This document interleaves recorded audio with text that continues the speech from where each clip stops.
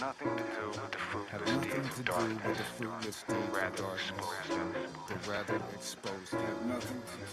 Have nothing to do with the fruitless deeds of darkness, but rather Some of them still haven't been told about the tinfoil hat they're wearing on their nose and mouth. Autonomy and economy, they close it down. Notice how they let us know what they won't allow.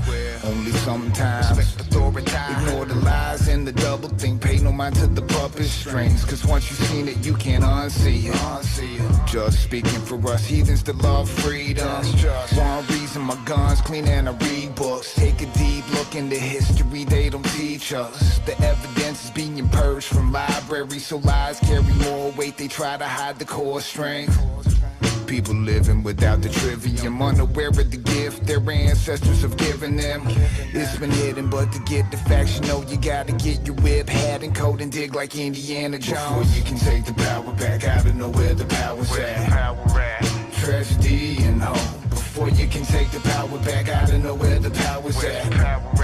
Tragedy and hope. MK Ultra, something maybe we might should know about. Building 7, something maybe we might should know about. John O'Neill, something maybe we might should know about. The Israelis, something maybe we might should know about. USS Liberty, something maybe we might should know about. For agreement, something maybe we might should know about. Bohemian Grove, something maybe we might should know about. British East India Company, something maybe we might should know about. Operation Mockingbird, something maybe we might should know about. Operation Paperclip, something maybe we might should know about. Ruby Ridge, something maybe we might should know about. The Opium Wars, something maybe we might should know about. Before you can take the power back, gotta know where the power's at. Tragedy and hope. Before you can take the power back, gotta know where the power's at.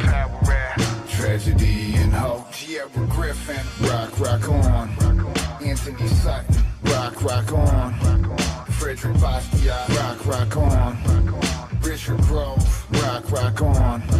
James Corbett, rock on. Gary Webb, rock on. John Taylor Gatto, rock on. Harry Besmanoff, rock on. Eustace Mullins, rock on. Alexander Solzhenitsyn, rock on. General Smedley Butler, rock on. Carol Quigley, rock on. Before you can take the power back, gotta know where the power's at. Tragedy and hope. Before you can take the power back, gotta know where the power's at. Tragedy and hope.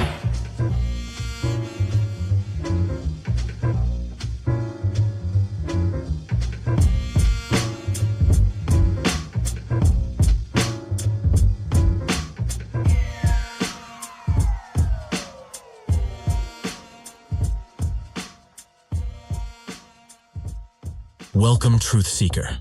It's not easy to discern truth from fiction on holodeck Earth. Grand Theft World is a fire hose of illumination and inspires the hearts and minds of truthers seeking freedom in a world environment of manipulation and control. Richard Grove and special guests take a deep dive into the people, places, and events that have shaped our world. Through a lens of critical thinking, to polish the gems and sort the chaff, to reveal the true machinations behind world events. Piece by piece, podcast by podcast, a portrait of reality emerges that we can use to take educated action in the fight for consciousness, truth, and freedom. Grand Theft World episodes include clips from the brightest and best podcasters and articles every week. A weekly special guest brings their expertise and knowledge. Join the vibrant GTW community of researchers and like-minded peers to collaborate on solutions and how we can truly create change. Take your first step on this adventure. Join now.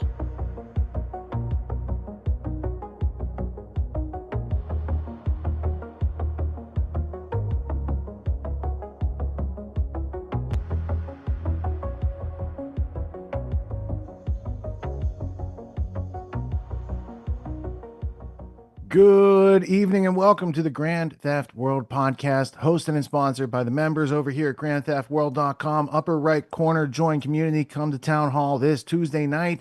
It's going to be spicy because this past week, it started out like many weeks of Grand Theft World news history. You know, it's been 280 plus weeks since we've been covering the news, and we try to do it in a contradictory, free way where we juxtapose the current events to the history and we can see what we can learn so we can actually understand the news, not have a bunch of fragmented views. Well, this week started out pretty usual. We're dealing with the Iran war. It's like a light switch. Is it on? Is it off? It's like one of those three-way light switches in the house. You don't know which way you're going to have to flip it to stop the war. Oil prices seem to keep just going up, and plenty of people keep making money on those oil prices while they seem to keep going up and up and up. So that was pretty normal. And then there were some flock camera concerns this week. I think that's righteous, and we should see what people are doing to push back against the multi tiers of surveillance. And then we had the data centers, and people were upset because, people from outside their area are coming in and colonizing their water and building these huge industrial behemoths that nobody really asked for and nobody really approved, and it's definitely a not in my backyard type thing. So that was all pretty much on the normal.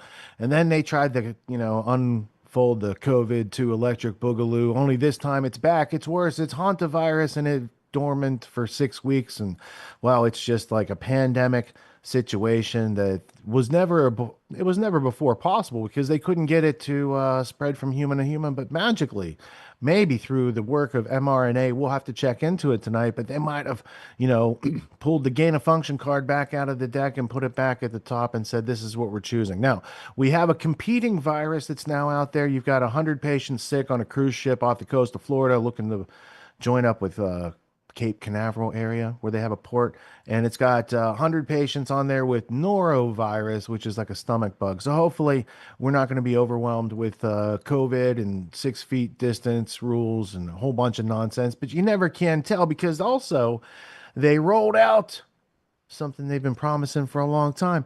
Not the JFK files, not the 9/11 files, not the Epstein files. That's right. They brought the alien files out this week. Of course, if you're watching this real time, you know that. But if you're watching this in the future, this past week in human history, the United States government decided it's time for disclosure, and they got to roll out some distractions for you because I want to point out there was no pressing thing to make this happen this past week or this past couple years. They've been promising to Project Bluebeam people for a long time, and so finally they're bringing it out because I think maybe there's just too many people noticing some other things that are very inconvenient to the public narrative, and there's too many names behind those redactions.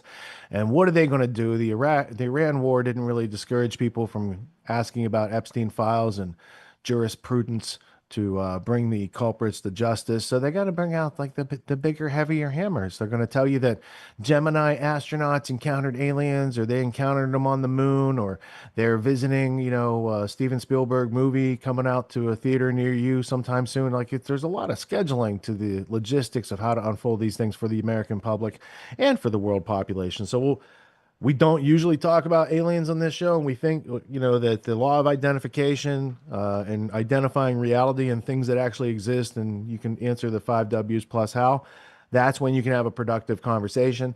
In the case of unidentified anything, there's much ado about something yet to be identified. So unless you're identifying it, I don't think there's not a lot of use in discussing it, but I will enter it into the record because it happened this past week and will probably continue to go on for some time. With me tonight, Scott Armstrong is on the road. He's in Kansas, or no, he was in Kansas, but I think he's also at the Midwest Outdoor Festival, the Freedom and Preparedness Festival. So shout out to Scott. And co-hosting tonight's show exclusively out of retirement, I had to go to the bullpen because Scott's on the road. So we brought back Tony Myers. Tony, how you doing? I'm doing well, Rich. How are you? Thank you for having me back, by the way. Hey, man, I'm glad you could come out and play. And we're going to have some fun because, talking about aliens or pandemics, these, what is the evidence of these things? First thing, when I heard about the hantavirus, I did a little search and said, first, I opened a private browser because who needs this in their browser history? But I said, is there a 2025 patent mRNA for the hantavirus? Because that would be really suspicious if there was. And there happens to be something of that variety. So it's not like they come to the field without the antidote, at least. So if you just put your sleeve up, I'm sure maybe they'll give everyone the vaccine, or maybe that's their plan. They have a vaccine and they just needed a reason for people to take it. It's a little bit of very interesting, synchronicity. yeah. I mean, like 5 years ago, I started doing a podcast with you. I started doing this podcast with you. And I think that one of the very first shows I started around this time, by the way, 5 years ago, around April, May, we were talking about COVID and we were talking about aliens. So it's very apt. I mean, little synchronicity. I just have to say this. It's as if the powers that be, they're not very creative. It's just funny how that works out. It's like, oh, they're just rehashing old scripts, but I guess if it works, it works. So here we are, deja vu from hell, but it'll be fun to explore what the hell is going on. So, yeah. Yeah. Yeah. And in tonight's first media block, I always try to include a little Second Amendment news for people these days because I think it's more important than ever. One of the clips in here comes from Reason TV about 3D gun printing and these things. I'm just putting it on file. We don't have time to play the whole thing. We just want a little snip. So these things are possible. First thing I would do is see if you live in a state where such things are possible. I do not, but I'm envious of those who might have the ability to be a 3D firearms producer. There's people out there who have accessories and all sorts of other things. So 3D gunsmith is a thing these days, whereas it wasn't a couple of years ago. We also have some Mother's Day Second Amendment news, and then also in this block from the Associated Press, companies unveil the detention methods and surveillance that they have planning for us. They've always kind of done across the ocean in China. So this is from the Associated Press. It's a short clip on the mass detention and surveillance in China. And I wanted to foreshadow some of what we're going to see later with the data centers. But then last in the block is the awakening actually happening. Average people are waking up. That's from Brian over at the Disturbing Illusion video channel on the YouTube. And without further ado, we'll go to that first block. We'll get our Second Amendment learning as far as, look, freedom, once you attain it, you need to maintain it so that you can retain it. And there's not been a lot of maintenance in the learning how to protect yourself without depending on government category. We also have a clip coming up later with a whole bunch of independent media all-stars talking about how to challenge authority, how to deal with authorities. So we'll have a clip from that later in an upcoming block. But first, we got to get into this. So let's go to Coleon Noir. 5 armed moms the gun control crowd pretends don't exist. It's a very powerful clip. And happy Mother's Day to everyone out there. Mother's Day is here. But instead of flowers that'll die in 2 days and a 2-hour wait time at brunch, let me introduce you to 5 women who didn't wait for the cops to show up and save their kids themselves. These are the moms that the gun control crowd has spent the last decade pretending didn't exist. Let's start with 18-year-old Sarah McKinley. New Year's Eve in Oklahoma, her husband just died of cancer 6 days earlier on Christmas Day. So she's a brand new mom and a brand new widow, and home alone with her 3-month-old baby boy when 2 grown men decide tonight is the night they're going to kick in her door. One of them carrying a 12-inch hunting knife. But what Sarah was not going to do was become a brand new victim. I walked over and got the 12 gauge, went in the bedroom and got the pistol and put the bottle in his mouth, and then I called 911. She was bottle feeding her infant to keep him quiet so the man trying to break in couldn't hear them. That is presence of mind that only a mother has. Are your doors locked? Yes, I've got 2 guns in my hand. Is it okay to shoot him if he comes in the store? I can't tell you that you can do that, but you do what you have to do to protect your baby. The dispatcher knew nobody was going to get there in time. I knew that I was going to have to choose him or my son, and it wasn't going to be my son, so I did what I had to do. Sarah, every Mother's Day, somebody needs to send you flowers as far as I'm concerned. Now, Melinda Herman in Georgia. This story right here should be required viewing for every politician who ever uttered the phrase magazine capacity limit with a straight face. She's home with her 9-year-old twins when a guy with 6 prior arrests crowbars his way through her front door. She runs upstairs through a locked bedroom, then through a locked bathroom, and then hides her kids in the attic while she's on the phone with her husband, Donnie, who's calling 911 from work. Melinda, if he opens that door, you shoot him, you understand? The attic door opens. She's armed with a .38 revolver, drops the phone with her husband, and starts firing. She's shooting him. She's shooting him. Okay. Shoot him again.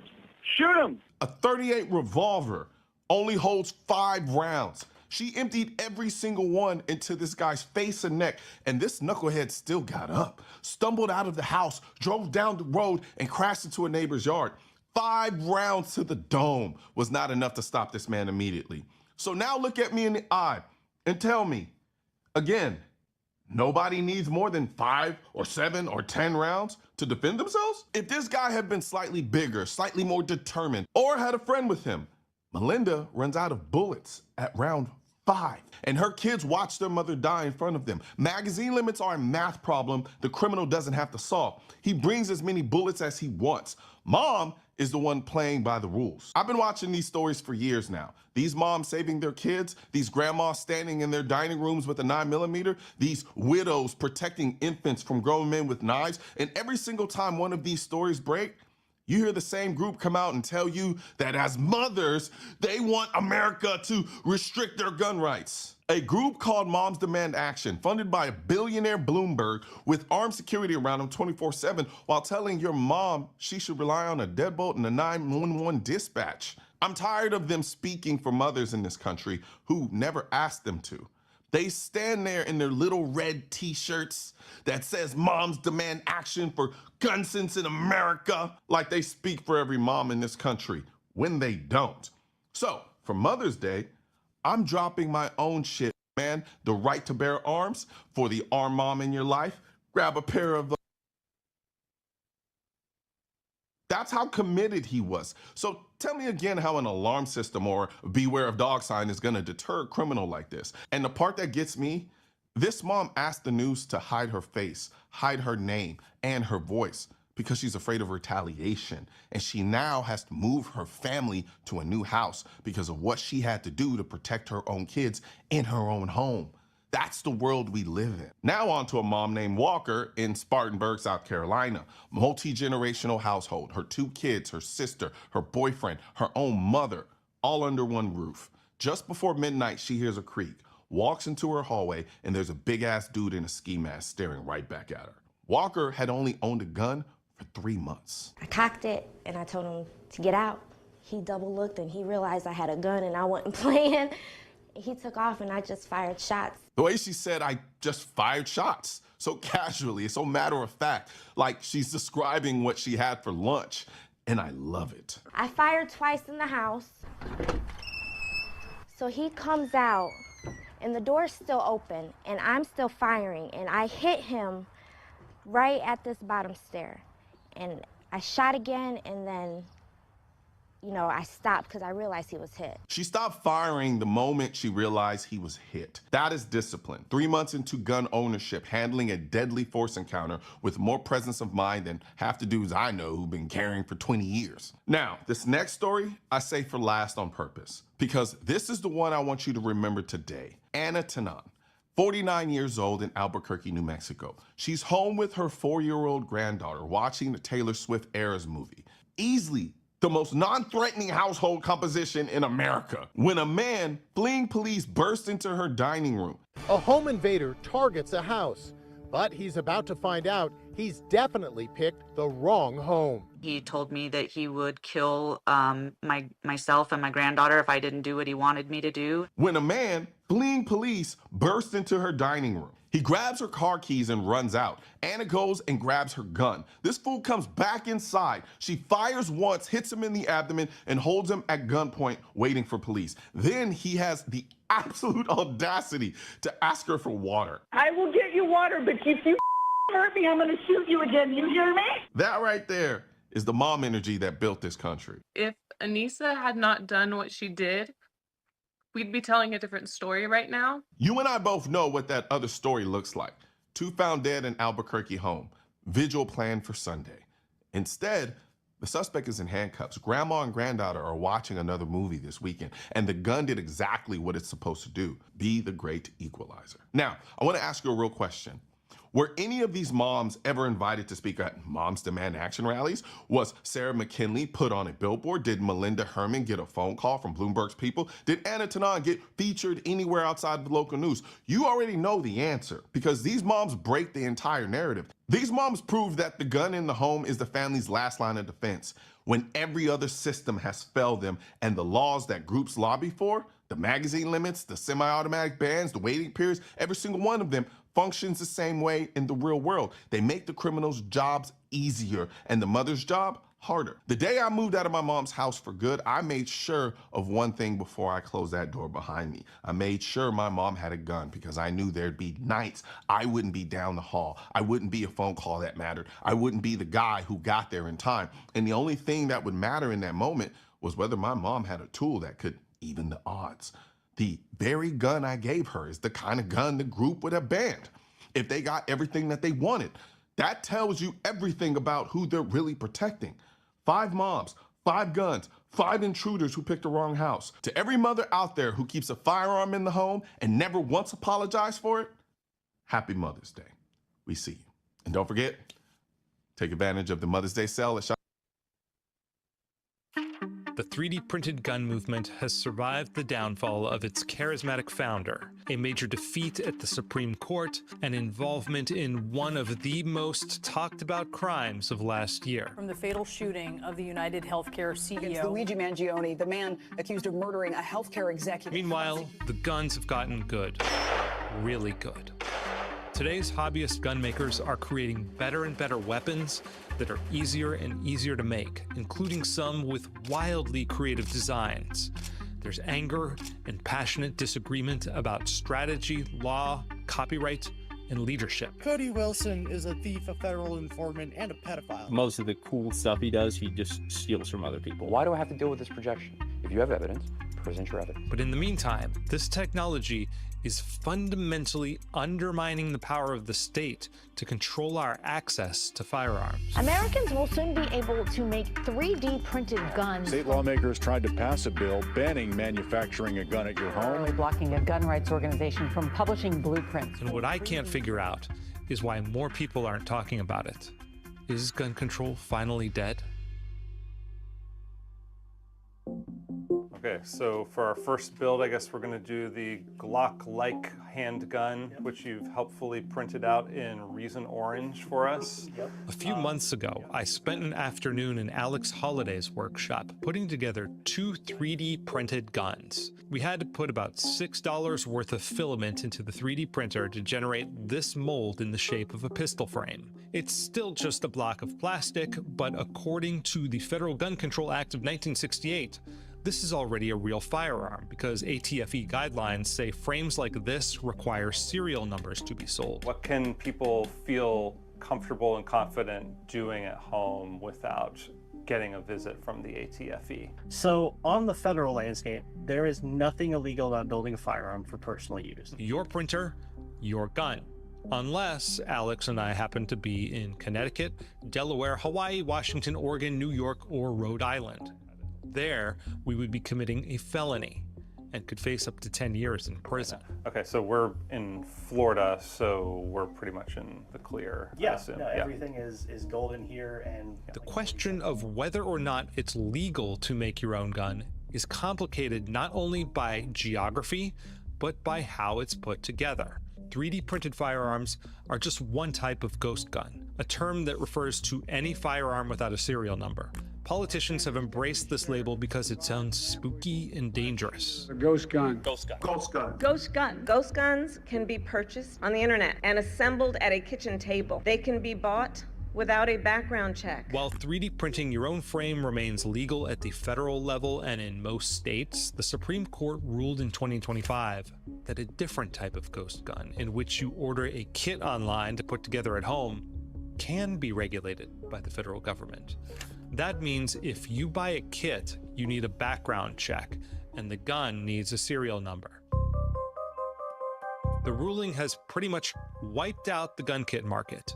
Meanwhile, 3D printed gunsmithing remains mostly legal, and it's booming. Next, we had to insert all the little parts that turn this cheap piece of plastic into a killing machine. Okay. Yep. All So right. now we'll do a quick function test. So pull the trigger. Okay. Then hold the trigger and pull the side again.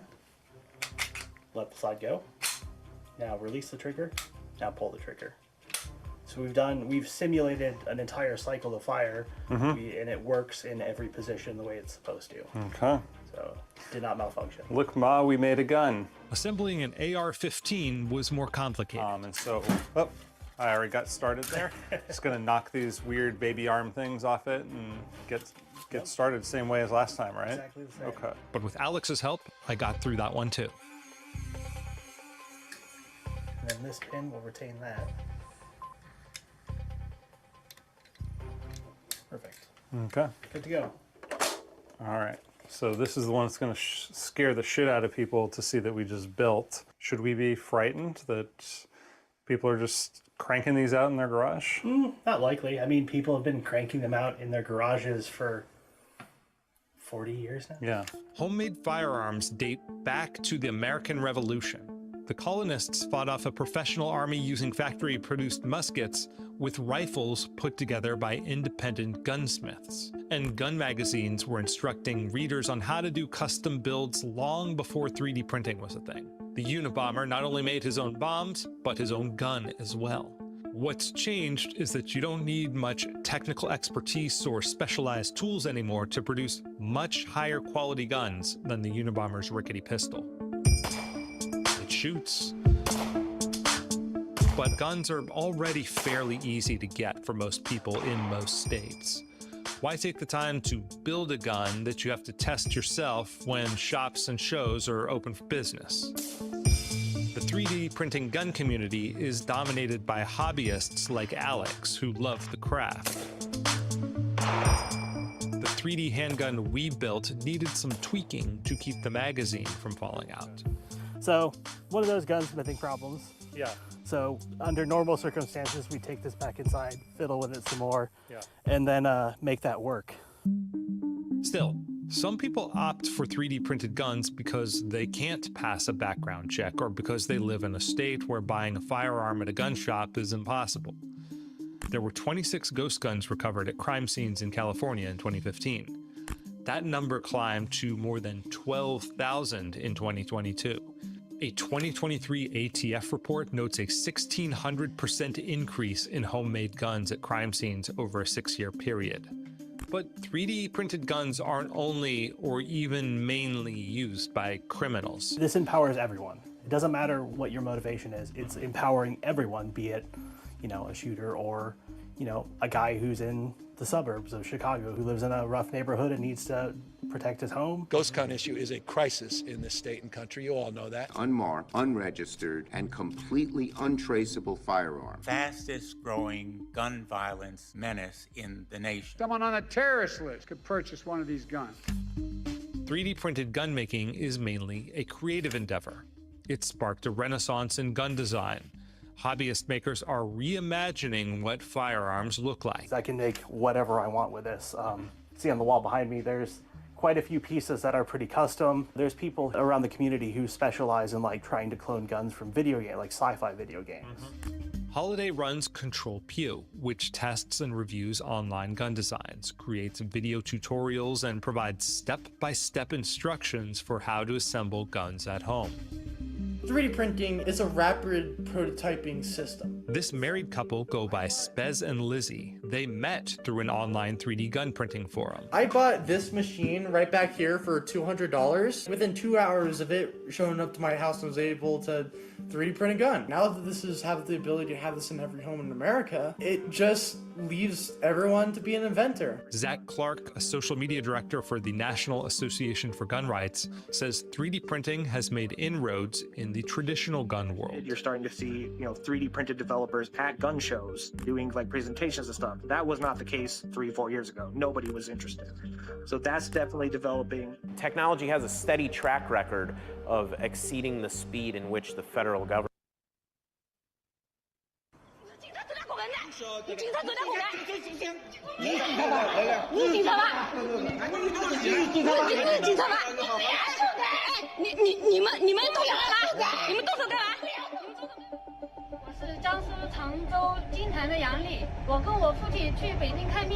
This is Yang Li. She's trying to make her way to the Chinese capital. The men she's filming following her are with the police. The Yang family has tried to make this journey to Beijing 20 times now, but every time, the police anticipate their next steps and physically stop them. No other country keeps tabs on its citizens like China. More security cameras are installed here than in the rest of the world combined. With artificial intelligence, China has supercharged its ability to stifle any dissent with the most sophisticated surveillance systems on the planet. The government is able to spy on its people and repress its population by predicting who should be labeled as suspicious, and they had help from companies in a country that has long claimed to support freedoms worldwide. US companies are really leading the way in China in helping the Chinese police to implement these kinds of tools. An Associated Press investigation has found that for decades, American tech firms sold billions of dollars worth of surveillance technology to China. This, despite repeated warnings about how that technology was being used. The AP obtained tens of thousands of pages of classified and internal documents that show how companies intentionally designed and marketed systems that became the foundation for China's digital cage.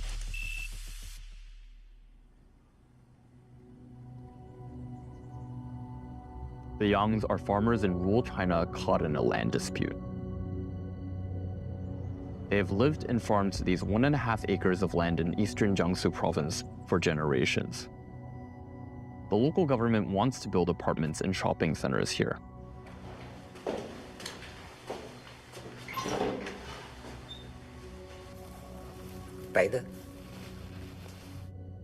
It's easy to spot the surveillance cameras outside of the family home. After the dispute with local authorities over their land escalated in 2009, the family became the target of intimidation. They filed repeated complaints, but were ignored. Finally, in 2023, they decided to petition the central government in Beijing, and that's when their troubles got worse.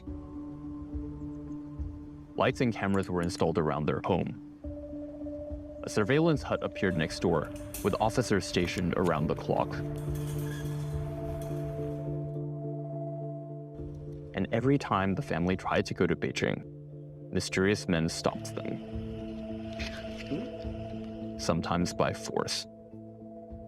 我在医院住了2个月，警察在病房里，在病房外监视，我们就像政治犯一样的。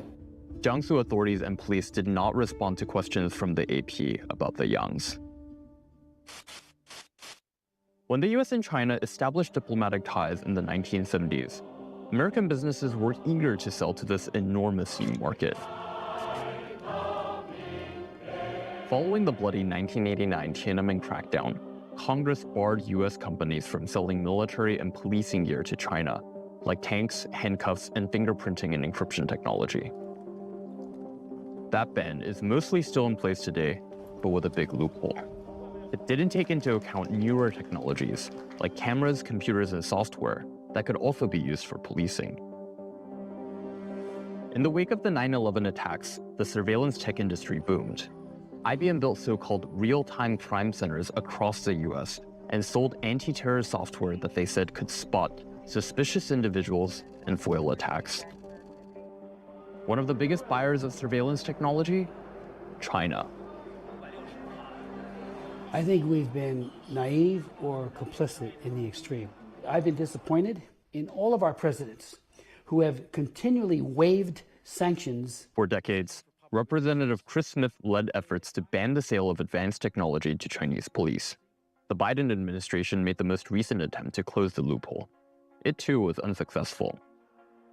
Silicon Valley and the others lobby very hard and they say, but we're part of the solution. Absolutely not. We should in no way be aiding and abetting a dictatorship who is tracking down its own people. Procurement records obtained by the digital magazine China File and the AP show that companies including IBM, Dell, HP, Cisco, and Seagate provided the servers and storage for China's mass surveillance systems. Other companies, like Microsoft and Oracle, provided software to operate databases. NVIDIA and Intel chips power facial recognition programs. Many of the tech firms told AP they follow the laws and regulations of the countries where they operate, and they said they adhere to US export controls and uphold conduct that respects human rights. IBM, Intel, and Microsoft added that while they don't have control over how customers use their technology, if they discovered misuse, they would take corrective action. NVIDIA said it does not work with police in China, but did not respond to questions about its past relationship with the Chinese Police Research Institute. Legal and tech experts say the most egregious use of surveillance technology was against the Uyghurs, a largely Muslim ethnicity native to China's far west Xinjiang region. After riots erupted in 2009, leaked blueprints and marketing documents show how American tech companies pitched. Hey, welcome back to the channel. I just want to put this out there and let you know you are not alone. There are a lot of people out there who think like you do, who just want freedom. They just want to be left alone, and they're catching on. They're waking up, and they're setting brush fires of freedom in the minds of men. I was thinking, I feel sorry for young people today. This fucking economy sucks. When me and Greg got married in 1989, we both had paid off cars.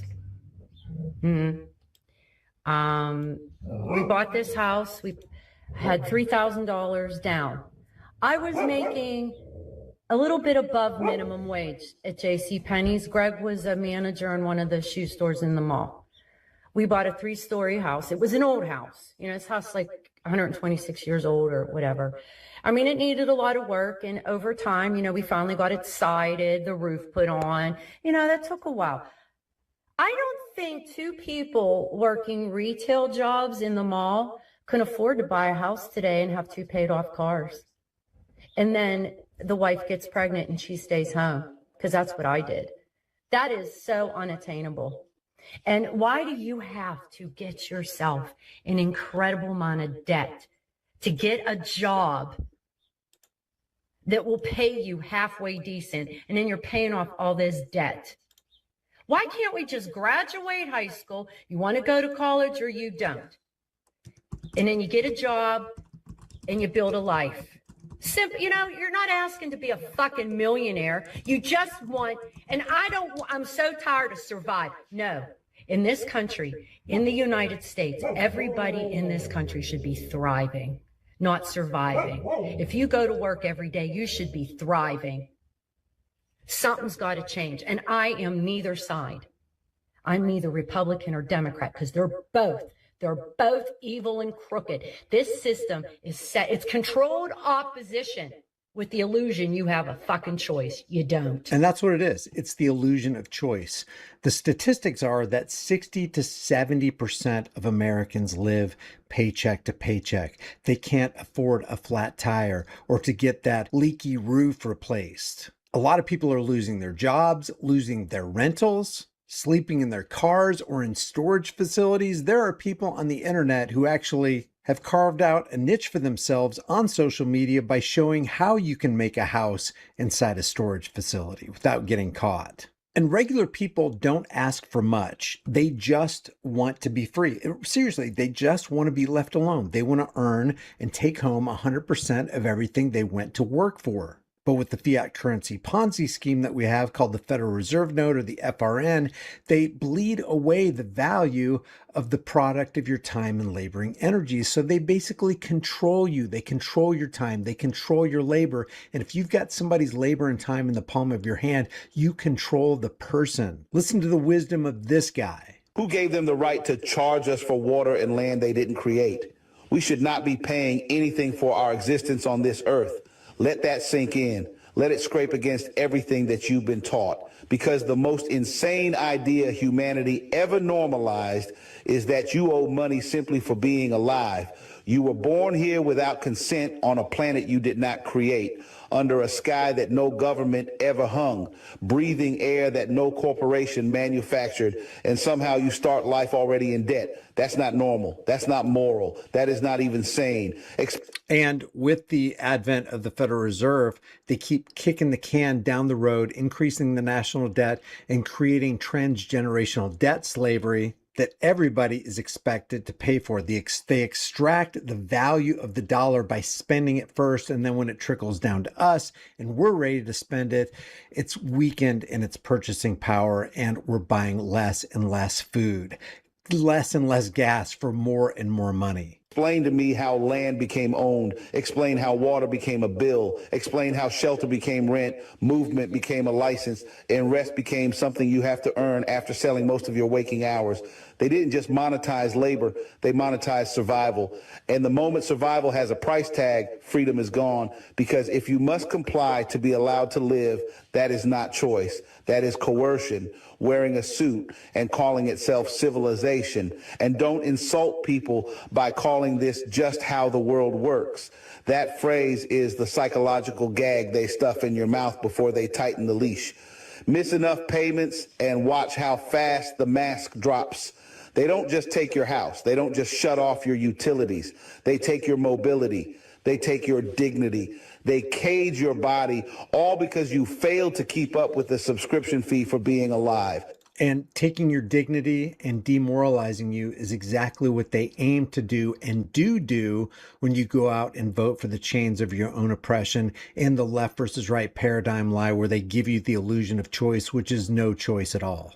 That's not order. That is a threat backed by force. Work itself is not the enemy. Contribution is natural. Humans have always built, always grown, always created, and always shared. What is evil is when contribution stops being voluntary and becomes a condition for survival. What is evil is when fear of hunger, homelessness, and medical neglect is used as the whip.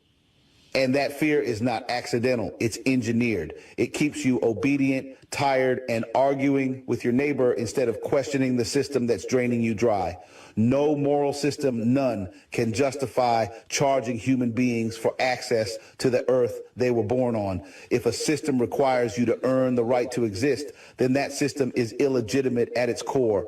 And if hearing this makes you uncomfortable, good. That discomfort is the sound of a lie cracking. You're not lazy for questioning this. You're not crazy for feeling it's wrong. You're dangerous because you're starting to realize the truth. You were never meant to pay for your own existence. And those who desire to be ignorant and free desire what never was and what never shall be. This is how completely they want to control us with their newfangled AI technology. I've seen a few posts about this and I wanted to comment on it because I have a personal experience with it. It isn't something that's happening in the future, it's something that's happening now.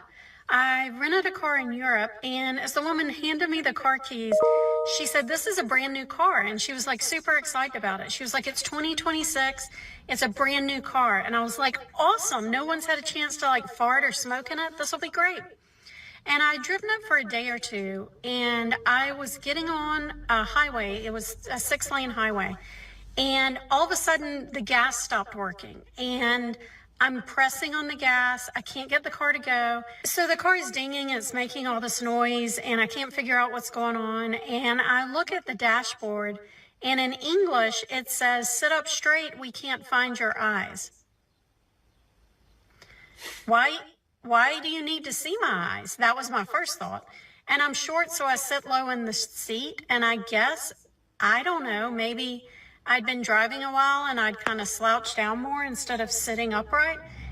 And when I sat upright, the gas would work once again. And so I pressed the gas, but I was slowing down enough that it was going to cause a traffic hazard. And the thing is, it knew I wasn't asleep because I was pressing on the gas. So it knew I was awake. It just wanted to see my eyes. So once I sat upright and leaned forward, I guess it did facial recognition. And then it says, may I send you these results to a third party? To which I said, no, you may not. No. Who is the third party? First of all, who's watching me drive the car to begin with? Secondly, who is the third party you're sending it to? And lastly, it is so dangerous. There are so many scenarios where losing control of the gas can put a car in a very dangerous situation. Like, what if I was pulling out in front of a semi-truck? What if I was going over a railroad track? And the absolute worst part is the argument for this is to combat sleepy drivers. And the truth is, if you fall asleep while you're driving, you're not going to be pushing down all the way on the gas. You're going to let up. And the excuse for technocracy and oligarchy and any kind of control is always going to be the safety of the people. Hey, the public welfare, the general welfare of the people. You want people to be safe, don't you? And then you're painted as the villain when you resist these new technologies, which can bring on a whole new set of dangers. But you don't want to be controlled. Isn't it better to have dangerous freedom over peaceful slavery? This is an enslavement and control system that they're trying to set up. And every day they're planning against us, creating technologies to replace us, fashioning networks to surveil us, devaluing our currency so they can control us. And relax. No one keeps their foot pointed while they're asleep. And if they say, well, what about cruise control? Then just take off cruise control. Disable cruise control in cars. That's the solution. Not, I need to see your eyeballs for the car to work. There's so many dangerous implications for this. Yeah, that video goes on, and we're going to have Brian from Disturbing Illusion in a clip back later talking about the data centers and these sort of things. But there is an intermeshing between the mass surveillance, the consumer products, all the different things that they want to build in the technocracy, and a whole lot more. I was thinking when we watched the part about the Second Amendment, specifically the 3D printed ghost gun type stuff that they were showing. Glock as a brand is now banned in Connecticut as of last week because people can make, I think they're called FRTs. It's a trigger amendment that you make to the trigger carrier group that allows the trigger to fully re-engage and make a Glock into like a machine gun with just a minor modification. And while that sounds like a cool little thing, it's becoming like a real panic thing for a lot of towns around the country. They're also trying to serialize all the parts in any of these pistols and whatnot, right? Yeah? Are they doing that in Pennsylvania? I have no idea, but it wouldn't surprise me at all. But serializing the parts, that's been known about for a little while now, mainly because of basically they print, a lot of them just print the lowers. So you still have the barrel you have to attach, but the lowers themselves don't have a serial associated with them. So like you can separate the two and ship them and get by the, going through what they call FFLs or whatever. Well, when I purchased my first gun, it was from a buddy of mine out in Seattle, and that's kind of how he did it. Yeah, you got I mean, I registered it still. I Yep. registered, but yeah. And they do background checks, but obviously the number of criminals that have access to guns is unsurpassed in history. They have more now than ever, but all the gun laws only apply to people who follow the rules and Correct. usually weren't the ones breaking the rules in order for the gun law to be restrictive. And when you couple that with a worldwide agenda to disarm human beings so that you can't effectively resist, their brand of world peace is where no one has a chance to fight back. Yeah, it's what was it, the third it's the third book of Solzhenitsyn's, where he has to talk about it's at the very end of one of the books where he has to talk about how the guards had to fight back.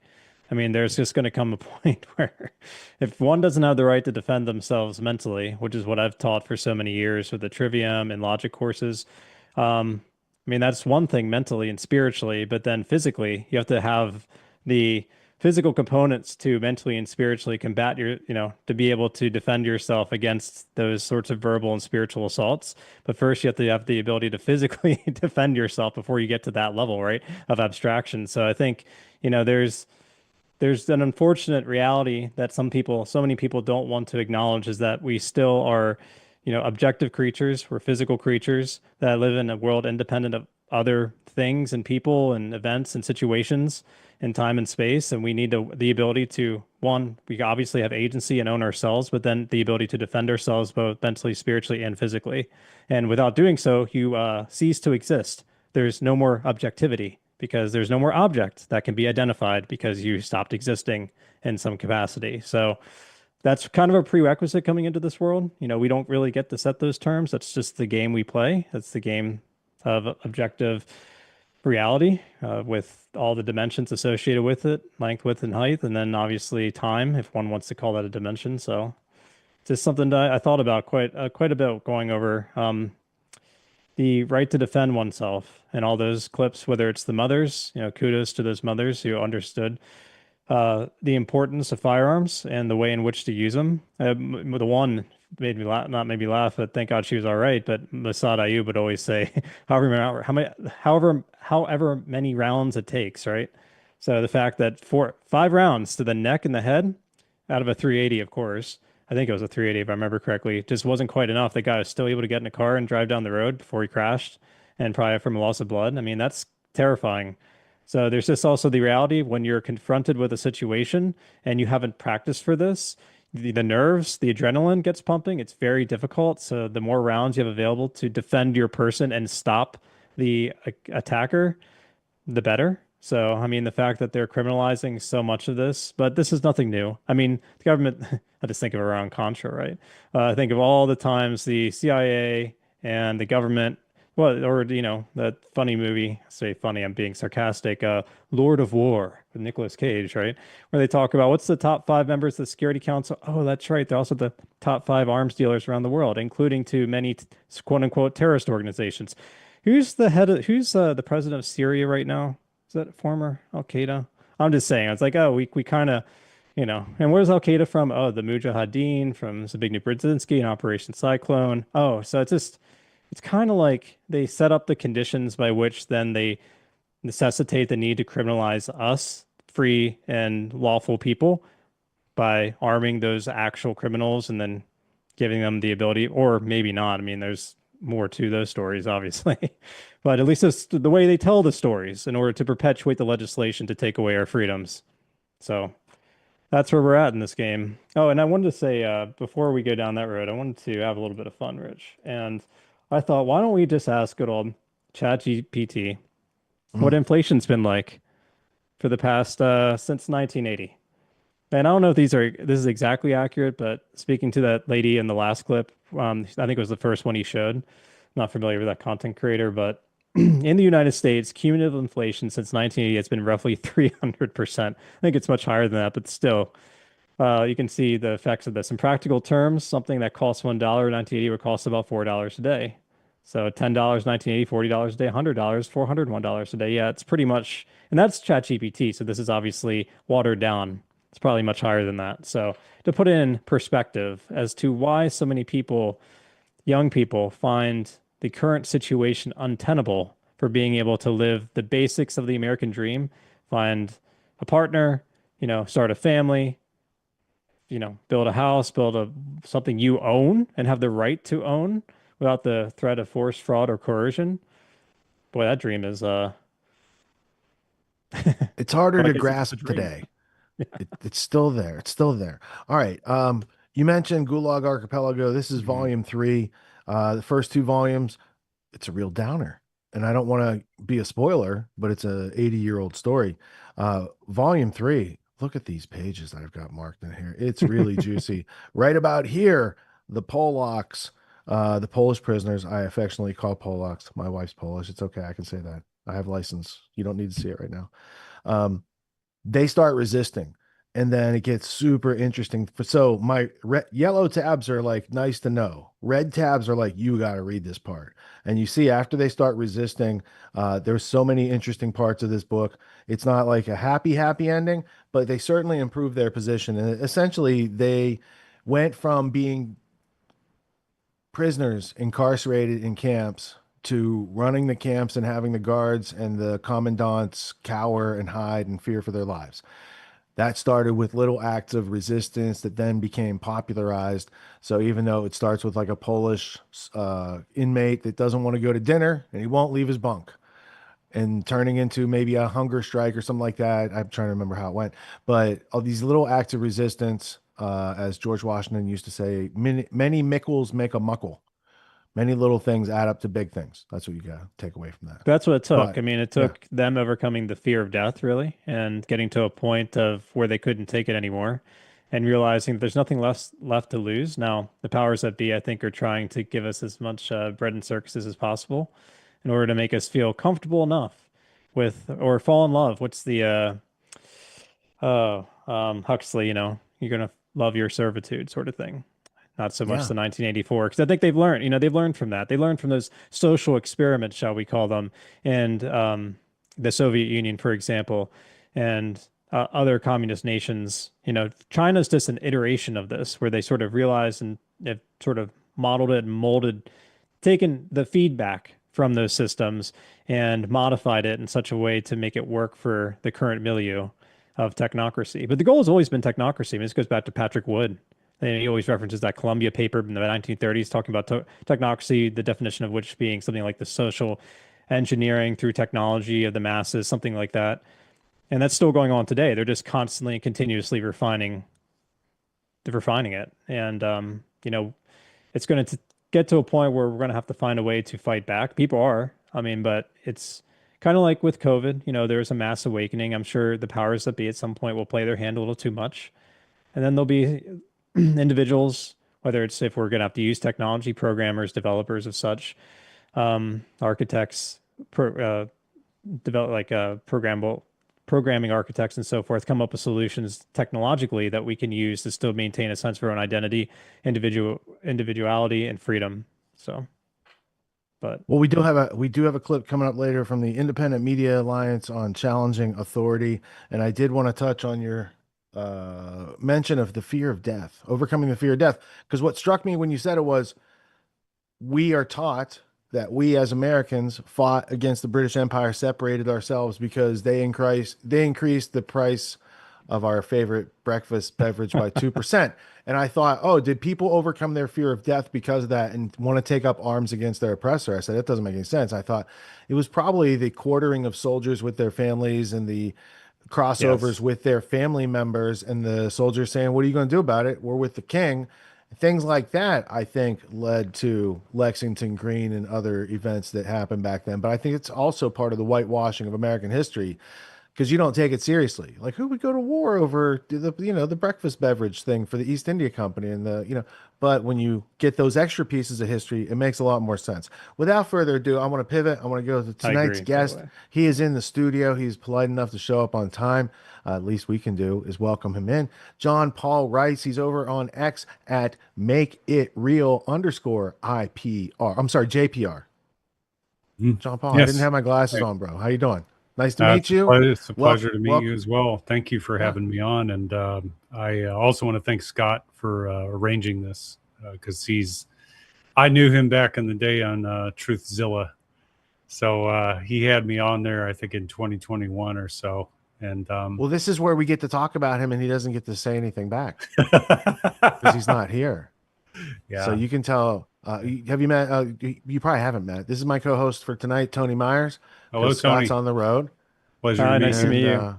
Yeah, we're both keenly John. interested in how you got started doing what you're doing. Because when I saw your description, it's like, oh, that's not guidance counselor told me to do this as my my career. Yeah. So like going back, how'd you get started? Was there a person, place, thing that triggered an event that led to interesting things, or how did you become interesting? So I guess what most people would know me for on a more like public level is internet with feature films. And so without going into great detail, my start in film began in 1999 with Remember the Titans. I was at Georgia State University studying business and had flirted with acting all my life, really, just in plays and that sort of thing in high school and grade school. And I took an elective class on the history of motion pictures and learned about from 1895 to the present time. So all of these different classics I had never been exposed to. Was that your favorite class? It was my favorite class. It turned out to be something that I really became more drawn to, not just in the acting, but in the profession of storytelling. And I did segue into acting first, which was the professor that was giving the course also had an acting class north of Atlanta, invited me to come up and shadow the class. I did a reading from Ordinary People, and from there, I started getting more involved in doing it on a hobby routine basis. Then Remember the Titans came to town. He knew the casting director, the local casting director, and I got an opportunity to go and audition for a speaking role. And that later led to me auditioning for the director, Boaz Yakin. and getting a role on the film for approximately 2 months, filming all over Atlanta. It was just something that was so unique in an experience that I felt like I needed to be doing more of this. And within, I don't know, the year after that, Titans came out, premiered. I went to the premiere in LA. I spent 4 days there. And when I came back to Georgia, I told my roommate I'm probably going to move out there. And I was out there 3 months later. Long story short, I was out there for 19 years. I had an extraordinary experience that I can't really put into words. I had access to people that people would dream of. And it wasn't because I was somebody, but it was because I didn't approach it like there were any boundaries or barriers. I got meetings with people that even Sundance, films that get selected, they don't typically have those kind of meetings. I didn't approach it like that, like a self-importance. It was just simply that I was fearless. And long story short is I ended up getting into banking. I worked in film for a while in the finance, production, marketing, distribution, international sales. That was actually my introduction under Joseph Drake, who did, while I was there, Juno, The Grudge, Harold and Kumar, Stranger Than Fiction, and then later went back to Lionsgate and did The Hunger Games, part 1 and 2, Mockingjay. And he's done a whole bunch of stuff. He was like my mentor. He totally saw that I had a love and a desire for movies and doing independent film. And he gave me a lot of inside baseball to understanding what's really going on in the industry from a business perspective and who's real and who's not. Because everybody is real there. And I ended up getting involved with independent film because of the years that I had tried to go in through the industry and find a way in to make a film. And I ultimately just surrendered to doing my own films. It wasn't initially that way. I wasn't happy about it, but I told stories that I really loved, and I did movies that mattered, at least to me. And I did them on stories, not necessarily intentionally, but inadvertently. I did them on films and stories and subject matter that Hollywood itself would not touch upon. And I didn't really understand why at the time, but now I do. The second to last film I did was called A Child's Voice, and it was on human trafficking and satanic ritual abuse of children. And it was a feature film we did after I learned about this subject matter in more detail in 2017. And I would say that film and the effect of that, not only just making that film, but also coming into understanding of my own abuse as a child, put me in a spotlight that I probably wouldn't have logically wanted to be in. But here I am. And in short, the movie was censored in 2020 on Amazon. I went and did a live on Instagram talking about the censorship to about 5 to 8 people max in the live stream. And then I published it on my page and I sent it out to a couple of my friends. And within 48 to 72 hours, that video is going super viral all over the world. I had tens of thousands of followers on all my accounts, people leaving me messages. And it put a target on my back. Everybody in Hollywood, everybody in the world. 38 minutes, unscripted. And I will tell you this, that all I can say is that it was an act of God, not me. A lady earlier that year told me that Jesus came to her in a dream or in a prayer and said that he was going to use me for something very big that year. And I was nervous as hell as to what that was. And I had no idea that that's what it would be. But I believe it changed things. I don't know the effect of it. I just know that it touched a lot of people. And I was coming from the place of child abuse being normalized in a systematic approach It's beyond MK Ultra trauma-based mind control. The whole society and the whole world, for that matter, is controlled through the media this way. And I've learned that basically after World War II, Hollywood took all of its lessons and cues from the Weimar Republic and all of its degeneration of family structure, women and children and men, and started promoting that in their movies. And coming full circle now, I mean, my life has dramatically changed. I lost everything for different reasons. There were demonic attacks, sleep paralysis, things that I can't explain, and having to overcome, you guys mentioned this before, the fear of death. That is certainly something that they know how to cultivate out of people in the mortal sense, in the physical, material sense. And it is given to us our whole lives that death is scary, it's frightening, it's terrifying, it's horrific, it's the end of, you know, your life and everything you have worked for or built up. And of course, you know, I guess I could say I'm very fortunate to be here. And in this time that we live through, is just unprecedented what we're living through. But I do believe that humanity as a whole, although be challenged and tested in many, many ways, will pull through in the end, because we're the ones who can change and they can't.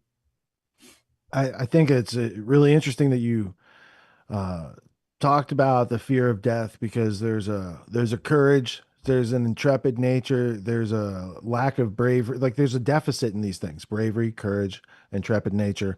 I was discussing this book with my students earlier today, Geronimo, and I noted to them that the last chapter was titled Immortality. And I think it had something to do with the belief system. This book was annotated by John Taylor Gatto, by the way, as you can see. The intrepid nature that made him a force to be reckoned with, even though the other side was better armed, had advanced technology.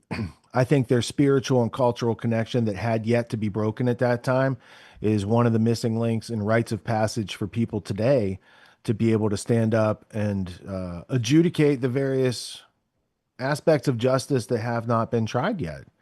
There's a lot of things that are just floating out there because people are like, well, who do we, you know, they're waiting for, you know, government to fix government, or I don't know, people to do violent things. I think we can be thoughtful, have thoughtful responses, and grow beyond that by making some of these obsolete, by like making sure that the fertility in that soil is not there to cultivate multi-generational abuses like this. Because as you were talking at the beginning, I was looking up your IMDb, and I was like, oh, bro, you got to go over here to your page. And I have a link tree too. I was like, you got to put your IMDb on there, because, you know, now in context, it makes a lot of sense. You wanted to get into Hollywood. You've seen movies your whole life. You study the history of film. Then you start getting some exposure to it.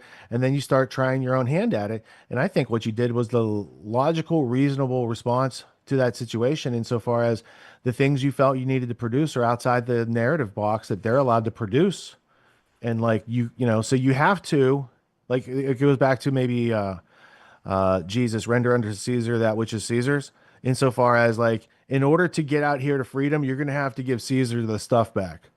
Caesar's not letting you have the, what, you know, in my case, when I lost stuff, when I was a whistleblower, you lose your, anything you got a loan on, it's getting called, you know, credit rating, all this other stuff that went on that was just part of the deterrent system. It's like, if you want to survive outside that system, you have to like cut off and start anew and rebuild and be the phoenix and get post-traumatic growth instead of an ongoing, you know, stress syndrome, which is what they would have us do, right? So there's a couple different things.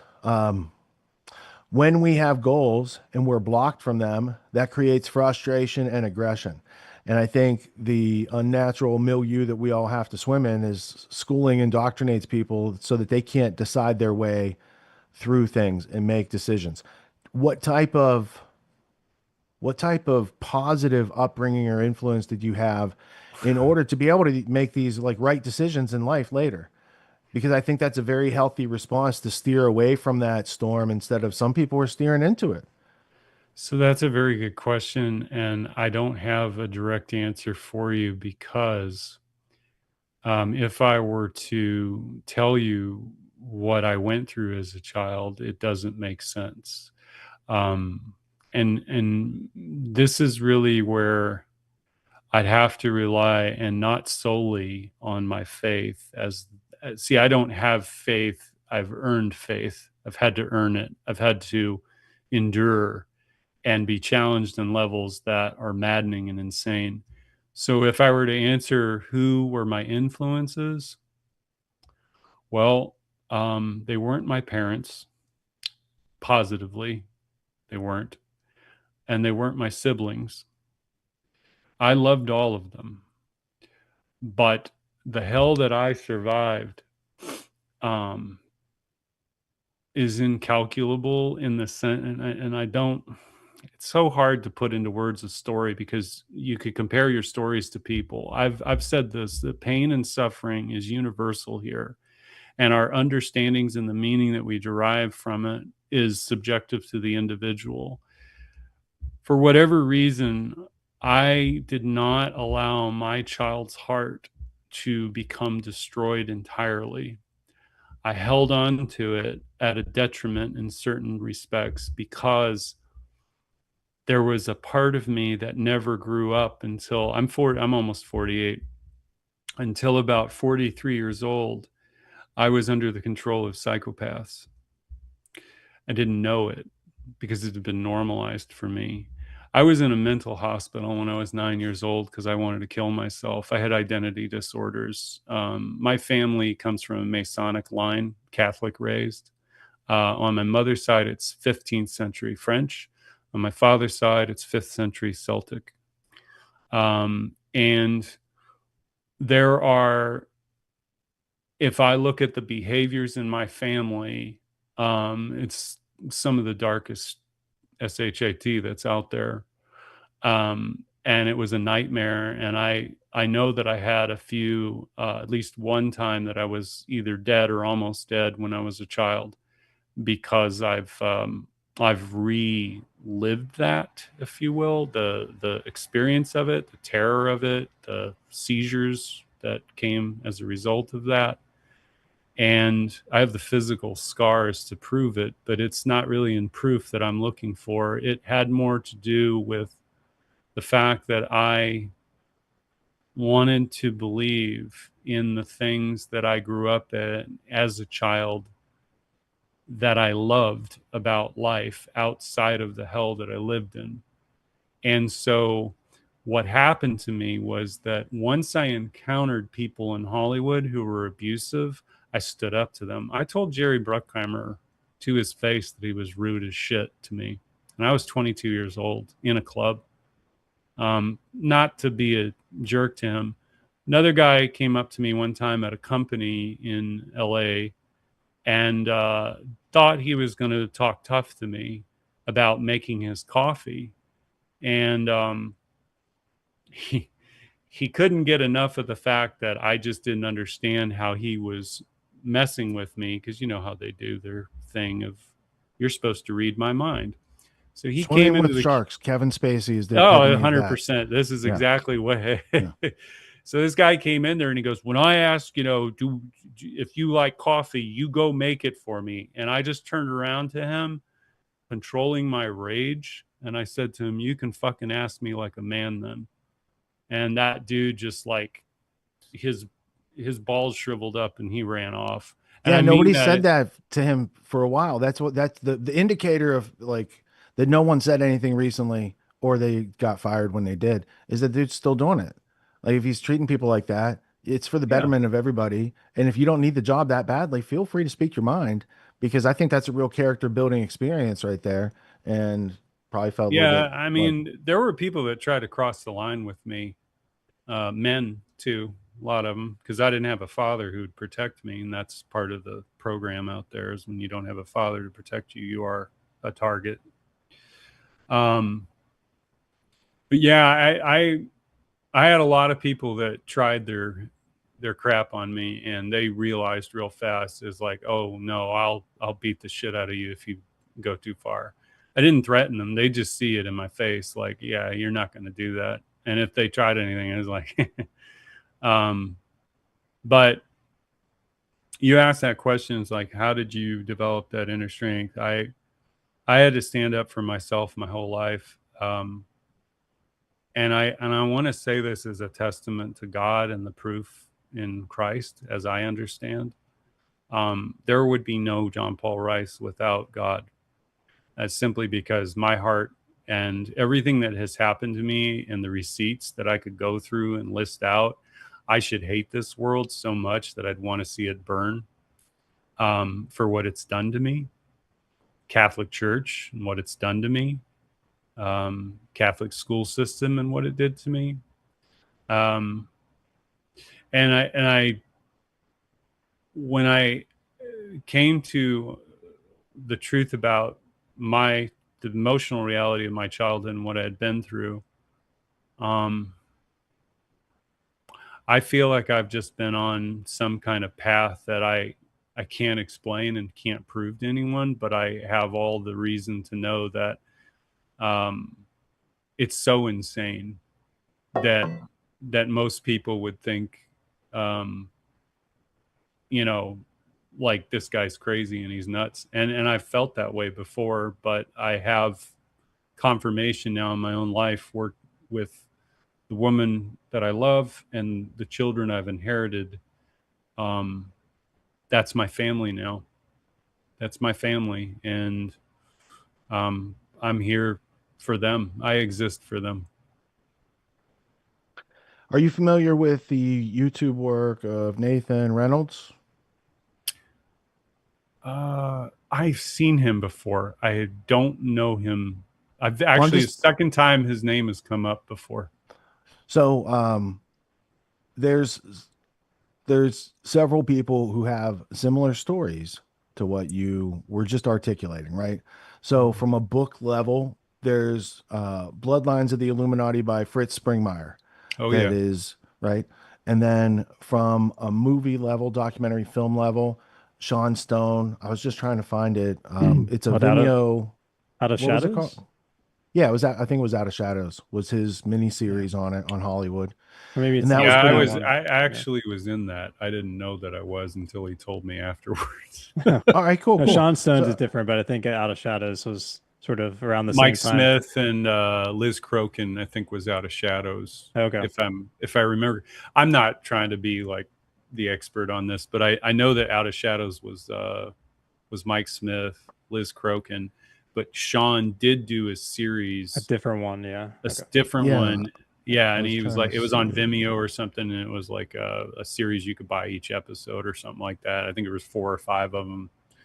Yeah, I had it, and I had it up the other day, but I don't know. I can't find where my It is purchases curious are on Vimeo. that John, yours came out, I think, in 2018, A Child's Voice. Then you had Out of Shadows 2020. I think Sean Stone's came out 21. We had him on the show, Rich, back when I was Yeah. co-hosting with you all those years. And we talked about it. So it's something that confluence around that time. I mean, obviously Epstein, the now infamous, that happened in 2018, Best kept secret, 2019? Colby says. Best kept secret. Thank you. Yeah, I think. Yeah. Thank you, Colby. Yeah, So it's there sort it of a is. I see confluence that. or synchronicity of that sort of revelation to the masses through many documentary forms, as well as through the revelations of what's going on at the highest level of geopolitics and beyond. So very interesting time, as though there's a great sort of apocalypse in the Greek sense of the word or revealing that's taking place for the whole world. I feel like it. I mean, to your point, Tony, I don't know how it's being orchestrated and scripted. I think that spirit, whatever you want to call God, the Father of all, the monad. I mean, there's names everybody has. It works in mysterious ways that are not necessarily logical. And when I say that, I mean that you couldn't have thought of it or imagined it in your own mind. So it's kind of outside of time. And yet the forces and everything, and one preceding the other, and, you know, Isaac Cappy, we don't understand it because it's almost like it's a butterfly effect. Mm-hmm. And I do believe in the quantum field, and that those things do reverberate beyond our own interpretations or delineations of which. But I can say that the most rewarding part of, and it wouldn't be something like I'm taking pride in really, is the messages from traffic survivors, people who have endured enormous abuse, writing messages, personal messages of how what I said and what I did affected them in ways that were like, it's like, use me as a vessel, because it's not me doing it. I'm just a vessel. If I took credit for what I did or what other people did, okay, that's not where it is, because the history of the world is not recorded accurately here. Number one, and number two, I think it's where the score is really being kept is beyond here, and how these things start showing up in themes, like you said. I could look at George Lucas and Star Wars. The timing of that, there was supposedly there was a plan to end the world around that time, and that man comes with a vision. He came from a eugenics background. His mother was lobotomized. There's all that kind of crazy ass stuff. But George was a visionary and a genius in that he just is. Obviously, his time has passed. It's not really about his age. It's just where he is in his life and how they've controlled him too.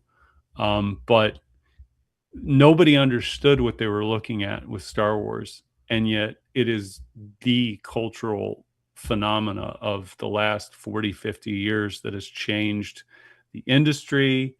It's changed storytelling. I mean, yes, there's all sorts of crap, but if you go back to those things, these archetypal stories, they're psychological stories that are universal in a space opera, or space drama, soap opera. It's a recapitulation of the hero's journey for the new set and setting for the late 20th, early 21st century that just resonated with the psyche of the new technological environment that we were becoming accustomed to at the time. I mean, it was, and those things they sort of just manifest in such unique ways, because sometimes it's sort of a serendipity upon which it sort of like happens. It's just, it's weird. It's uncanny. It's sort of a non-linear causation, speaking quantum fields, things of that nature. So it's just like scintilla that emerges from, something that transcends like our time and space, and then reverberates into the future, and kind of like, and the shadow it casts sort of leaves an indelible mark in our psyche as then we try to like traverse this brave new world, no pun intended, right?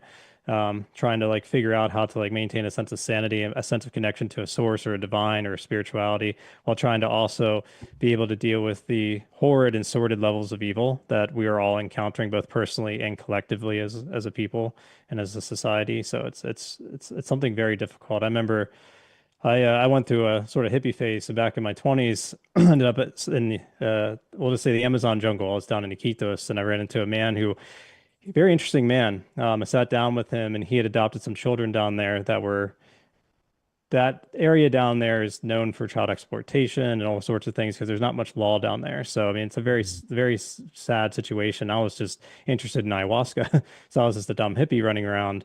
Now, lo and behold, when I met this man, he told me his story, and I had no idea who he was. Very nice man. He's from the West Coast up in America, but he was down there. So the two kids he adopted could see their brothers, because he took them from their family, because he wasn't able to adopt all of them.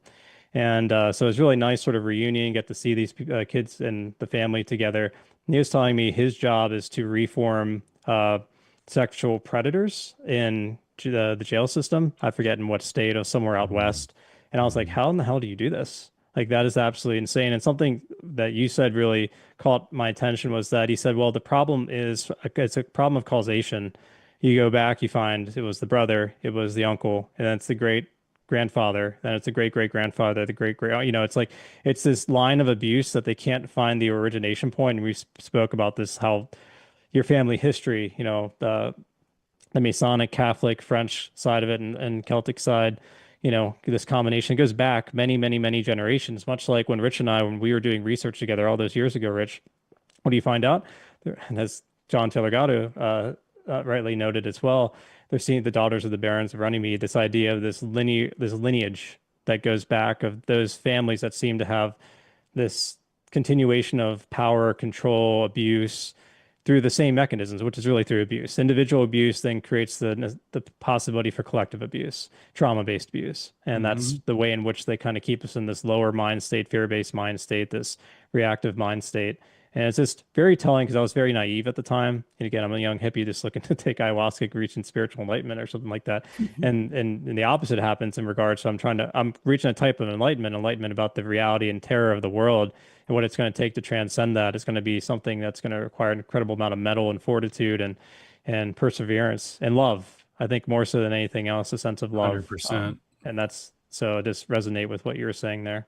And it certainly just triggered that memory in me, because I haven't thought about that in quite some time. I mean, I was back when I was like 20, in my early 20s. I'm now almost 40. So that's, I resonate with that. And your story is quite amazing. I mean, and just the power to overcome that, because so many people can fall into the patterns where the only thing they know from love is to burn everything down, because of the way in which they were treated. And that's always to overcome that and find a way to still find a sense of beauty, justice, harmony, it's just, I mean, to add to what you just said, with respect to the lineage and the generational traumas, this is I want to say my theory. I've spent most of my life, because of my trauma, I did not have the ability to read. I know that sounds I can read. I read a lot of things, but I did not have the ability to focus. So I could read pages that 2 minutes later, I've already flipped the page. I can't even remember where I started, where I finished. My mind was in a disassociated state. This happened to me as a child. And so I had to use other tools to be able to comprehend things. I had a great comprehension of things. But my skills were not in the study of things. They were more about inner study and outer relationship with world. What are my feelings? What are my thoughts?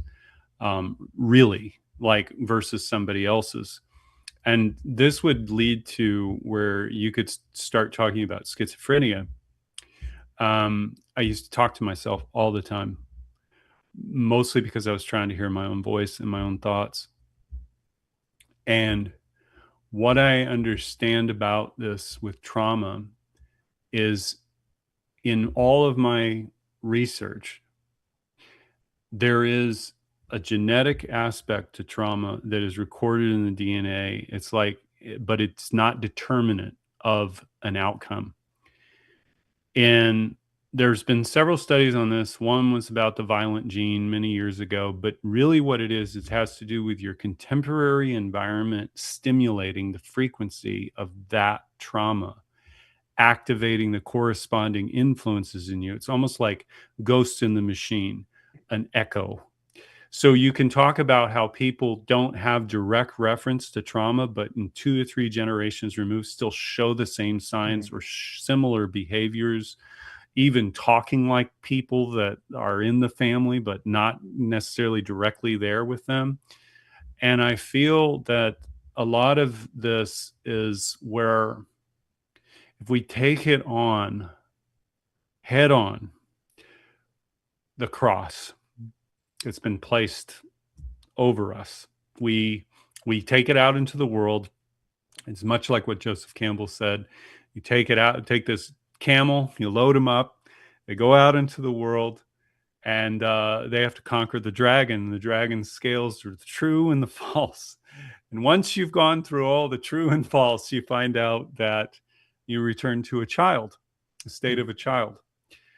And the child's imagination its capacity for infinite creativity is what this trauma does. Is it strips you of those divine gifts, your intuition, that everybody says, well, I have a great intuition, and that's like a red flag. But what it really is, that we have gone over into our left hemisphere, into our thinking mind, and yet here we are in a world such as this is completely illogical, and yet everyone has their own logical take on it. And that tells me something about the purpose of what we're here to do, and that is not to control or stop human behavior. But what you said, the word love, comes with what Mark Passio talks about, care. And what I understand through care is the healing part of love, which is it's the consistency that continually shows up, and it's the parent to the child that does not have the awareness, but the parent has to see what that child is with a third eye and a third ear, listening in between the lines of what they're saying and how they're communicating. Those men that he was working with, the rehabilitation of sexual predators, that's a daunting task, and it shouldn't be just go, oh, wow, that's great. Somebody out there is doing that, and that's good. No, but what he's doing is he's showing them the parts of themselves that have been lost and taken and stolen. Then you have not only that, but you have the opportunity to make a true free will choice that was denied to you in the beginning. It is not an all or nothing zero sum game here in terms of everyone's got to come along the same way, but you meet people where they're at and where you're called in your own time and space, if you will. In my particular life, I have two boys that I've inherited from two separate fathers, and a woman who, for me, in all accounts and my encounters in life, is one of the most divine, holy women that I've ever met. And she's flawed too, but I'm talking about where she's surrounded by predators, monsters, psychopaths, sociopaths, narcissists, and has had to hold the highest good in spite of all of that, and not succumb to it for the sake of her own children. She helped me, a fucked up man with complex PTSD, heal. And then I was able to heal her son, who was schizophrenic 3 years ago. He today comes over, spends time with us. We have meals together. There isn't any worry about him breaking out and doing crazy, insane shit. But you couldn't have scripted that and said, yeah, if you do these 5 steps, this is, it's a lot of improvisation and learning about yourself, where it was that I was hurt. I am enjoined in the pain with these boys, and that where I get angry and mad at them, I had the same issue myself. So in this sense, I, hypocrite, is the start of wisdom. I like that. Anyway, that's true. There's a lot of truth to that. One of the things I remember when I was down in the Amazon so many years ago, the curanderos, at least the shamans, that focus on healing the soul. They're the opposite too, unfortunately, down there. They would say one of the things they would do for a lot of people, Westerners coming down, was what they call soul retrieval of soul loss. So they would analogize as though a part of the soul, psyche, or energy, energia, was missing or lost, and so they would focus on altered states to bring that back to the individual. And they would say really what's lost is that state of innocence, that state of creativity, the child, that inner child that we spend so much time either we ripped apart from, or attacking or hiding or suppressing in some capacity because of the trauma and abuse that we've suffered, or many have suffered. Some have, many have. Especially in today's world. So it was always very interesting, some of the terminology and the different ways of healing, whether it's through a Judeo-Christian sense, whether it's through a shamanistic sense. I mean, there's so many different ways in which this sort of philosophy, Socrates always talked about being a sort of midwife or a healer and a midwife for ideas and helping to extricate these inner problems that people had, you know. And so a lot of even the Platonic tradition sort of preserves that through the concept of philosophy, at least in the ancient times, Pythagorean Platonic tradition. So it's a lot of different beautiful ways in which to approach the same idea of like that sense of care. Mark Passio, shout out to Mark Passio. It's been a while. Love, cultivating and protecting and helping to inculcate a sense of love. And also just all the different techniques around the world of the way in which this can be done and trying to find a way for us to all to manifest that in our own way, in whichever way it's possible. So really what an incredible story. And yeah, I mean, my mind's kind of blown in that regard. There's a lot of memories I haven't even thought about for a long time, just from my own sojourns back in my day, trying to find myself, sort of colliding with a lot of what you're saying. So appreciate that. It also occurred to me that care is like the maintenance of love. Care is what you have to do to, like, once you attain, to maintain and retain. Yeah. I didn't want to interrupt you earlier, but are you familiar with this book, Saharasia, the 4000 BCE origins of child abuse, sex repression, warfare, social violence? It comes I from have like that book this, on my shelf over there. it's the same desert area that brought us the major world religions, and there might be an overlapping connection to such things. I also wanted to mention, I have another student, not just Nathan Reynolds, but her name's Renee. She has 40 years experience counseling in these areas, and she herself grew up in a town in Central America that had these proclivities. So it's not just Hollywood. It's not like there's one place and if you just dealt with that, like this is in the power system around the world. And I wanted to mention that as a potential resource or interview, right? I teach my students at Autonomy how to do interviews, and like that's part of what goes on is they access information and they showcase information. That's what goes on. The last one was I was in a meeting a couple years ago. I grew up playing ice hockey among other sports, and when I was a kid there was this hockey player from Canada. His name was Theo Fleury. Okay, so I'm in this meeting. It's a Zoom call. I'm looking down who's in the meeting. There's a bunch of big names in there, people who've won UFC world championships, a whole bunch of cool people. I see Theo Fleury. I'm like, what's he doing in this meeting? It was like an Earth Council meeting, right? And I was very disappointed to hear why he was in the meeting. And it was because, you know, here's a kid who was like, you know, Team Canada and All-Star and NHL, fastest skater in the world, this sort of thing. You would think that kid escapes the sexual rigors and payola to make it up the chain, but he didn't. And so I knew what went on in the industry, and that happens, right? Pay to play. Coaches own the gate to you getting drafted on a team and things like this, right? There's a mosquito in my studio. And when I heard his story, I was horrified. And then from that, I found out he wrote a whole book about it. And now he tours. That's why he was in the call, because he helps people in these situations. And he goes around and talks to athletes to let them know, like, the map you got to the terrain is not accurate, and here's some pitfalls that you might want to be able to avoid.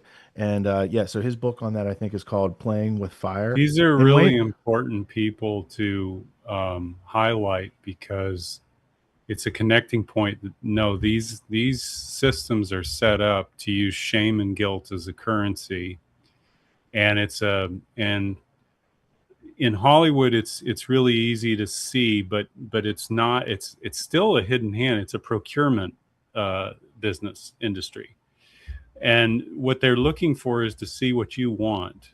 You want something. That's why you're here. You just got to figure out the right way to get you what you want and where you want to go, but then also serve us, because that was the whole thing of. They have these services that now it's a lot easier. You know, you want to speak to all these people and, you know, get up, and it all sounds wonderful.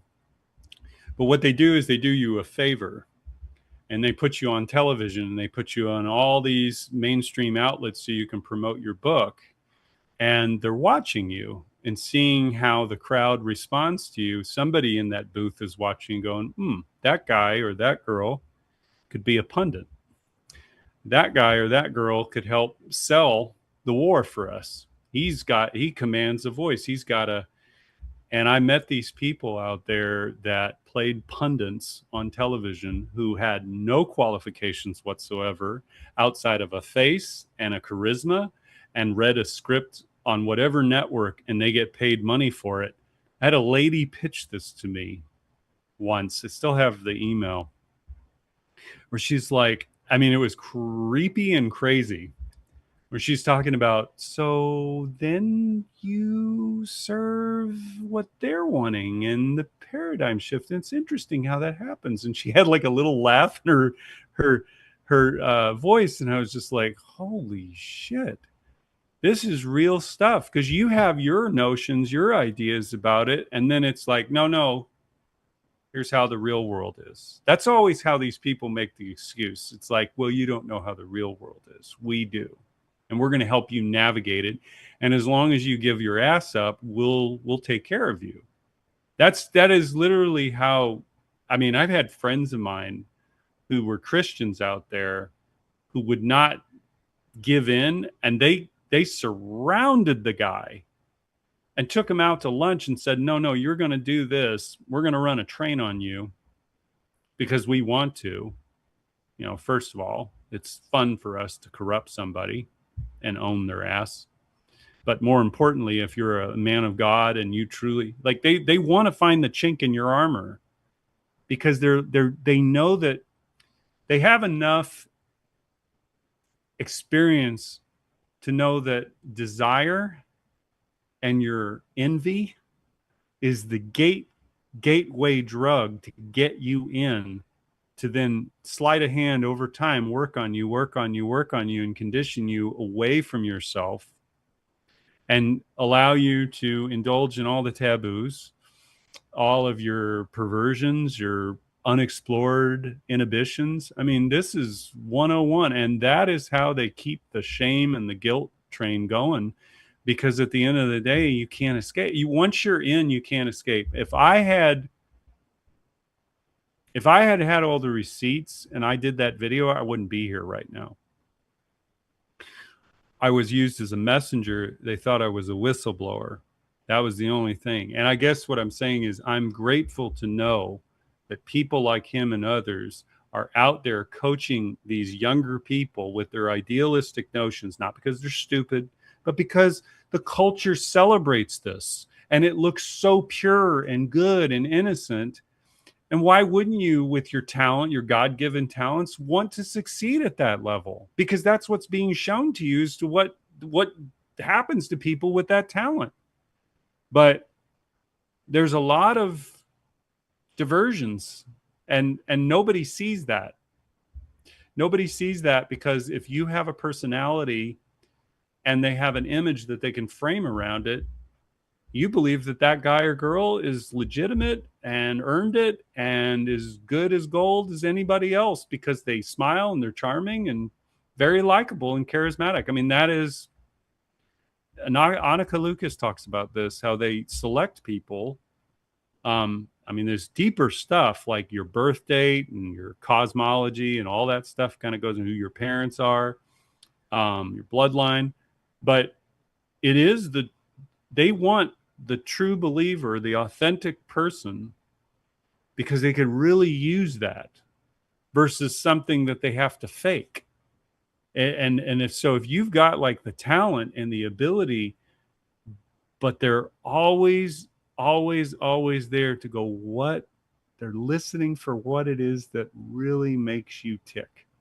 And if they can get in there and offer it to you, got them. Hooked another one. And then they keep going and going and going. Anyway, I think that's why it's really important for people to learn. Like Mr. Rogers, I think, used to say it best. Like, you've made the world a better place just by being yourself today. Mm-hmm. Because if you're okay with who you are right now, you're not in the need to be fulfilled that they can use as the hook, right? If I walk out and I'm all good and someone tries to be like, hey, don't you need this? No, I don't. I'm good. if you just learn to be satisfied where you're at, that's a first form of wealth you can develop. It's like a Jungian self-actualized person sort of thing. When you become comfortable where you don't have to abide by the wants, needs, envies of the crowd, and you're okay with who you are as an individual, as a fully individuated person, which takes integrating, a lot of disparate parts of ourselves, including darker parts of ourselves, to make sure those hooks that those sort of leeches, those demons, metaphorically, however you want to describe it, those individuals they use to sort of latch onto those individuals, manipulate them, and corrupt them through the slippery slope actions that you spoke about, John. It reminded me actually of a documentary. In fact, let me see if I can bring this up. This is a way back in the day, 2009, Star Suckers. Kind of speaks a lot about this is from an evolutionary psychology perspective. So there's some issues, from that. Oh, the webcam's all messed up now. But there it goes. Look at that. Yeah, it's adjusting. That's pretty cool. That's kind of cool. Zoom. But yeah, I remember that way back in the day, just because they really focused on the evolutionary psychological ways by which we are inculcate a sense of desire for celebrity, for status, for follow the leader, for the alpha mentality, and they latch on. There's a million different roads to sort of lead to the same thing, and how the entertainment industry in specific has mastered being able to inculcate or cultivate that sense in each individual in different ways, and then find ways to latch on to it and then corrupt those. Oftentimes, I mean, they follow a family around that has a little kid that the family has gotten in them in a sense of like trying to get this kid to become a child star in some way. So they're having on radio shows back then, early podcasting, I guess back then, radio shows, I think they still called them. In those days, they had them doing like live events with DJs and, with celebrities and like with strippers and with all sorts of things. The kid's like 9 years old, take him out of school. He's not, school's another problem, but just not having a holistic family environment. And the whole time throughout that documentary, like the family doesn't realize that it's a big sort of revelation. They think they're also allowing this film crew in to also help them in their journey to have their child become a star, when in fact it's really to expose what's actually happening and what they're doing to their child. So it's another one of those sort of eye-opening documentaries for some of the problems that do exist in it, but some of the science, for the most part, does point out some pretty interesting aspects of human behavior, and the ways in which like our desire for celebrity, our desire for attention, our desire for the ability for wealth and power, are so ubiquitous, not only in every single person, but so easily corruptible, so easily able to be latched on, to your point, by these individuals in so many different ways, even ones that are raised in good households with strong family units, maybe religious backgrounds, positive religious backgrounds, to qualify it by saying that, still find a way to your point, if anything, I think those types of individuals out west, out in Hollywood, would prefer to corrupt those, because as Passy would always say, it's they prefer to take anything truly beautiful, truly transcendent, and pervert it, to invert it in some capacity. And that's, if anything, that's an even bigger win for them, beyond just the way in which they can use that person to further a agenda down the road. So it's like 100%. multifaceted. Yeah, it is. That's the real psychopathy and the malignant narcissism that you're seeing, is the devouring of goodness. Yes. And being able to turn it turns them on to do that. It really does. I know that's so sick to say it, but it is the truth. There is a thrill, like energy vampires or something. Yeah, it's they feed off of the fact, like, oh, I get to fuck this one up really good, and it's if they're already in the realm of satanic worship, then it's like this is what we play for. This is where we really get our rocks off, is to it's corrupt. in the Epstein emails. Yeah. I mean, the little girl that said that she prayed to Jesus, and they're like, whoops. Oh, it's evil, right? Evil shit. Yeah. I guess I want to preface, I really, first of all, both of you, I love this conversation. I didn't expect to have this conversation. I didn't really even know what I was going to talk about outside of just my, I could talk about my career and all the things I've done. I have thousands of stories, people I've met. I met so many people out there, on the street. It's just heartbreaking not because of what's going on out there. Out there is just a concentrated version of what's in the world. And it really is, there's a lot of broken souls in this world that need help and healing. And I guess my message is we've got to start in our house. We've got to start, and I mean this from the technocracy that's here, the profiling of us. It's in Westworld. If you look at the season, I mean, the first season's probably the best written and directed to really encapsulate what went on at Zorro Ranch, minus the children. But what I do understand is that ultimately what they want to do and have done is they've profiled us to a level and degree that we don't even know ourselves that well. And it's generational, it's bloodlines. You just take all data points and you put them in a blockchain that is shared and distributed to everyone on the other side of the control grid. And it is to breed us out. It is to take the light out of us. It's to make us a less sentient being. But the truth of the matter is that this time in what we are going to witness from the, I want to say, the inner rage that's not been expressed yet, but is underway to come. And I'm not saying it'll all be even Steven one way or the other, but they will use that as a catalyst to profile people for the safety and security of the society. And whether you opt in or not, it doesn't really matter, because at the end of the day, they're gonna profile and categorize people, and they're only gonna let certain types of people go further up that serve the structure as they see it.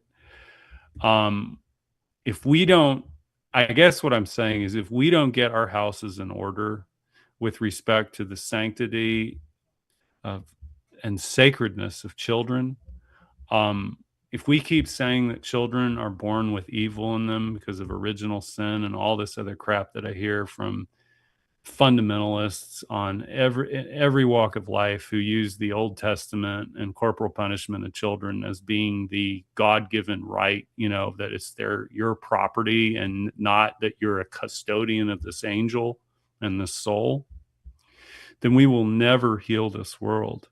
We will never have wise people in this world. We already put our old people out to pasture. We drug them up and we put them in,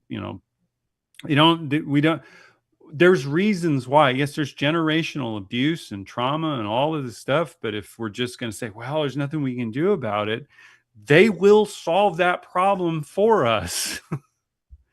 They have explicitly told us that they need to change our behaviors by force to get us into a position where we submit, because we have no alternative.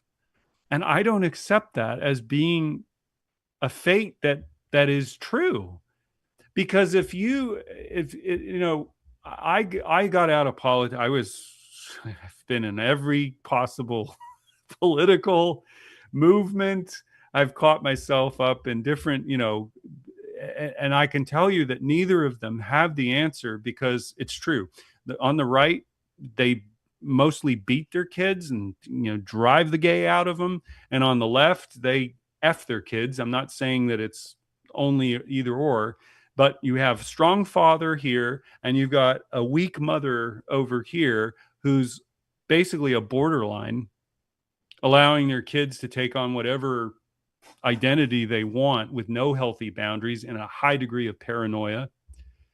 And, communists kill more than fascists, but that's not the answer. Neither is the answer to the other, because there's no coherence. There's no harmony. We don't value life here. We pick the parts of life that we choose to ignore and the ones that we say are important, but it's all false. Because if you're not willing to lay down your life for your children, then you have already enslaved them. And what I mean by that is not as some martyr or some martyrous act that you've got to kill.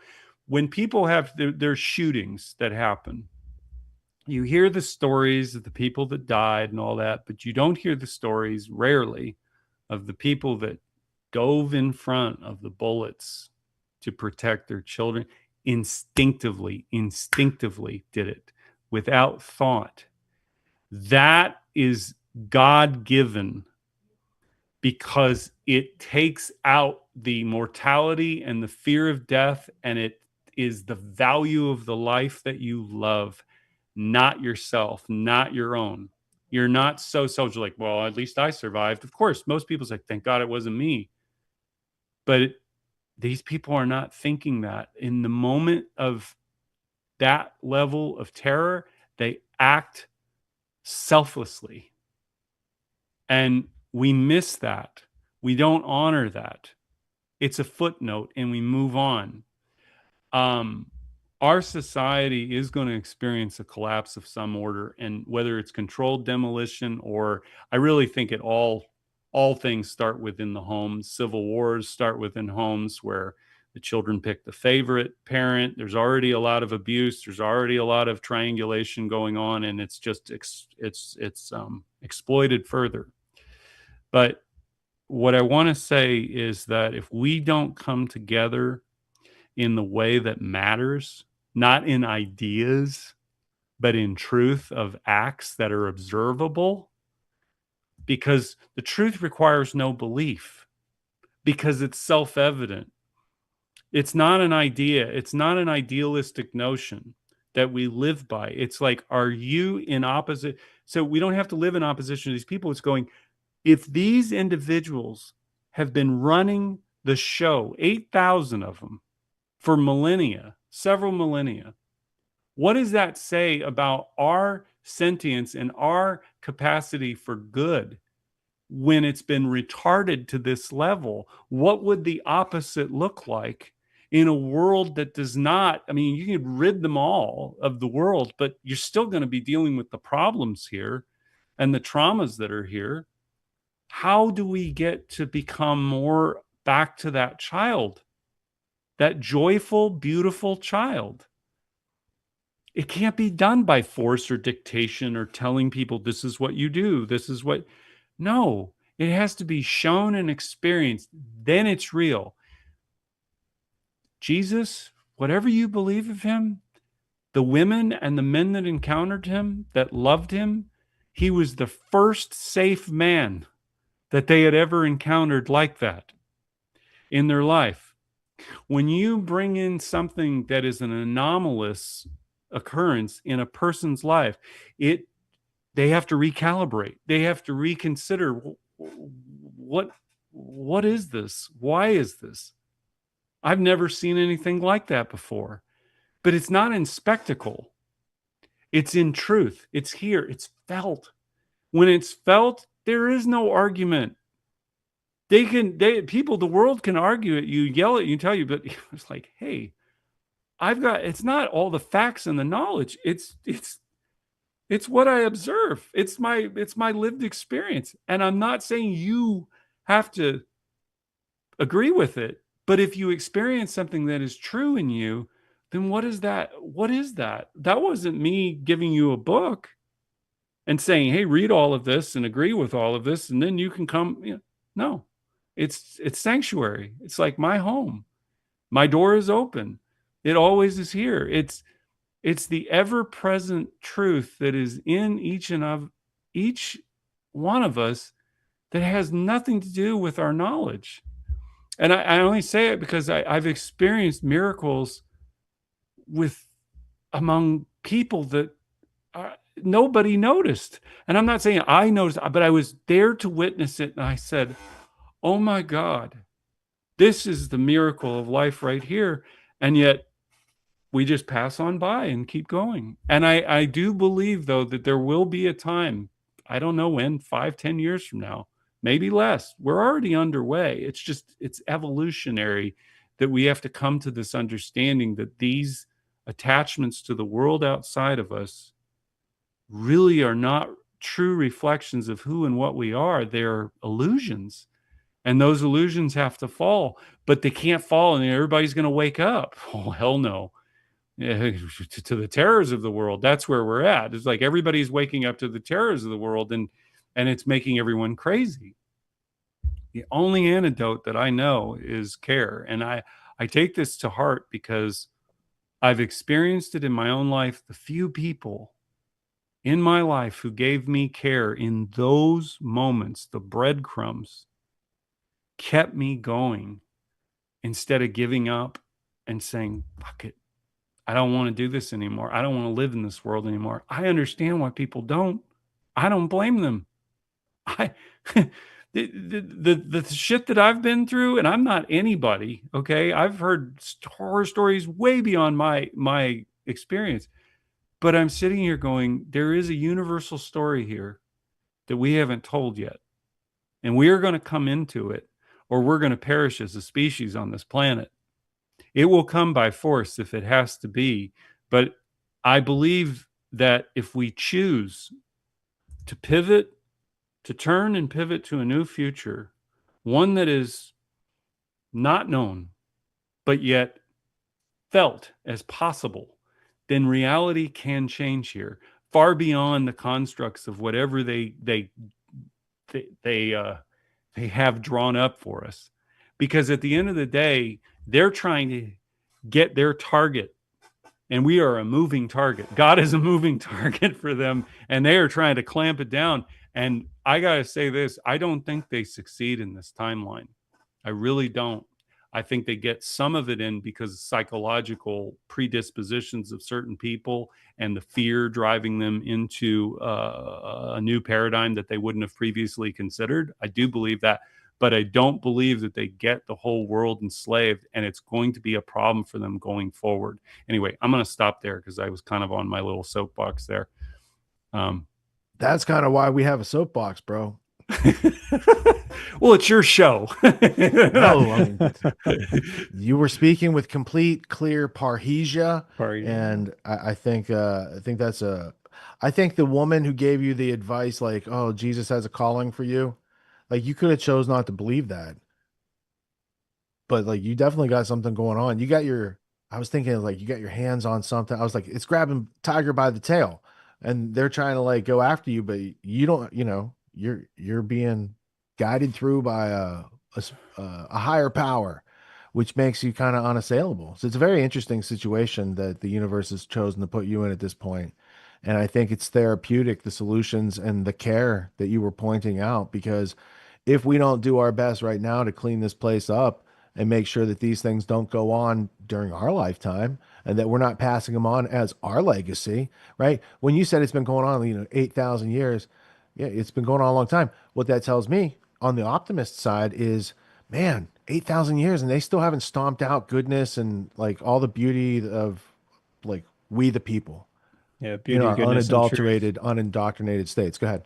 No, I was going to say beauty, goodness, and truth. I mean, violence begets violence in the sense of, Rich, you once told me, and this always resonated with me, and John, I think this sort of speaks to what you were just talking about in regards to it takes an enormous amount of energy to, sort of shade out the light inside each individual person that we could call natural law, that's innate, that comes with just being the thing that causes self-motion, the soul, the spirit, the higher reason, whatever we want to call it. And it takes enormous amount of energy to try to invert that, pervert that, do something to corrupt it in some capacity. And still yet they haven't found a way to do it entirely. And they are, when I say they, I mean, the people that, are trying to inculcate this world with this technocratic worldview, with the systems and the cybernetics and the technocracy in order for total, complete control of both the individual and collective, still haven't found a way to do it entirely. In fact, there's so much, it's such an entropic way to do it. It's so messy. It's so inefficient. And at some point, I agree with you. It's going to break. It's just the weight of the unreality, the lack of truth, the lack of natural law perspective that comes with attempting to do that. It's going to end up sort of, they're going to end up being crushed by the weight of their own sort of lack of honesty and truth about the nature of reality itself. And that will be the thing that collapses the whole structure in on itself. Now, what emerges from it, I have yet to know, and that could go many different directions. But I still agree that interestingly enough, it's not something that believed or not something abstracted. It's something, to your point, innate. It's just something that we just know. And so if we can find that little bit of light, that scintilla that still exists in each one of us, and we can sort of inculcate and cultivate and allow it to sort of remove the cobwebs, remove the dust, remove all the sort of like ability to diminish it. Still, as long as someone still has the ability to speak, the ability to move, it still exists in some capacity, and it still one can find a way to overcome. It reminds me a lot of, regardless of what one's opinion of this man is, and it's been a very long time since I even thought about him, but Stefan Molyneux, many years ago, that was his big thing. I mean, I'm going back like 2010, 11, 12, something in there. So the whole thing was, it starts with the individual, and it starts with violence at a young age.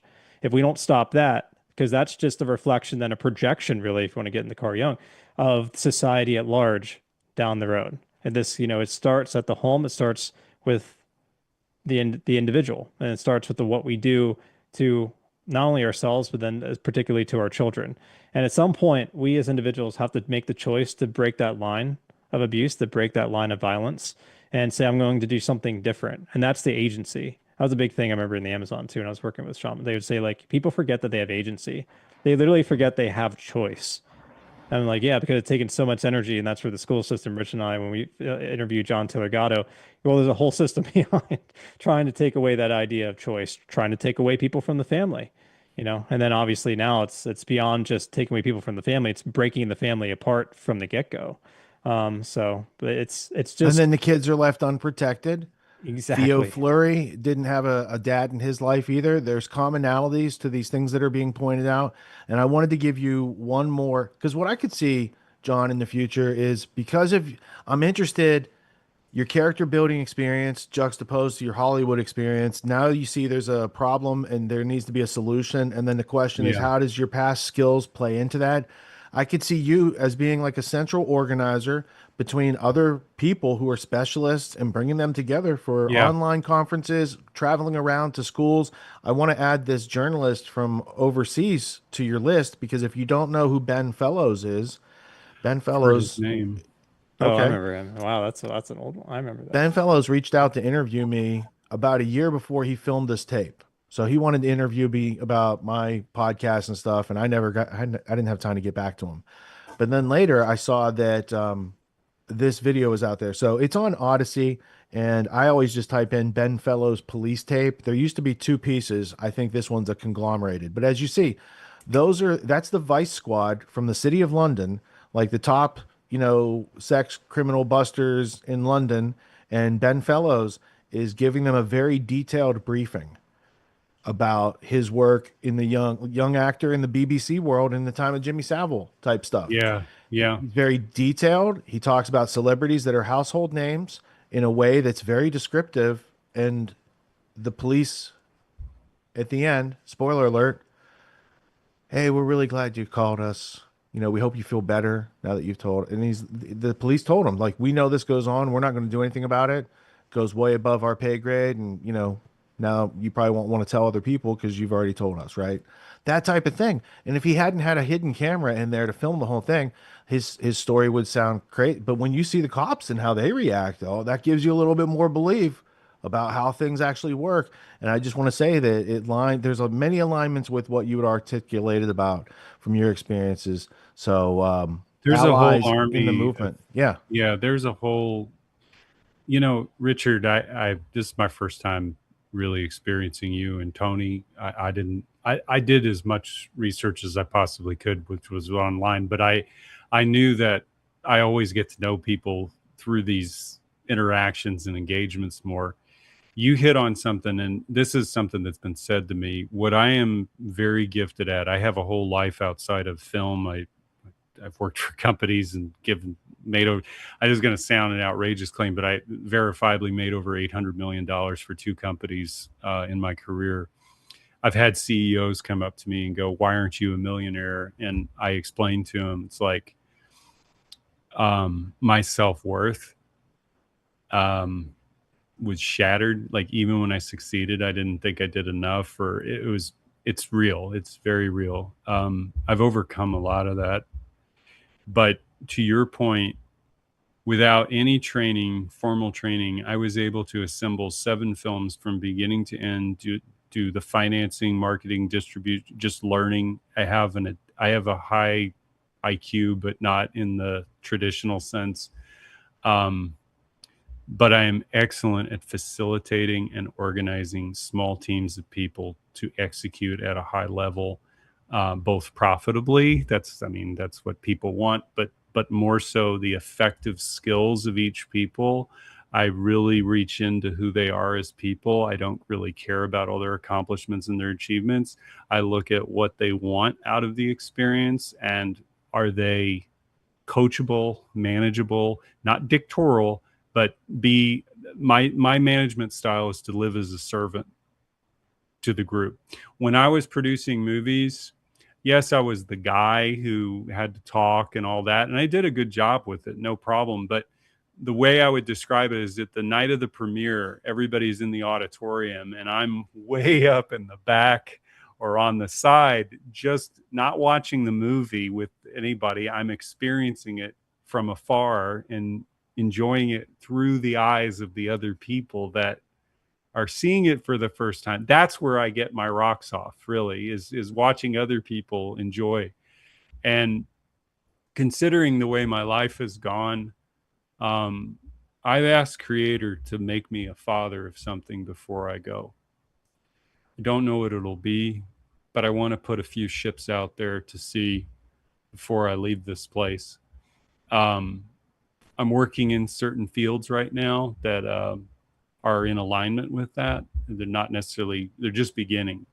But let's say this, if there is an opportunity to bring about a healing through, not me, but the other people that I know who are fantastic and have modalities and all the things that you, Tony, were talking about, the shamans and the other different, all these modalities that are outside of psychiatry, psychology and the institutional definitions.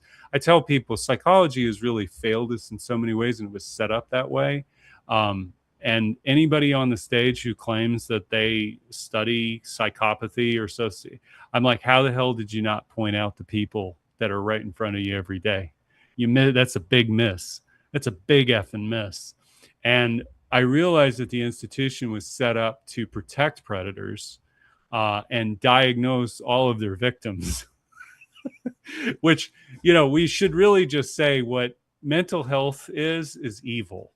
That's where we should start with. Where people are mentally ill is evil, not through obeying, but through, and not through submission or trauma, but through the people who are most certain that what they're doing is right and deny the emotional reality of every single person that they encounter. That should be the definition of mentally evil or mental illness. And I guess the way I would say this is that we are moving from a psychopathic construct to more of a schizophrenic construct. That is going to be messy as hell, but in truth, it's where the freedom of thought actually precedes freedom of speech and freedom of expression and debate. I guess what I mean to say is that this is where we will start to move into self-mastery by a higher trust society, where if I tell you all of the things that I've done, it is not to say, look at me, but it's to say, and you can too. It's almost like when you tell somebody, look, I've had a hell of a life. I shouldn't be here. I'm a miracle, as everybody here is, really. If in truth, we should all treat each other as miracles, regardless of what our story is or what circumstances people survive. Because here's what I've learned. I've heard other people's stories and they've heard mine. And I go to them, I don't know how the hell you survived yours. And they look at me and go, I don't know how you survived yours. So who's really, like, who's got to have the worst or the best story? In fact, I'd be really careful to trust anyone who's got an incredible story, that they need to sell to you. Or My use it in mission- such a way to Yeah. sort of as a victim status, as something that gives them a sense of like identity. That's always, because that means they 100 haven't found a way to process it yet, and that's always something to look out for. There's still some Yeah. level of narcissism, or Yes. just yeah. And the cults are going to have this. I mean, sociopaths and psychopaths are going to infiltrate and run these cults, and everybody there is trauma bonding. Yeah, It's just, it's a mess. But that is, I mean, everything's going to play out as it is. But to your point, I want to say that if there is an opportunity, and I'm not declaring that it has to be this way, but if there is an opportunity for us to put some things together, I would love to work with people like yourself who understand what we're trying to do here. And moreover, I don't need to be the guy. I don't need to be the guy. I'm great at bringing good people together that I can see your heart, Tony. Tony, Richard, you guys have really beautiful hearts. You wouldn't be in the people you are today if you didn't.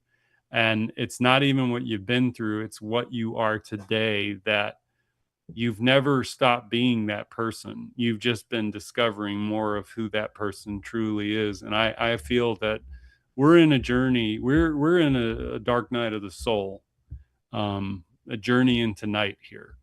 And it's going to take really courageous people, not to speak truth to power, but to say, I'm not playing that game anymore. And you can say, that might be true, but this is also true.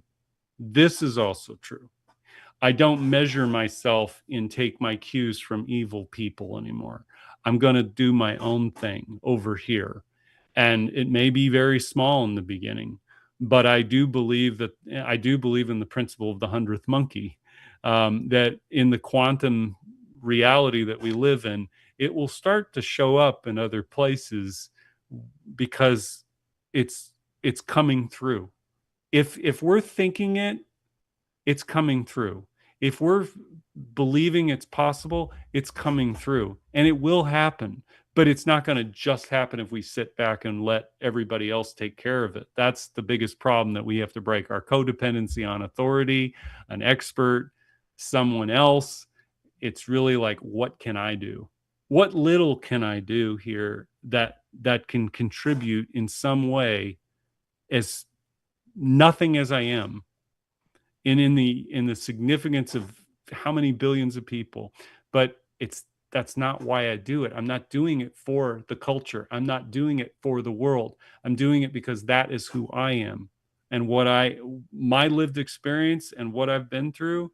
If I can take that and use that to help other people go on and live amazing lives, that's the point. It's not the ingratiation. It's not me, a temple or a statue or, my name on anything.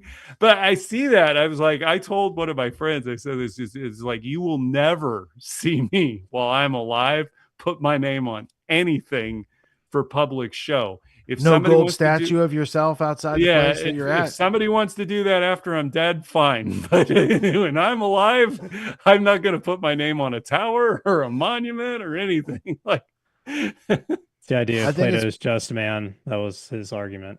It's the man who at least wants Plato's just man. That was essentially his argument, is someone who doesn't.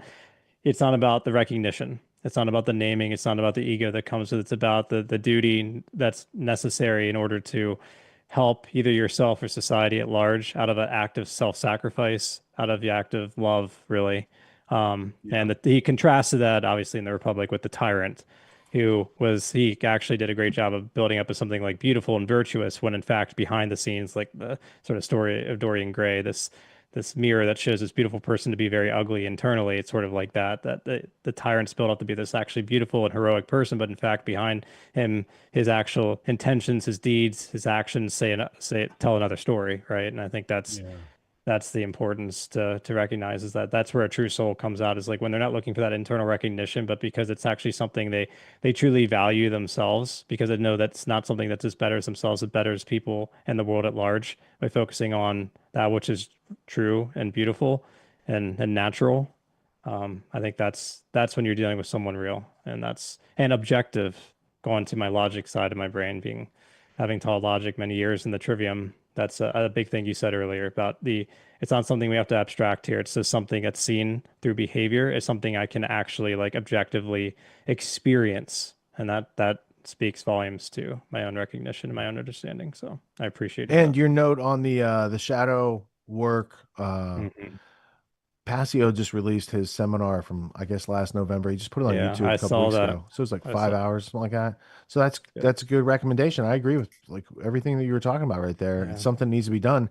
And you're a high aptitude dude with experience. That could be very interesting to see what coalesces. It starts with a couple snowflakes and turns into a snowball, turns into an avalanche, and then it becomes a known, and we don't do that on planet Earth anymore. And here's what people who do those sort of things face on a regular basis.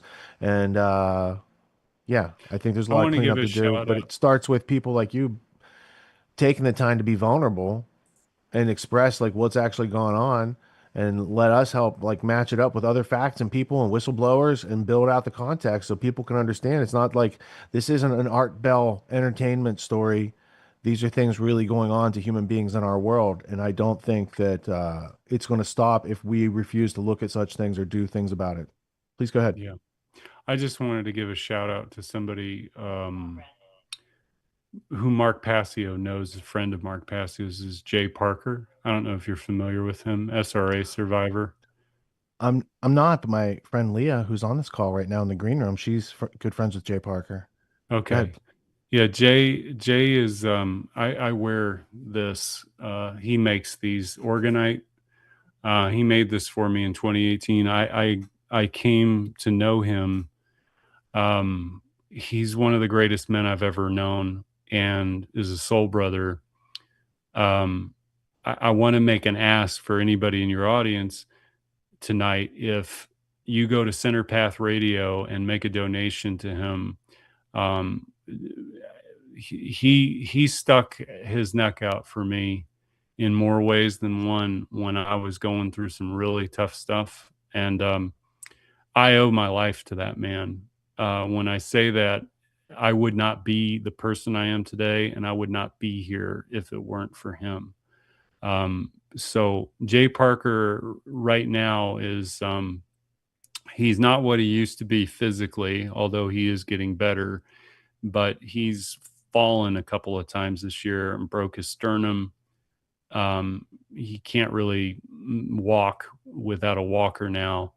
But he was one of the original OGs out there talking years ago and giving lectures and working with Mark Passio. And I guess my point is that I love that man with all my heart. And if any of you are inclined to donate to him or help him in any which way, please do, because that man, the stuff he went through and has been attacked multiple times, and he has spent his own money helping people like me and other survivors try to heal from this horrific abuse in the satanic ritual circles. I myself did not experience that firsthand like many of the victims that he's worked with, but that man gives more of himself than any other person I've ever met. And I just want people on your show to know what a great man he is. So I brought up his website, and this looks like the donation page. Donate? Yeah. Is that Yeah. what you're looking for? Yeah. Yeah, that's it. Yeah, I And agree.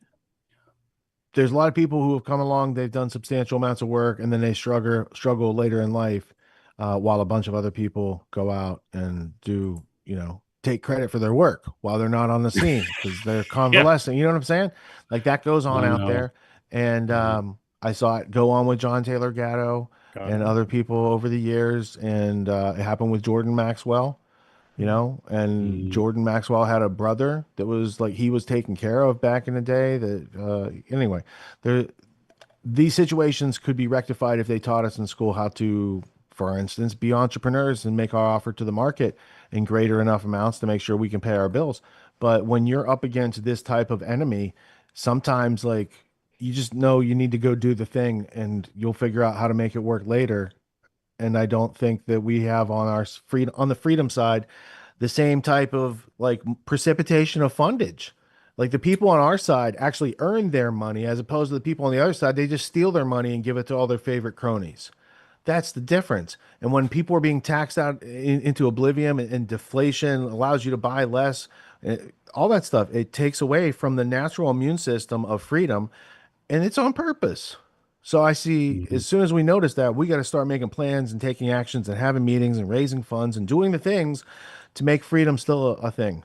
I want to mention one other thing, the new financials, because I know you came up through Sarbanes-Oxley, right? Ronald Bernard, not sure if you're familiar with him or not, but the Bee of Joy is a European cooperative. Okay. It's a new bank. It's a new financial system.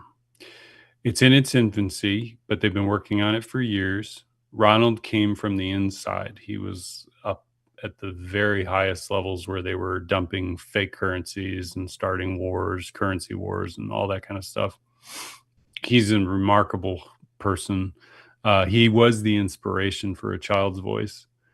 And he and his partner, because I've been working with them just over the years in time with whatever volunteer work I could do to help them.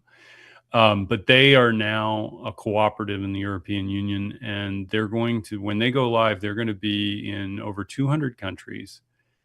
There's zero interest in their financial system, but and it's backed by precious metals and gold.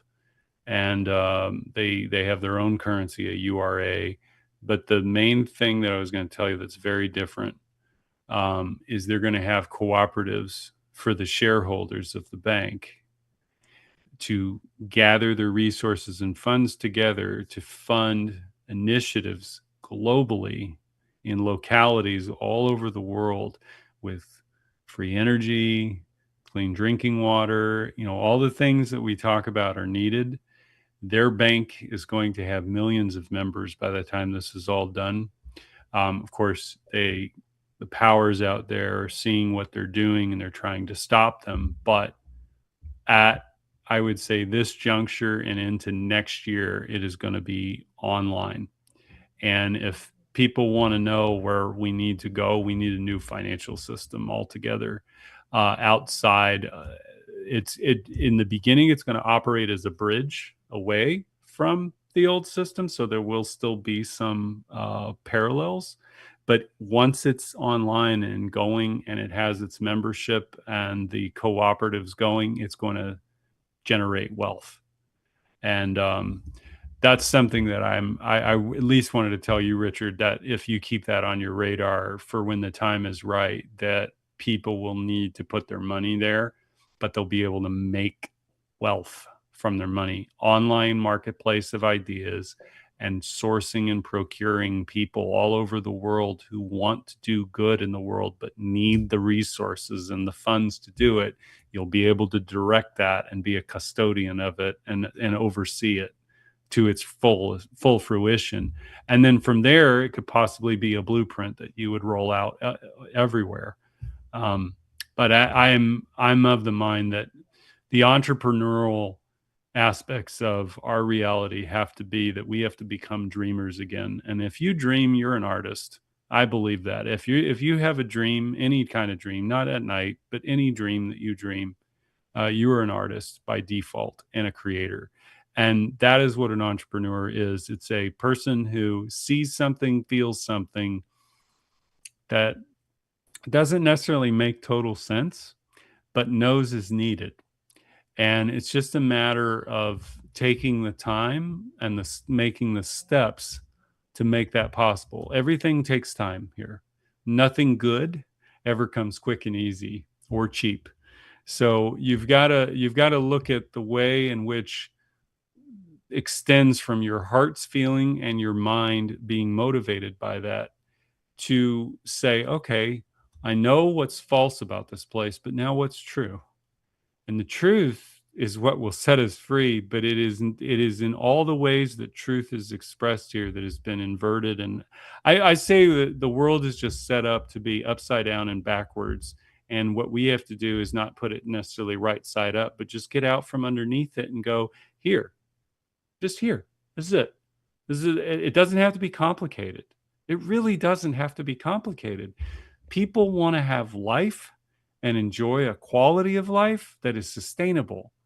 So all the things that we should have access to, I'm not saying by the government, but being able to do freely, are commodified and classified and tiered for you to pay up through debt and be enslaved in it to enjoy it. And it's like, damn, even natural resources, even.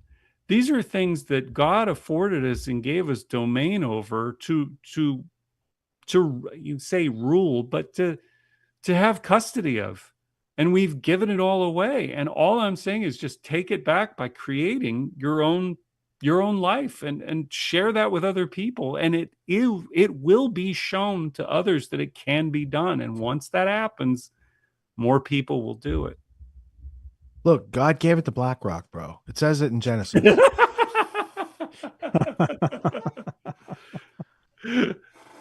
I know. John, I appreciate you staying out late tonight. Yeah, and I appreciate you guys having me on and taking me on too, because I can. Yeah, we have an unusual time slot, and not everyone, sometimes it has to be a pre-tape during the week, and I respect that. But for you to be able to be here in person makes a big deal. I want to point people toward your X page, and where else would you have them check you out? Do we show the Linktree page? Yeah, the link. The I think it's a tap. It's tap link. You're right, but it looks just like a Linktree page. Linktree got me.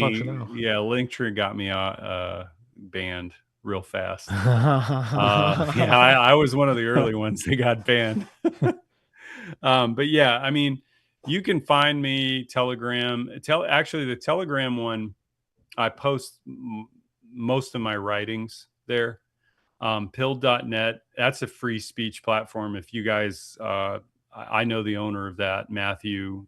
He's a great guy. If you guys want to highly engaged community, donations, just a great free speech platform. You'll never be censored there. Pilled.net is something. There's a lot of shows there, a lot of different. It started out, mostly with I would say MAGA, but it's diversifying. But it's a great place to be. That was where I did my podcast in 2024, and I also did a stint in 2021. I'm not really a podcaster. I'm more of a writer, and I try to get these. And you got to have a ideas. Substack. You got a Substack?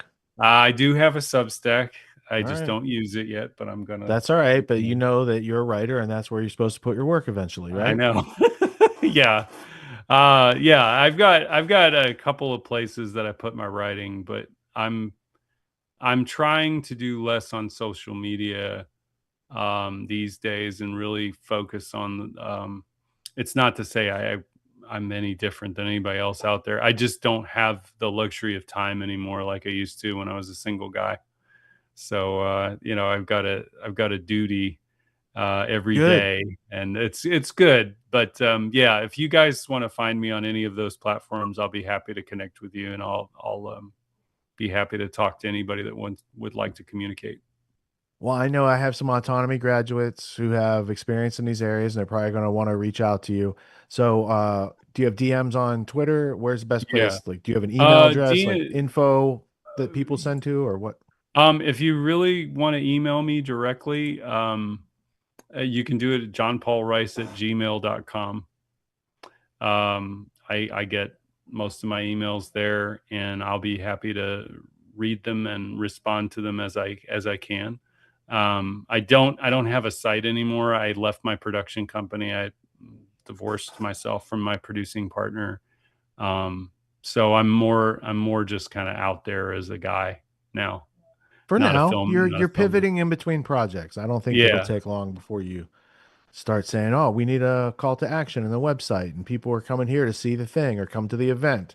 And yeah, I want to commend you on the courage and the bravery it takes just to undertake this topic and bring it out to people and make sure that they are being more self-aware and that we don't pass these problems on to the next generation, because it really didn't need to come this far, but it did. So now I think responsible, reasonable people should have reasonable reactions to that and share with other people who can think their way through this and make the world a better place by protecting one child at a time. For sure. Absolutely. Thank you guys for having me on. I really appreciate it, and giving me your time this late at night. You know, I don't do these much anymore, but I really like it when I meet people that are based. Likewise, bro. Likewise. It I was look a forward to pleasure. talking to you again. This is a Yeah, go fantastic ahead, Tony. conversation. I was going to say thank you. It was a pleasure to meet you, and really phenomenal conversation. And thank you so much for sharing your story and for what you've done. Thank you. Thank you. We'll continue to do. So. Yeah. Thank you. Now guys. we go from the based John over to the based Ernie. There's a guy called Ernie Hancock, and these fellers got together this past week. This is a Corbett Report sponsored episode. I guess he's the one that brings it to you, but it's the Independent Media Alliance. And so there's a whole Hollywood squares of my colleagues on screen. I have it queued up to some place where I think Corbett hands it off to Ernie for a few minutes. It's like maybe a 2.5 hour engagement where they talk about solutions to how to deal with authority. I think they all did impeccable work. I'm not sharing any particular clip because it was more powerful than the others. I just thought, Ernie has seniority in the room. So we on the podcast here should hear what he has to say. I listened to the whole thing, and I'm really excited that all those stories are getting shared, because I think now more than ever, it's important that people know how to go to their town hall meeting, stand up in front of the microphone, concisely express yourself in 3 minutes, get to know your neighbors, learn how to peacefully assert yourselves, learn how to get lobbying groups and interest groups and lawyers involved and all the other good things that we might need to peacefully express ourselves, because I think it helps to speak truth to power only when power has some accountability to the truth. And if that separates, then it's no good going to town hall meetings anymore. You might as well start having your own meetings. And, this whole country started with some people writing their names on a sheet of paper and saying, we're the government now. And that's how the whole country started. So that's just a history lesson. Let's hope it doesn't repeat, and we can keep it together without going to civil war. So let's learn how to deal with authorities with James Corbett, Ernie Hancock, et al. And these esteemed colleagues will elucidate some freedom ideas for us. We'll get learnified, as Ernie says, and then we'll be back to discuss other juicy topics in tonight's episode. On this, but just before you do, Ernie, I kind of want to not correct, but inform something that you were saying there, because I know exactly how the statist members of my audience will interpret what you said, because you said I wanted to have an anarchist conference. Nobody's in charge, so everybody's in charge, and that's how it's going to run. That's one way of running an anarchist festival.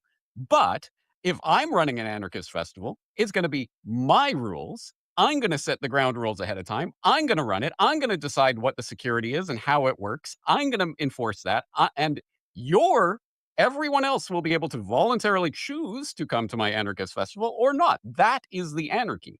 And I want people to understand, anarchism does not mean that there cannot be an authority figure who owns something and decides what happens on that. In fact, that is exactly what anarchy is.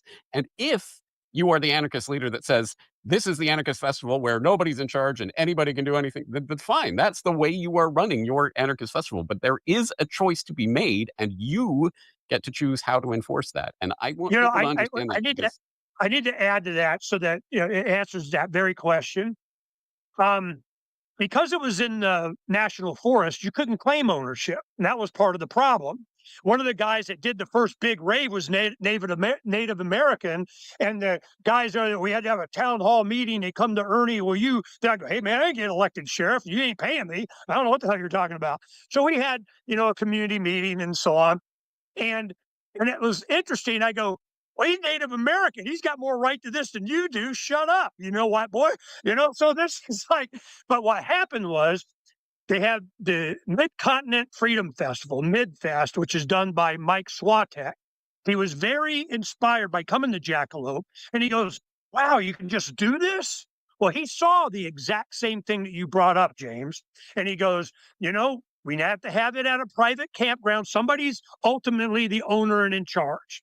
Well, there's Copperhead in Spavinaw, Oklahoma, in the middle of the country. So ultimately, you have someone in charge, but they also have the agreement. You come here, this is how we're going to deal with it. These are the, anarchy doesn't mean, no rulers. I mean, no rules. It just means no rulers. And I love that shirt that Larkin had. I had a couple of them. It's like anarchist A with rulers on it, and the no symbol. So I'm just, I'm with you, brother. That was exactly what the solution was. It had to be on private property, and you had to have the agreement to go. So if I had anything out on our 18 acres out in the middle of the desert, it's on mine property with mine rules, and we my rules that we agree to. So you're absolutely right. Thank you for bringing that up. Eric, you got something to say before you pop off? Thank you for that, James. And thanks everybody for contributing thoughts. Yeah, I just wanted to share one thing was in relation to Ernie's previous comment about Jackalope. I wasn't at that years, but the word did travel about how dare they chain this guy and, subdue him. This guy was acting crazy, but, there's all this debate about it. But what it brought up for me. You almost got shot. I heard about that. Yeah, what brought it for me, and in the situation I shared earlier with the guy who was allegedly targeted individual, either way was acting potentially, did act violent towards one lady and was seemingly going to act violent towards Miriam. That I think those are things that those of us, again, who do believe in voluntarism, or at least as an ideal that we're holding up high, that we believe that humanity can one day, live up to, and trying to build societies or communities or an entire world based around this. Those are questions we have to tackle, and I don't think they're easy to answer, specifically relating to mental health issues. That is, I think, a big kind of conversation relating to what would you do in the anarchist world? We're building an intentional community, for example. We've said from the beginning, hey, we are not going to be a place where people, even as a former addict, I talked with you, James, recently about my own struggles with that. I know what that entails. We're not in a position, nor do we want to be in a position to become the place where all the addicts come to dry out in, and because it's oh, this is an anarchist community, freedom, love, right? We can come here and be crazy and do what we want. That's how some people interpret it. But if you're trying to answer those difficult to answer questions about, well, how would you handle this and how would you handle this? Mental health struggles are real, and they, from everything from schizophrenia to just somebody depression off the meds or whatever, or taking too many shrooms or whatever it may be, and how we navigate those things without running straight to the police, or if the police weren't around, how would we handle those things? I think that's there's books and ideas and talks out there. I'm sure Larkin's probably crossed that bridge at one point in his presentations or his videos, but it's just an area that I think definitely needs more discussion around, because it's not an easy fix. There are some people who truly, when we decided to take him to the fire department because he needed help, and by that time it was obvious that he had issues.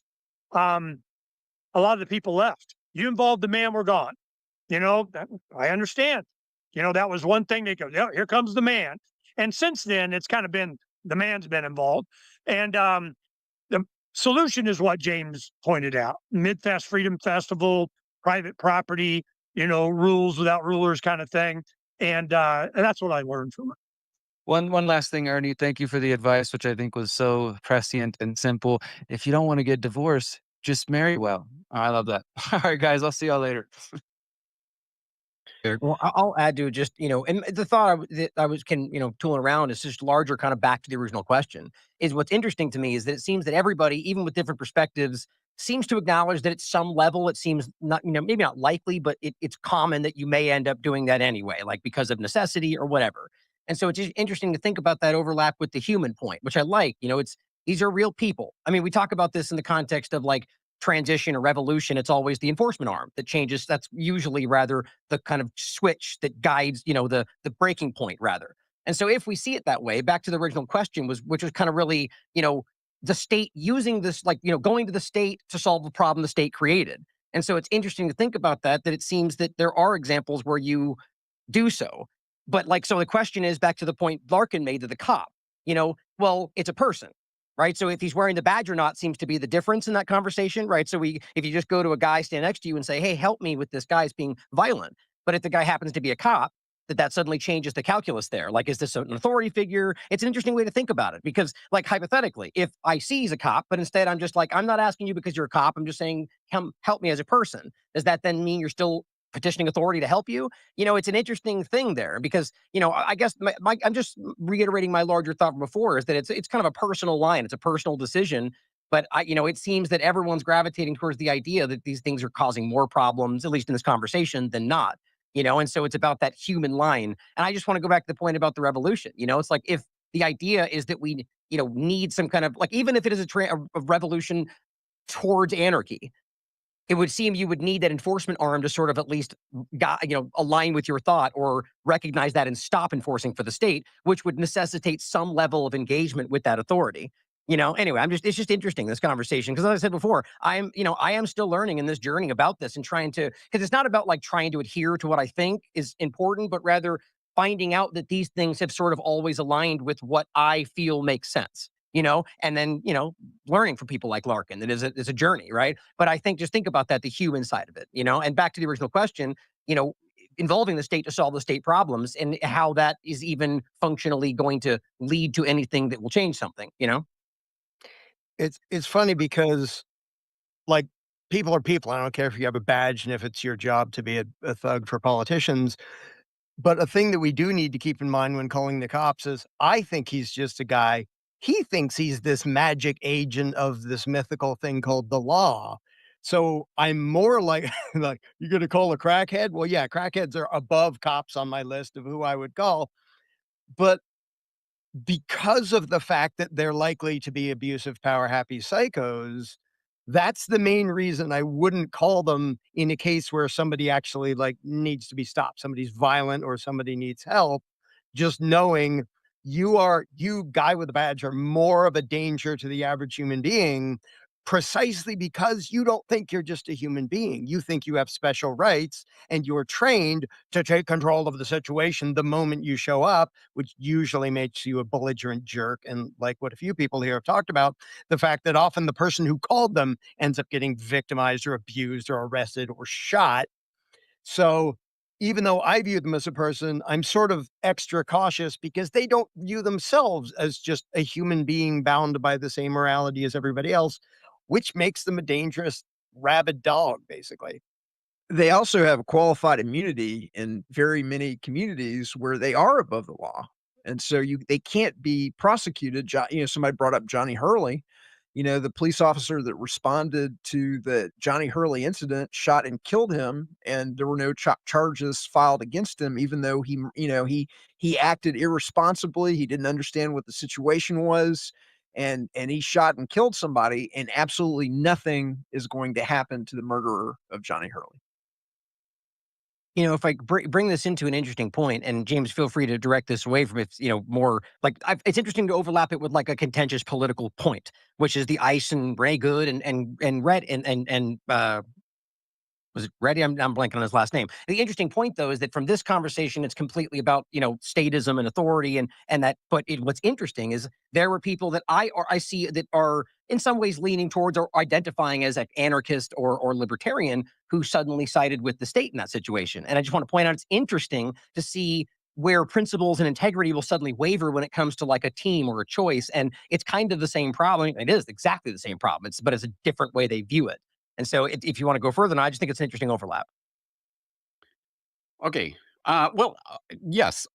Anyone who wants to respond to that, go ahead. I will just, before we start wrapping things up, I want to take a different tack on this question and this approach, because one of the things that we're talking about here today is, I think there is a broad consensus here, and thank you to everyone who's participating here and sort of playing this all out, because I am starting to realize for the first time I am a bit pragmatic when it comes to questions like this, which is funny because I always get accused of being some starry-eyed idealist. Oh, you and your purist anarchist ideals.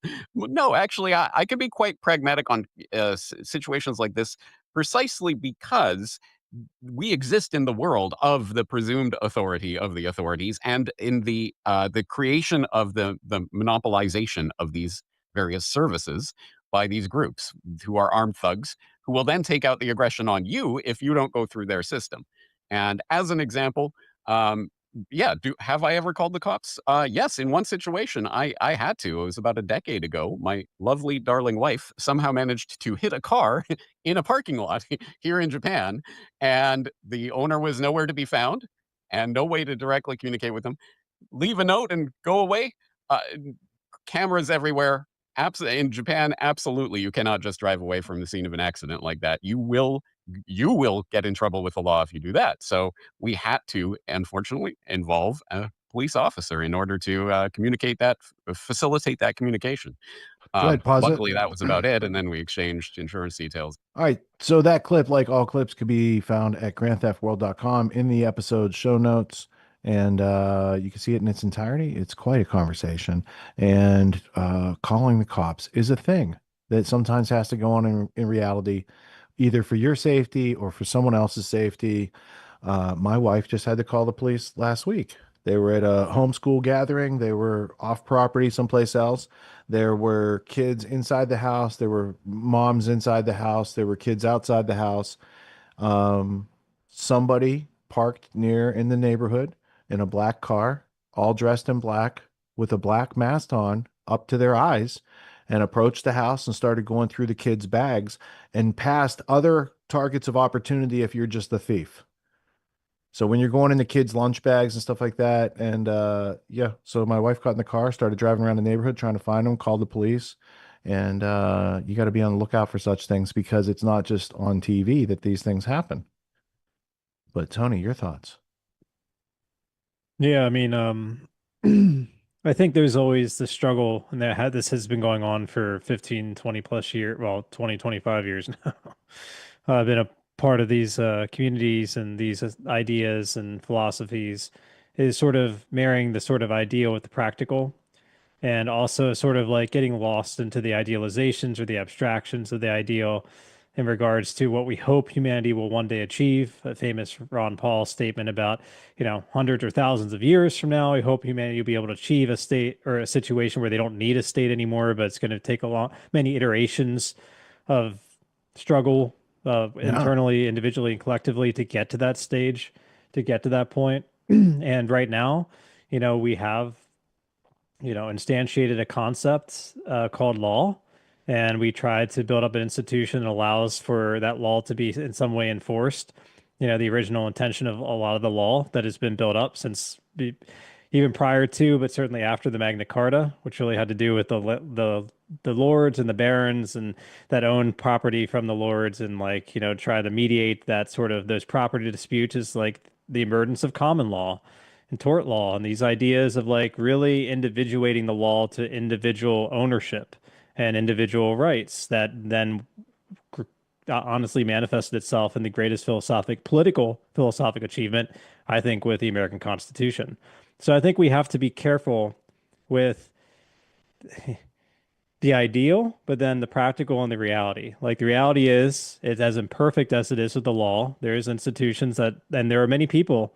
We just had a dispute with a neighbor where they called the cops on us for a boundary dispute with the property that we had many acres, and it was the edge of and we ended up actually making friends with them. And the cop helped facilitate that. Said, "You don't want to get the law involved. Let me just help mediate this." So it's not like all of them are bad. Not all of them are trying to act outside or with that sort of sense of greater than authority or something greater than themselves that Larkin was referring to. That isn't always the case with every individual within law enforcement. Certainly is. It does attract many of those individuals, and unfortunately there are many that have that sense of sanctimonious personality, if they will, or holier than thou personality, but many of them don't. And so I think, as imperfect as the system is, and God knows it's beyond imperfect, when it comes to the human element and the everyday element, there is a practicality to it, to what James is speaking to at the end, that can't go ignored. And I think it's just the way in which we engage with it. I think one of the biggest problems is when we do go up against those individuals that are utilizing the law for their own gain or benefit to coerce upon other free individuals.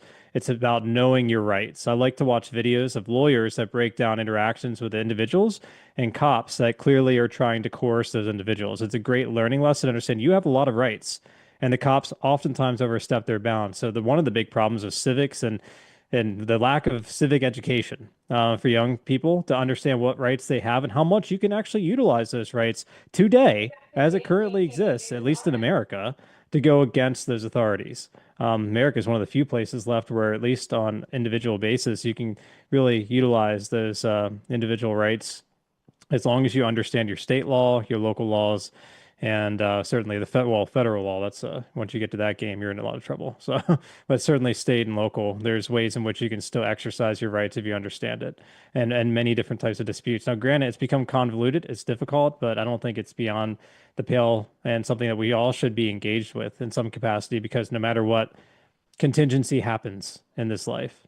If anyone has been around long enough, you know, anything from a car accident to a land dispute to, God forbid, someone trying to break into your house, like those ladies that you showed in the beginning, those mothers that had to defend themselves, knowing how to use a gun properly, you know, knowing the stand your ground laws, or the castle doctrine, the king of the castle sort of doctrine, you know, making sure you understand you're trying to stop the criminal, the way in which you engage with firearms, how often you shoot. I mean, all these sorts of things, whether it's the law, whether it's the right to defend yourself, understanding more of that's only going to protect yourself in the long run, knowing that these institutions aren't going away anytime soon. So I think it's important to, as much as we like to, and in the past, I know we've all engaged with this, Rich, you and I, and all the communities that we participated in from the libertarian standpoint, from the anarchist standpoint, is that, you know, we're far away from that achievable ideal. I'm not saying that we shouldn't hope for that. You know, that's a hope, that's an ideal, but like we also have to live in the practical world, and we should be engaging with, I think, sometimes more. A lot of those individuals get lost in that. We should be engaging in more with the rights that we actually currently have and don't understand or utilize when situations actually manifest. And so I encourage people to take more time learning your state and local laws and making sure you understand them in such a way for different scenarios you could possibly end up in, such as a car crash or being accosted by an individual in a either private or public area, or any sort of number of situations like that, burglaries, things of that nature, rather than getting too lost in the abstractions of what's going to take many, many iterations of society working itself out to get to. So as much as, you know, I've appreciated and still have the signed book of The Greatest Superstition by Larkin Rose, I stand a little bit more on the more practical side from him. I know he's really focused on that ideal, and I appreciate that. I think there needs to be people that champion that ideal, but I'm a little bit more pragmatic and a little bit more on the way the world is right now. And we need to sort of, how much people forget how much rights they have right now, because we haven't been taught, and cops utilize all sorts of techniques. I've been unfortunately the victim of such techniques many years ago, so I understand the ways in which they will gaslight and make you sort of create a situation where you believe that you're the one that is the criminal, and, you know, forfeit your rights and give up your rights by twisting your words around, all sorts of fun things. So no doubt, there's ways in which we should be defending ourselves with the laws that currently exist, I think is all I'm trying to say. And I appreciate what James was saying there at the end, but all of them. Ryan made a good point too. I would just want to, I'm sorry, I'm diatribing. Ryan had a great point. I just wanted to bring up is about, but it also dovetails with James, is like there's an issue of, he mentioned integrity, like when the pedal meets the metal, like when we get the rubber meets the road sort of thing.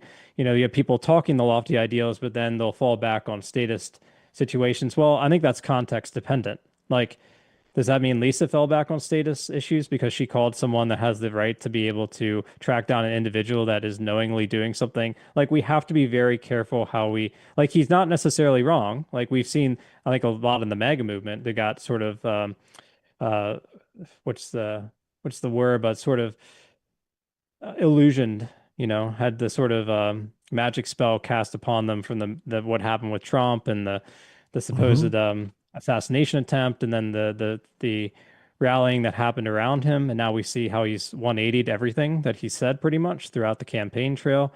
You know, it's many of them, you know, I think like we're on the side of supporting a greater statism, but now like they've also are starting to wake up to the fact that like maybe what he has been saying, maybe what he has been suggesting isn't what it has come to be. So you have to judge each thing based on the actions and behaviors of the individual and the context of the situation, I think is all I'm trying to say.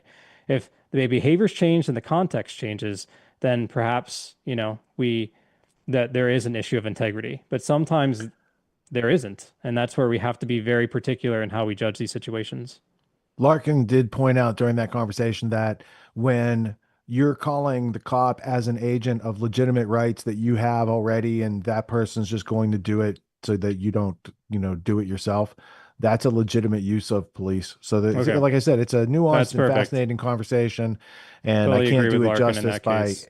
any one clip that I showed you guys, but I showed it to you so that there's proof of life and there's something there to be studied, and you can go check it out in your And that's a spare great time this example when week. you don't have Yeah. all the context. I look at, cherry pick one particular, that's all I have, right? And so if I Yeah. look at just, that's a good point. So kudos to Larkin then, because Yeah. I agree with him. It's a matter of the way in which we approach these quote unquote authorities.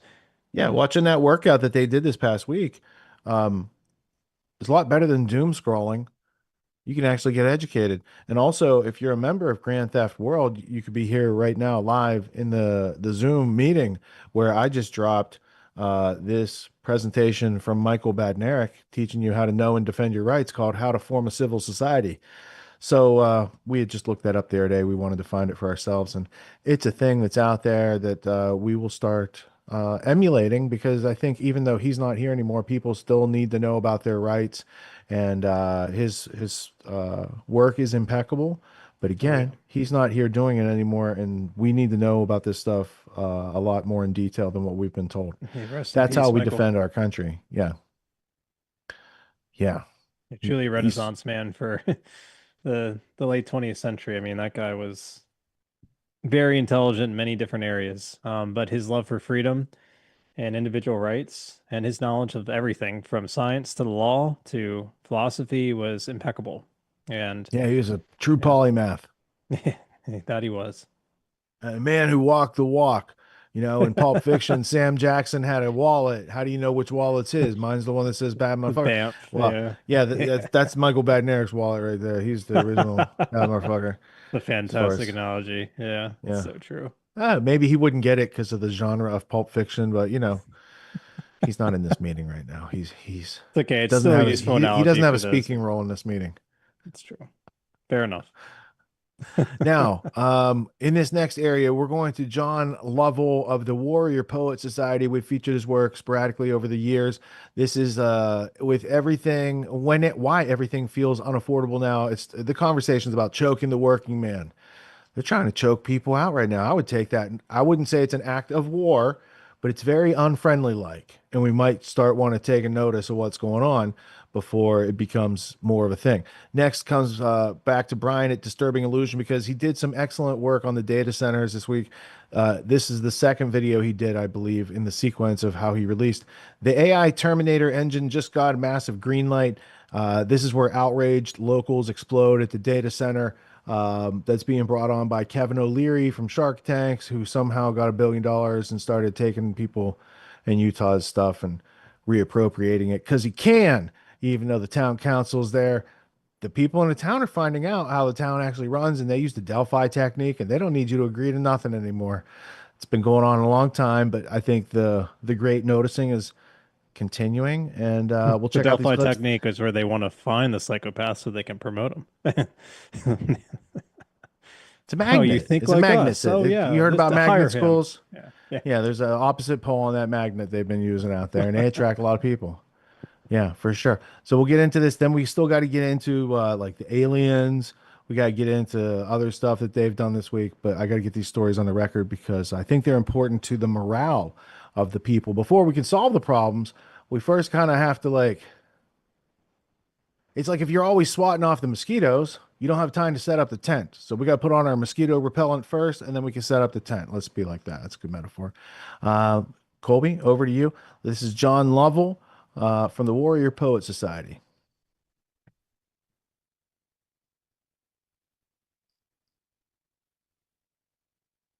My son just got married, couldn't possibly afford to buy a home in my state. Right. It's the worst state in the union to buy a home, to start a family, and it's the worst state in the union to be successful and to make money. So the working man is increasingly choked until he has essentially no life in him to produce. You are forced to push back. It's the breach in the wall. It's on us, it's incumbent on us, on our watch, to do whatever we can to rebuild those foundations for our children and our children's children.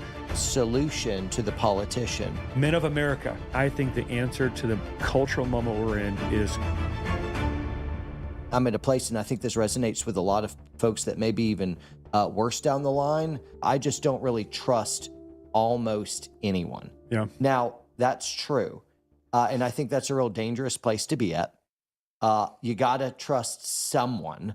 And I find myself becoming progressively more anti-institution, anti-government. And what would you say? What you just said is what pastors say to me. And then they literally say, which is why church should be involved in politics. And I literally come up with the opposite conclusion. Which is why churches shouldn't be involved in politics. Yeah, so they'll make your case, what you just said, which no one's arguing. It's like exactly. And they'll say, and that's why the church shouldn't be involved in politics. And I literally go, no, you just made the case for why we should move towards it. Yeah, the reason it's rotting is because there's no salt there. The reason it's dark is because there's no light there. The reason the Spirit of God is not in many of the capitals of our nation is because the men of God carrying the Spirit of God have not gone to the capitals of our nation. And so when people say, why are you getting so political now? It's not that I've stopped building schools and stopped building a college and stopped pastoring a church and stopped leading a stronger man nation and stopped being a husband and father. It's I'm finding that I can't do those things because my government is so wicked, so corrupt, so unjust, so unrighteous, so incompetent that they're now impeding my ability and the ability of the men in my state to do their jobs. Right. Politics has gobbled everything up. And so you are forced to push back. Yeah, you cannot care about politics. Politics is going to care about you. Isn't that so you funny? can gripe and complain, or you can get involved and work for change. I'm not wired to gripe and complain. I want to fix it. I want to make it better. And God is going to hold me accountable as a pastor for what I did on my watch when currently Washington went down the drain. Yeah. And right now the record will show that during Josh's tenure as a man, as a business owner, as a pastor, as a husband, as a leader, as a citizen, Washington and his country got exponentially worse on his watch. And my dad taught me to leave it better than you found it. And so I'm going to do whatever I can, bro, to work for change. And even if I'm not successful, let the record show I was pushing back. Yeah. Let the record show I was working for reformation.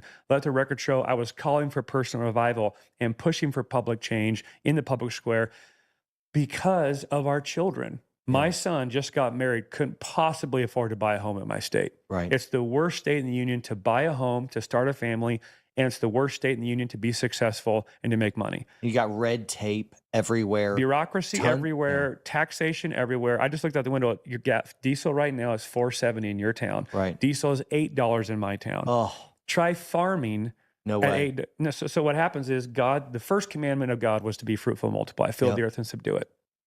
My state is making it exponentially difficult, nay, impossible to obey the command of God to be fruitful, multiply, fill the earth and subdue it.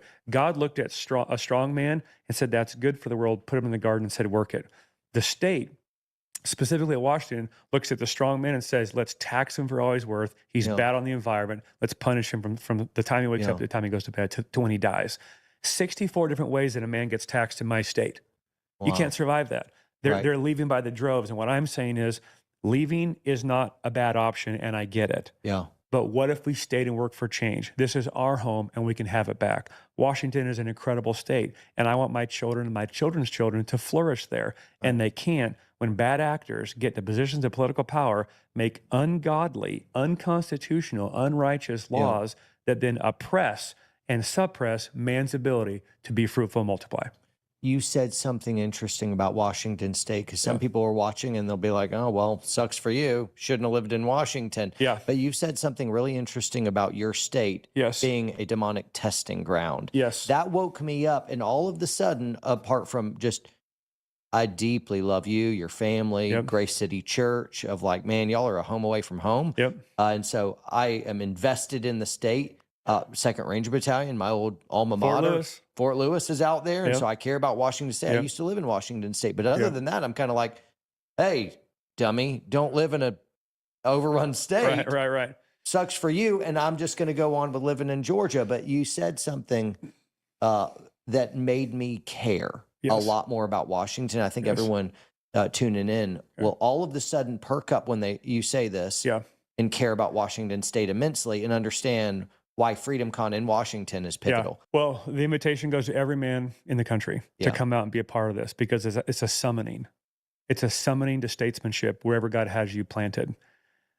For some red states where the law is more closely aligned with the moral law of God, there's a measure of freedom and blessing and peace that they're experiencing that's good and right. But what I'm telling you is the wicked ideas of Washington are coming for your state.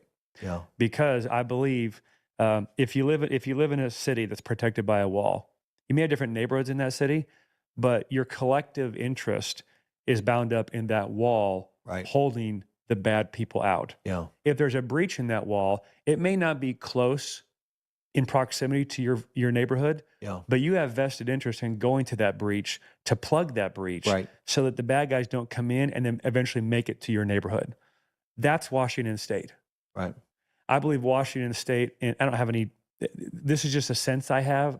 I think Washington State is a hotbed, dark op testing ground for all of the demonic progressive ideas that are making their way across the country. Yeah. So when you look at New York City and what we see Mondami doing to that great city, and that people are like shocked and aghast that he's implementing ideology that has historically, literally never worked. It's never lifted people out of poverty. It's never allowed the common man to pursue opportunity and grow. It always takes from the strong man to weaken him, disperses it to the weak people who pilfer it and waste it, and then everyone eventually suffers. Government rises to be the answer and solution for everything, and now you're completely off the rails.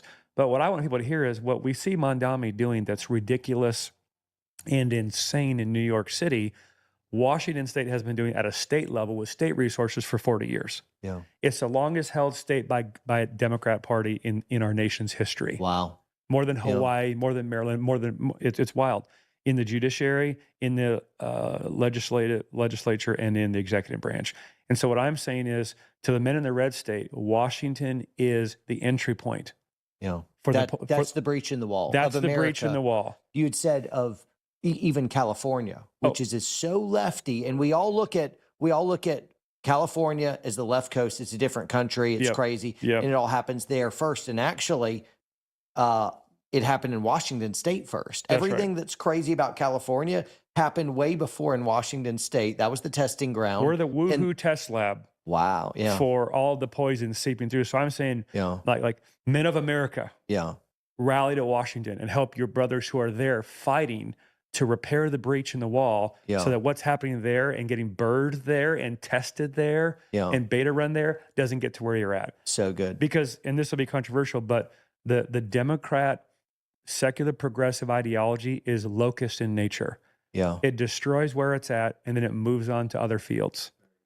And so you see it happening in Texas. I got buddies in Texas, buddies in Arizona, buddies in Florida who are like, all these people fleeing progressive states. Yeah, that's right. Bringing their voting record with them, not connecting the dots in cause and effect, that how I voted back there made it unlivable. Here's a crazy stat. Why is it that the last two governors of Washington State, who were governors for, 2 and 3 terms, like 30 years combined. Yeah. Why is it that the last two governors in Washington State live in Idaho? That's a good question. It's a good question. Why are all the climate change advocates traveling everywhere on jets? Yeah, they're like this carbon footprint the size of Manhattan, lecturing me on how I shouldn't have a stove. If you run for governor and win, you should be required to live and die in that state. Yeah, I agree. So that you know that whatever you enact and put in place, you got to live with the rest of your life. It's disingenuous. Yeah. Consent for the Military Installation Development Authority, or MIDA, to move forward with the proposed Stratus project area in western Boxer County. Imagine a patch of high desert in northwestern Utah, 40,000 square acres. That's 62 square miles. Bigger than Manhattan, suddenly becoming one of the biggest AI powerhouses on the planet. That's the Stratos project, also called Wonder Valley, a hyperscale data center campus being pushed by Kevin O'Leary through O'Leary Digital. At full build out, it's aiming for a staggering 9 gigawatts of power, more than double what the entire state of Utah currently consumes. Phase 1 alone targets 3 gigawatts, with the project rolling out in multiple phases over roughly a decade or more. And here's the kicker. It's designed to run completely off-grid. Yeah, the promise is that they're not going to suck 1 electron of power from the existing grid. So the question is, where's all the juice going to come from that's going to power this behemoth? Straight from the Ruby pipeline. This 680-mile natural gas artery runs from the Opal Hub in Wyoming, slices right through northern Utah, and heads to Oregon. It's built to move up to 1.5 billion cubic feet of gas per day. And critics say a 9 gigawatt gas-fired plant could easily suck down that entire capacity and then some. We're talking about every last cubic foot. And Ruby Pipeline's got its own shadowy backstory. It filed for bankruptcy back in 2022 when contracts dried up. Tallgrass Energy scooped it up for a bargain at $283 million. And who owns Tallgrass? Primarily Blackstone Infrastructure Partners, a massive Wall Street giant, along with big institutional players like Canada Pension Plan Investments, which just poured nearly $1 billion into it, plus Singapore's sovereign wealth fund, GIC, and others. These are the same deep-pocketed funds managing retirement money for millions while quietly controlling critical energy arteries. If Stratos really does hog the full pipeline, who gets the squeeze? Potentially hundreds of thousands of everyday customers downstream. Homes and businesses in Northern California served by PG&E, plus over 300,000 customers of Cascade Natural Gas across Oregon and Washington. What that means is you got families fighting for heating, hot water, and cooking gas while AI servers take priority. Prices could spike, winter reliability could crumble, and utilities could scramble for expensive replacement supplies. Some call it the quiet redirection of public resources to power the AI arms race. Of course, the promises to the community sound sweet on the surface. Thousands of construction jobs, about 2,000 permanent ones, and a flood of cash. $30 million a year early on, scaling past $100 million annually.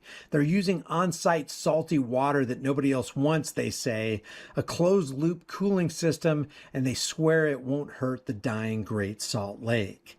But the real story is what the developers are getting in return. Sweetheart deals the little guy could never dream of. Energy use taxes slashed from 6% to just 0.5%. 80% of property taxes rebated straight back to them. And then there's 100% relief on personal property taxes for all those servers. And they're routing the entire thing through the Military Installation Development Authority, which lets them bypass normal county zoning, public input, and oversight on this massive land grab. And as you can imagine, the masses aren't happy that 3 people are making decisions for thousands of people. Happening right now, there's a meeting going on in Box Elder County, drawing a lot of residents there as they had to move to a larger venue just to host this meeting. Many residents are concerned about a data center being built in the northeast side of Box Elder County. I just want to start off by saying there is no one on this commission or any other county elected official that is going to benefit from this project financially or otherwise. This project is designed. Will future generations be glad for the decision made today? After taking this much needed time, I believe that I am voting with our collective best interest in mind. For hell's sakes, grow up! Right now, Box Elder County commissioners are meeting to vote on a proposed data center in a contentious meeting that has now moved to a virtual meeting for those that were previously in attendance. There was massive opposition out there. We all saw and heard it. Given that, one, were you expecting that sort of a response from your community? And two, What would you have to say to those folks out there now that are very upset? Well, I would say that I saw a lot of my community members that were more upset by people from not in this community, that we're not allowing them to listen and absorb the information that we're trying to share with them. Yes, there's going to be some in our community that were not happy with the decision we made today, but there are also members of our community that are going to be very pleased by the decision we made today. And that's the process that we have to do as a government entity. What about all citizens? What about all citizens of Utah where you might have, I mean, people came here from all over, people from Salt Lake, Ogden, everywhere, who are all very upset about, water usage, especially going to the Great Salt Lake and taking that out. Wouldn't this still affect everybody here? Or just because it's your community, do you still feel like you're responsible for a decision that will affect all Utahns? Our vote today had nothing to do with water or air quality. Again, those are not issues that the county has any control over. Those are state-run parks. And as you heard today from the professionals, those water rights are owned by individuals. Again, I don't have any control. I can't be the king and tell them they can't use their water for what they want to use it for. So the water issue, it's up to the private landowners who own those to do what they did with it. And as far as air quality and water values, et cetera, that deals with the state of Utah and their part in DEQ and dealing with that, which we heard from our county attorney's office explaining today. Box Elder County has a population of over 66,000 people, and these three guys are making decisions for all of them. Funding wise, it's all pitched as privately funded. Just O'Leary and his partners with investors supposedly lined up and a big capital raise coming. Official estimates put it over $1 billion, though similar O'Leary projects have been floated in the tens of billions range. They say there's no direct taxpayer cash up front. Nobody's going to be paying more for utilities. Property taxes aren't going to go up. The project is just going to receive massive future tax breaks that could cost the state hundreds of millions of dollars. As you can imagine, locals aren't buying the whitewashed pitch. Real concerns are exploding. This could spike Utah's carbon emissions by 50 to 60%, worsening air quality and winter inversions. Remember how just a couple years ago, everybody was super concerned about your carbon footprint? Can you imagine the carbon footprint of a 62 square mile facility? And to add to all this, water use estimates look suspiciously low for a 9 gigawatt beast. Opponents say the numbers don't add up and the Great Salt Lake could take another hit. The townspeople smell a rush deal that puts AI profits and, quote, national security above families, farms, and the environment, all fast-tracked with minimal scrutiny. Let's be honest, at full capacity, the project's water impact remains a major point of debate, with developers and environmentalists offering conflicting views. The project has filed for the conversion of 1,900 acre-feet of water annually from irrigation to industrial use. But technical representatives have mentioned needing up to 13,000 acre-feet at full scale. Developers claim that they plan to draw water from the Salt Wells Spring Stream in Hansel Valley and other existing agricultural water rights already attached to the 40,000 acre property. And they claim the project will use closed-loop cooling and air-cooled heat exchangers, which they argue will result in, quote, zero evaporative loss for the power generation and minimal consumption for this data center. O'Leary's team is trying to sell the community on the idea that because they're replacing traditional agriculture and ranching, which use significant water for irrigation, the facility will actually be a net benefit to the watershed. So here's the theory. The water cycles through the servers, picks up heat, and moves to an outdoor radiator like a car's radiator, where fans blow air across it to cool it back down. Because it stays in the pipes, you don't lose millions of gallons to steam like a traditional swamp cooler data center. In reality, while the cooling loop itself is sealed, the facility still requires water for industrial makeup needs. And this includes replenishing water lost to tiny leaks, maintaining on-site natural gas turbines, and standard facility use like restrooms and fire suppression. Despite the closed loop promise, the developers have filed for rights to use 1,900 to, get this, 13,000 acre feet of water annually. And just for a little perspective on this, 1,900 acre feet is roughly 219 million gallons a year, which would cause the average person to question if it really was a truly sealed system with no consumption, they wouldn't need to secure such massive water rights. Love it or hate it, Stratos feels like the AI boom in raw form. Wall Street giants, sovereign wealth funds, celebrity pitchmen, and local politicians handing out massive incentives while everyday people downstream pay the real price in higher bills, dirtier air, and a shrinking lake. The big question everybody's whispering is, when the gas, water, and tax breaks run dry, who actually wins? What do you think about this? What do you think about this project? How massive it is, how much power it's going to consume, and more importantly, what do you think the real purpose for these data centers actually is? And if you live in Box Elder County, I want to hear from you, because Kevin Leary insists that the people who are objecting to this proposal have been bussed in and really aren't even organic community members.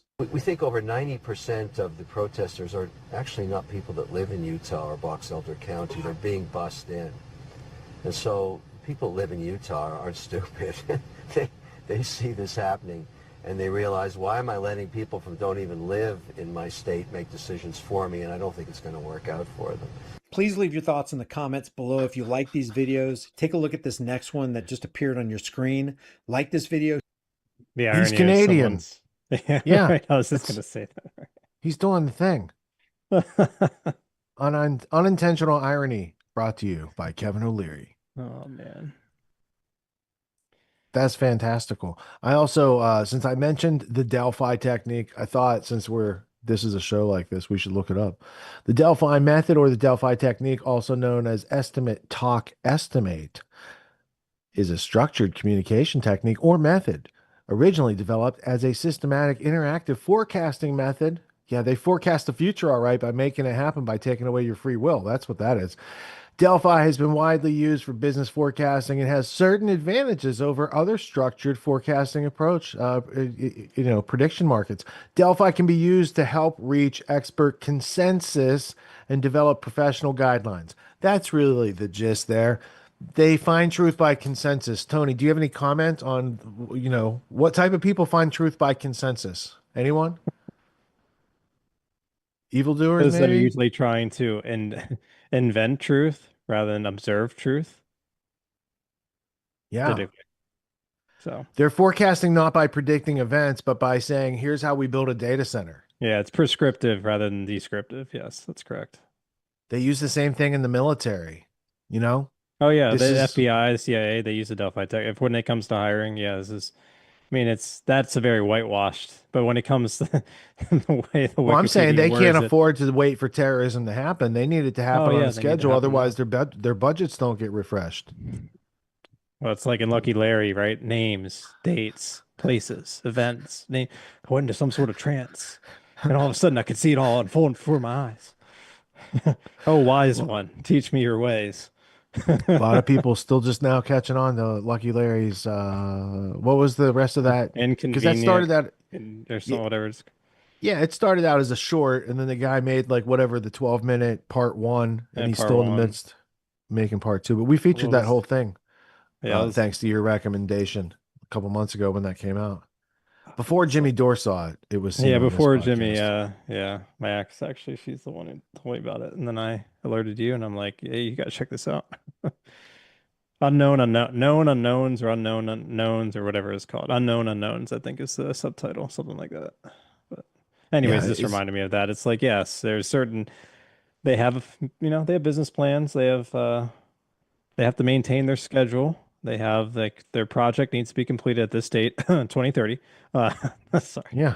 Throwing it down. Just throwing No, they can't afford with nuggets. pesky public getting in the way with their town hall meetings. They need to have a way to like overrun that stuff, and they systematically have been doing it. Million gallons. So like how many gallons do ranchers use?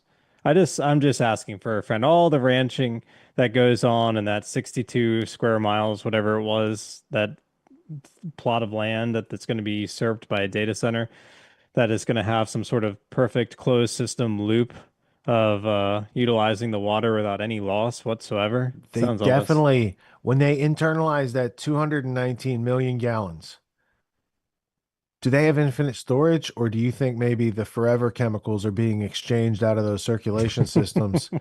So that's what those people are getting. Fresh water in exchange for forever chemicals, and Kevin O'Leary gets the profit from that. Now, and while the communists Salt Lake, go wild and be like, that's the reason that they're communist, right? And I'd say maybe you have a point there, but I don't think communism or any type of collectivism is the answer to cartel capitalism. Maybe we just take the cartel out of it and have free people interacting with each other on a basis where they have caveat emptor, intellectual self-defense skills, and they can hold their own in the marketplace. And if people try to lie, they'll be like, nice try. You should have tried truth. I'm not doing business with you. yeah, like I get Gen Z's concerns, their frustrations, their anger, their righteous indignations. I get it. I really do. And I can understand with the lack of education why someone like a Mondani in New York, or just this wave of communism that's going to be sweeping the country, I'm sure, through the not just through congressional elections, Senate elections, and then federal elections and so forth over the course of the next decade plus. But the problem is, so I recognize it comes from a place that they recognize the current system has failed. Totally agree. Let's know, but they just have never understood that. They haven't really, I guess, been shown or taught what the system they're trying to replace it with actually does. In fact, what's the system that I think most billionaires would prefer, like Larry Fink. He prefers communism. He doesn't like all the shakeups in the market. He likes the prescriptive, calculated judgments of the markets without, that they can determine and make everything somehow inelastic by just making it so there are barriers to entry. People cannot compete over getting resources and offer different solutions to different needs in a society. So in that capacity, it makes everything very cut and dry. So they're going to learn the hard way. And it's not necessarily their fault because they also aren't aware. They just see the current, to your point, cartel, corptocracy, whatever you want to call it, the oligopoly, the oligarchy, whatever, that it currently exists, the technological oligarchy, so forth and so on, the private capital, all of it has failed them. And that's hyper corrupt. It's the Epstein class, but they don't realize they're replacing it with the system that supposedly distributes all of that, creates actually the inversion of what they want to happen. They just want their college debt paid off. They want the ability to own a house. Communism's not the way to get there. But when you're not educated into what communism actually is, and who came up with the theories of it and who it actually benefits, you're going to find yourself in a much worse position than even the cartel capitalism, which is hard to say because it's pretty bad right now. It's about as bad as you could possibly imagine. I mean, even ChatGPT, of all things, corroborated some of the concerns when it comes to inflation. And it's pretty, conspicuous for those who have eyes to see and ears to hear and are actually experiencing real time right now. People cannot afford a house. People cannot start families. People cannot get meaningful jobs out of college. People are completely enslaved to debt, right? I mean, this is a situation that is untenable. And it's going to create mass revolution. But what happens if that revolution's guided in a particular way that the powers that be already saw that's going to happen? Just asking for a friend. So this wave of communism sweeping across the young people, cattle shoot. Yeah. Goes to a slaughterhouse.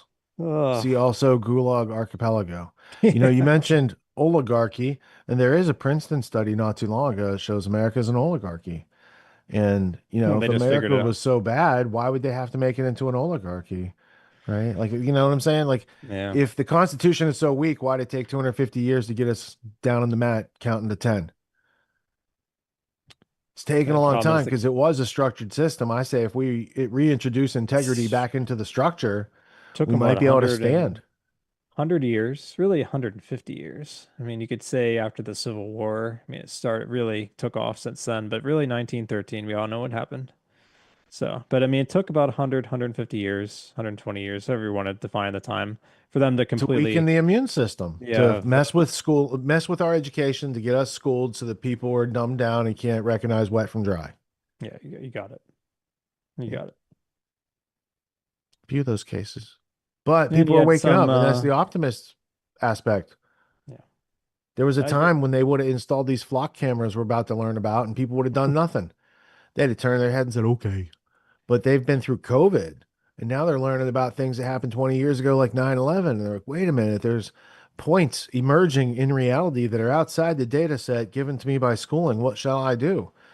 I think we have to learn to outgrow the status quo. And part of that is, flock cameras might not have been on your radar, but they should be, because they're going in everyone's towns. And I think we should find examples from the people who have successfully reversed these contracts that get pushed through and then people find out.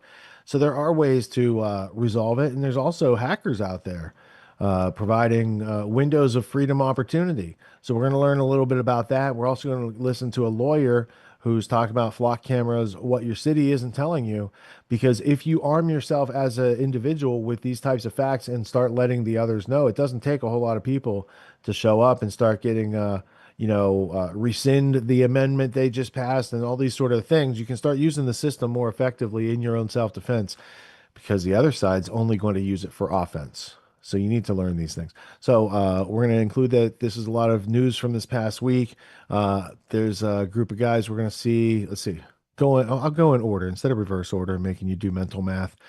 Appleton won't use flock cameras anymore. So we're going to learn about Wisconsin.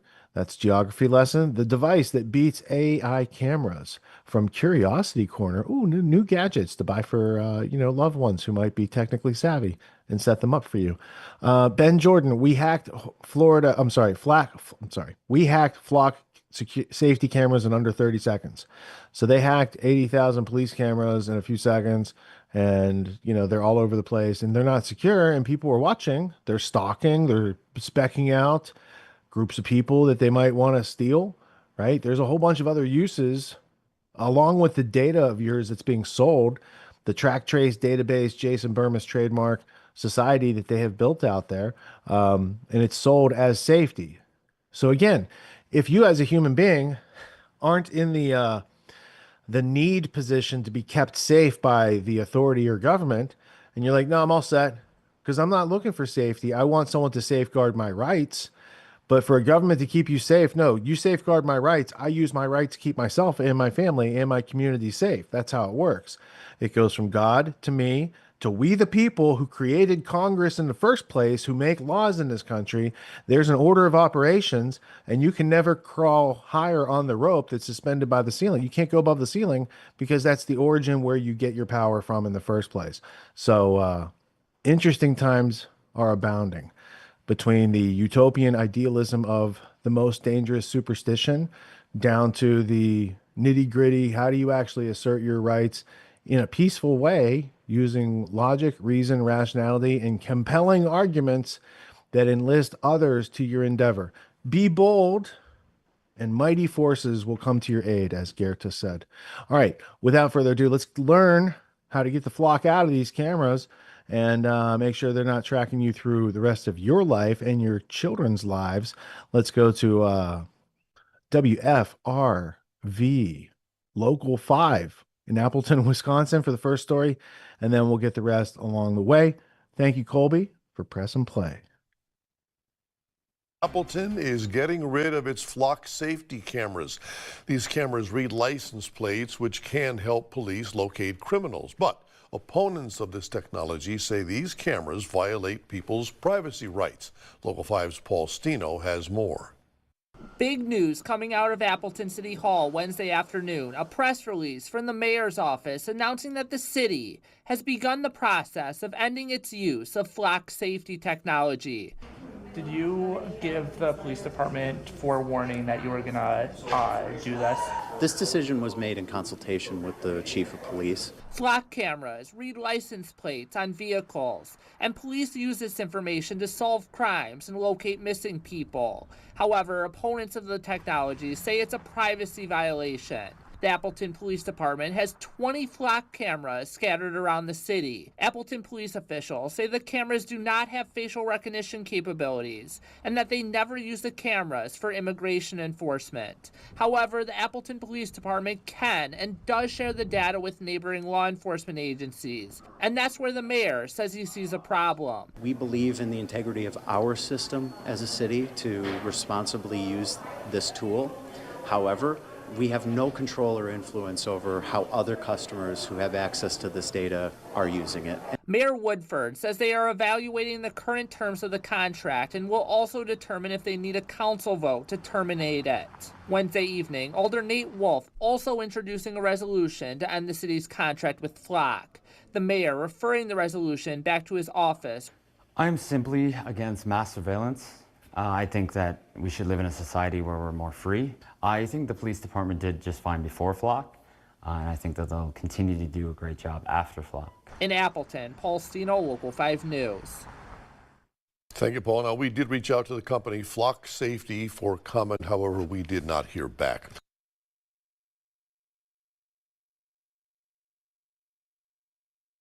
You may have recently seen cameras that look something like this, or this, or this. These may seem similar to traditional security cameras or radars, but they're significantly more powerful. The most well-known brand of this new type of camera is Flock, and within the last 14 months, the amount of these cameras installed across the country has doubled to now over 80,000, and what they're capable of is astounding. When we're talking about Flock cameras, they're grabbing license plates of people coming in and out of set location, and let's say, I don't know, somebody was speeding and maybe they want to give them a ticket, or they're looking for someone and they want to find where was this license plate located. They can use these Flock cameras, and that's why you're probably seeing them more and more around the city to say, okay, when was the last time we saw this license plate? And boom, they're able to identify it, right? I've actually had the privilege of kind of working on some and doing like security assessments on Flock cameras just within this last year or two. But it's not just license plate data. These cameras are capable of using AI to recognize various vehicle features such as scratches and dents, and they store digital mappings of where particular vehicles have been traveling. In one shocking instance, AI cameras were used to unsuspectingly arrest a traveler. The cameras had noted that he had been traveling back and forth from the US-Mexico border on the same highway in a way that was deemed suspicious. In actuality, it was just his route to and from work. It's also worth noting that Flock and other brands also have cameras that are designed to recognize people, not just vehicles. So now an underworld is forming. There's a community of people making devices that can find and register these cameras. This is an insight into that world. So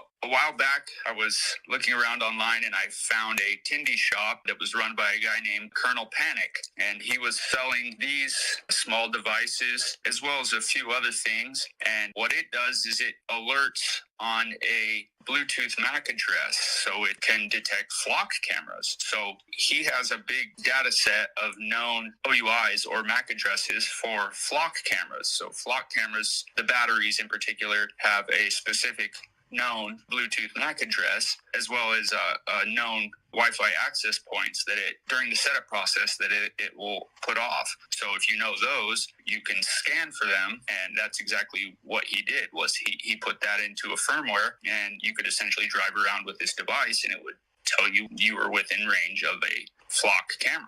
And then once that started taking off, there were a whole flood of other people that either already had existing devices that could detect Flock cameras. You know, they had the capacity to, but it wasn't built in yet. And then they later brought that into their firmware. So now we have a whole slew of devices, but it's still relatively new, and there's still a lot of people that are doing a lot of research on not only the cameras themselves, but the batteries and everything that gives off a signal or that would give us a fingerprint of an identifier, essentially. But yeah, it's still ongoing. The crazy thing is, being able to geolocate these Flock cameras might not actually be that hard. Obviously, these Flock cameras are connected to the internet, right?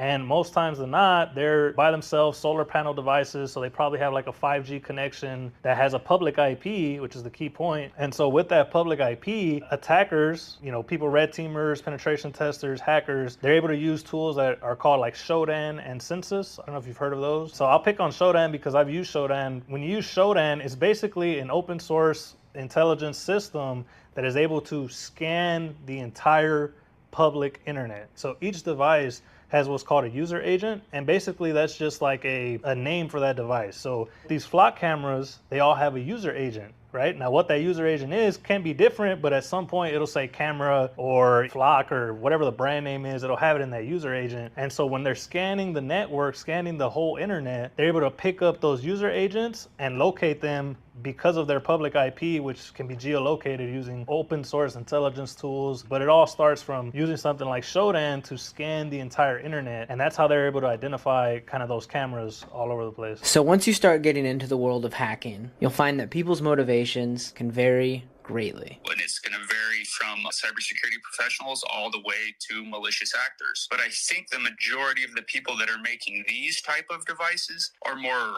hobbyists. They're doing it for the scene. They're doing it for just the love of hardware and building things. Now, that you know of, is there anyone making a device that doesn't just tell you where flock cameras are, but actually interferes with their functioning?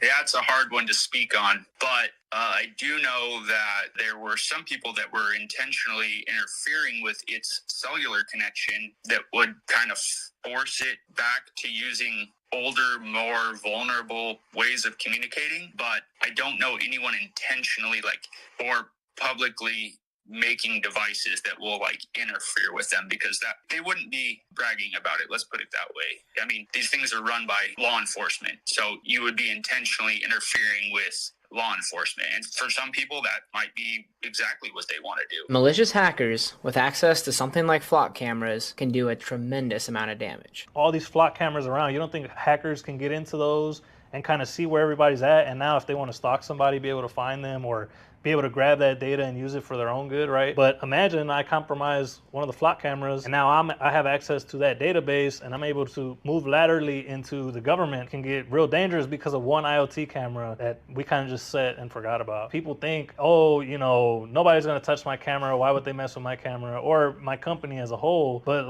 little do they know, people do this for a living. There's hacking groups out there who want to get this data. There's a lot of things that you could do with this information, and it kind of does become a big security risk, not only to the city itself, but to the people, to the local people, because if a lot of these agencies or a lot of these, businesses aren't trying to secure this, they're only as secure as the business or whoever they're partnering with is secure, right? And in San Antonio, downtown businesses had the option to tie their personal cameras into the police department's AI camera network. Well, we've got cameras everywhere.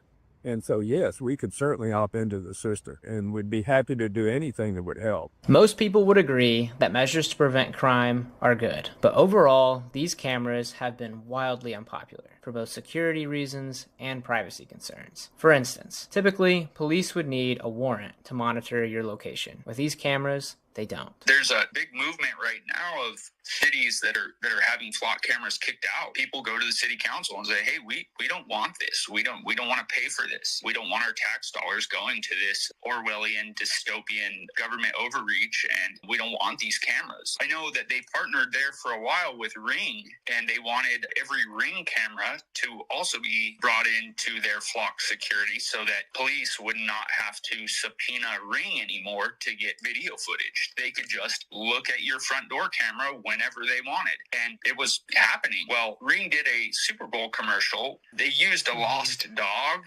as a way of showing how that they would use it, which everybody knew was BS. But there was so much pushback because of that Super Bowl commercial that Ring cut ties with Flock. They're no longer involved with Palantir and Flock cameras because there were so many people going we will remove our Ring cameras. We do not want some other party having full-time, unfettered access to our front door cameras. Well, I'm sure there's some good in the cameras, but my question is, can that money be better spent in other ways?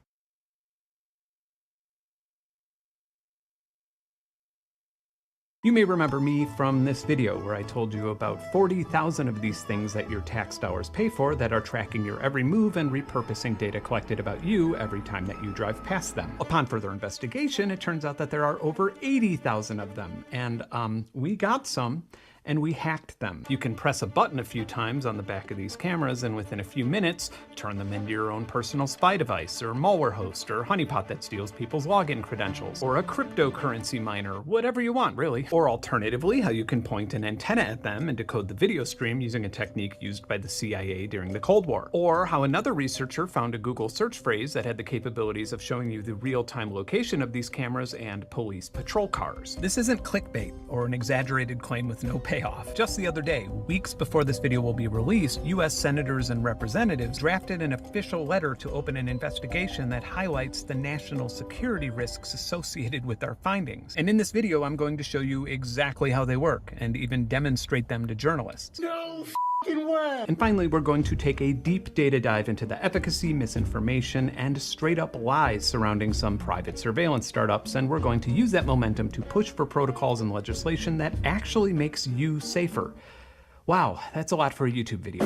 No, I can never act. Been trying to stack up racks on racks. Boys in the back wearing all black, staying on track. Better show your gun, and that's on me. Out here getting this beef. If you work for the devil, better retreat.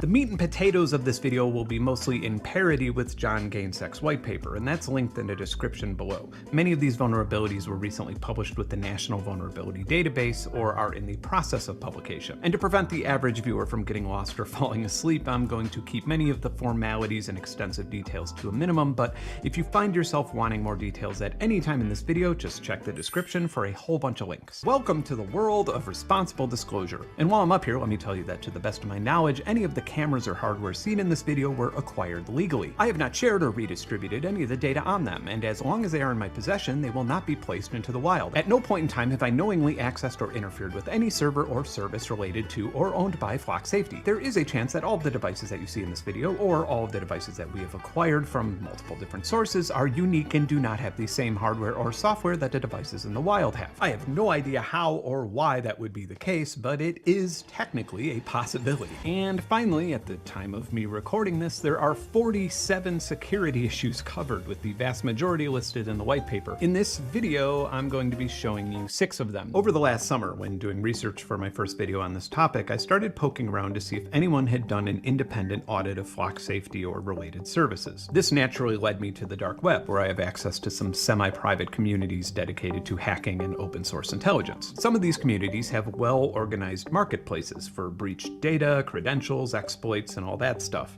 And that is where I found this. Please excuse the poor English translation, but these were law enforcement Flock Safety accounts for sale with escrow protection by a reputable vendor, and a few days later, the listings were removed in a way that suggested that someone had bought them. Not long after that, I got in touch with a professional security researcher regarding other things on this list, and what do you know? He found something very similar on the dark web. So in the cyber industry, there are things called access brokers, and some people specialize in government agencies or maybe local law enforcement. I started digging more to find out where these accounts could have come from. Were they bought or stolen off of a police officer or a Flock employee? Or just maybe Flock Safety had some security vulnerabilities.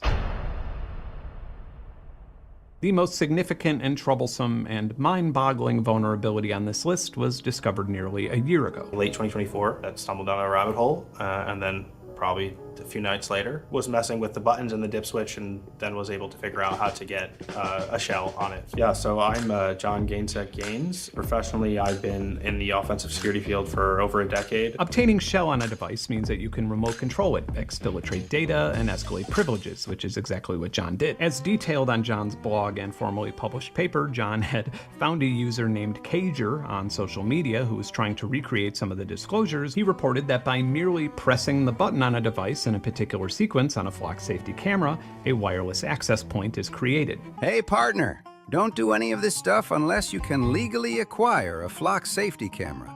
If you do this to one of the 80,000 all over the US of A, you'll be put in the clink.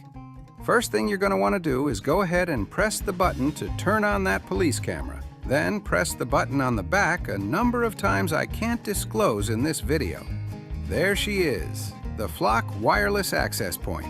Go on and connect. Send a command to enable ADB, connect, and now you can connect to the Flock safety device and access its data. That has been flooding your social media feeds, and it's flooding your local municipalities. Today on this episode of Off Air, I'm going to talk about the Flock surveillance camera, those little tiny black boxes that you may see going up in your neighborhood. I'll share with you the capability of the Flock camera system, how it detects people and vehicles, and why you should be relatively alarmed about these going up in your neighborhood. If you're a concerned citizen, somebody worried a bit about mass surveillance in your neighborhoods, you may want to watch this episode of Off Air. And if you like the content, make sure you click like and subscribe. I'm federal criminal defense attorney Ron Chapman. Today we're going to talk about the Flock surveillance system, why the Supreme Court is allowing it, why many municipalities are approving it, and why many protests have sparked across the nation related to this surveillance. Once we dive deep into the technology, I'm sure you're going to find that this is not what meets the eye, and there's much more to look at when it comes to the Flock surveillance system. For those of you who read a lot, Machiavelli laid out in The Prince that a ruler must sometimes appear as a lion and sometimes as a fox. But as we'll see today, the cleverest predators don't roar or sneak. They wear the uniform of the protector. They arrive promising order, safety, and the common good while quietly building the machinery to watch, catalog, and control every subject who steps in the open. That's the oldest trick in the Book of Power. First, I'd like to tell you a bit about Flock Safety and why you should be concerned. Flock Safety is an Atlanta outfit founded in 2017. It's exploded into a national surveillance empire, boasting over 90,000 solar-powered, cellular-connected cameras hooked into networks, serving more than 5,000 law enforcement agencies across 49 states. The company claims they perform over 20 billion scans of vehicles every single month. The flagship hardware, the Falcon LR, SR, and Flex models use infrared night vision and machine learning algorithms to capture not just your license plate, including all 50 states plus Canada and Mexico, but a full vehicle fingerprint, the make, model, color, body, type, decals, bumper stickers, roof racks, ladder racks, dents, even the absence of a plate altogether. No plate, no problem, according to Flock Freeform. This is a natural language AI processor that allows you to search for certain types of vehicles if you're law enforcement. The system spits back hits across an entire national database. Now, this platform, Flock OS, runs on Amazon Web Server's cloud with a default 30-day retention, meaning that it keeps the files for 30 days before getting rid of it. It has real-time hot list alerts if you have a be on the lookout out, tied to NCIC, the government database that tracks people's movements. The company itself admits that one nationwide query can ping more than 83,000 cameras at once. Video feeds and live clips are rolling out as we speak. It doesn't just detect license plates, it detects people. These black mechanical ravens are starting to dot your landscape. This database that has been developed definitely includes you and your personal movements. Now imagine this, you roll out of your driveway at 7:12 in the morning, same as always, headed to work, to the store, to drop the kids off at school. The Flock is perched overhead, it tracks your movements, it reads your plate, it snaps the make, model, color, the stickers, even the dent from the last winter. It builds your complete vehicle fingerprint and logs the exact time stamp and GPS coordinate. 30 days of your life at every intersection, every errand, every predictable pattern, stored, searchable, shareable. No warrant, no probable cause, no knock at your door. You're not a suspect. You're just driving. You're just going about your normal day. But Flock doesn't care. It circles anyway. It takes pictures of you. It records you. It tracks your movements because it can. Because Flock has been allowed to do so, because someone sold your municipality on the idea of safety through the Flock camera system. This is Flock Safety's pitch. They went to local municipalities, local law enforcement. They said, we can track suspects. We can do the things that your cops on the road can't do. We can be your eyes in the sky. We can protect your citizens. We can store that data, and you can use that as cold, hard evidence in court. According to Flock, officers get mobile app alerts, real-time NCIC hits, and custom hot lists. The system and Flock brags about solving crimes. And sure, it may solve crimes, but it does at the expense of surveilling everyday Americans going about their business, being branded, logged, filed. And as this database grows fatter and fatter, it knows more and more about you, and it is in essentially private control. Cities learned this, and they began canceling contracts left and right. Flagstaff, Arizona voted unanimously to rip the Flock out after a privacy outcry and physically remove the cameras. Ithaca, New York killed its deal over data sharing fears. Mountain View, California discovered federal agents were dipping into their local Flock feeds without telling anyone and ran an audit and terminated the contract entirely. Santa Cruz became the first in California to sever ties. Redmond, Washington suspended operations. Oak Park, Illinois walked away. Oxnard, California paused after a vendor misconfiguration let nationwide queries, including federal agencies, access their data without approval. At least 30 municipalities, some reports now put it closer to 50, have ditched or paused Flock surveillance since early 2025. Many other residents showed up to council meetings and said in plain English, "Not in my town." And there are lawsuits. The Institute for Justice sued Norfolk, Virginia on behalf of residents Lee Schmidt and Crystal Arrington after one was tracked 526 times in just 4 months by the city's 176 plus ravens.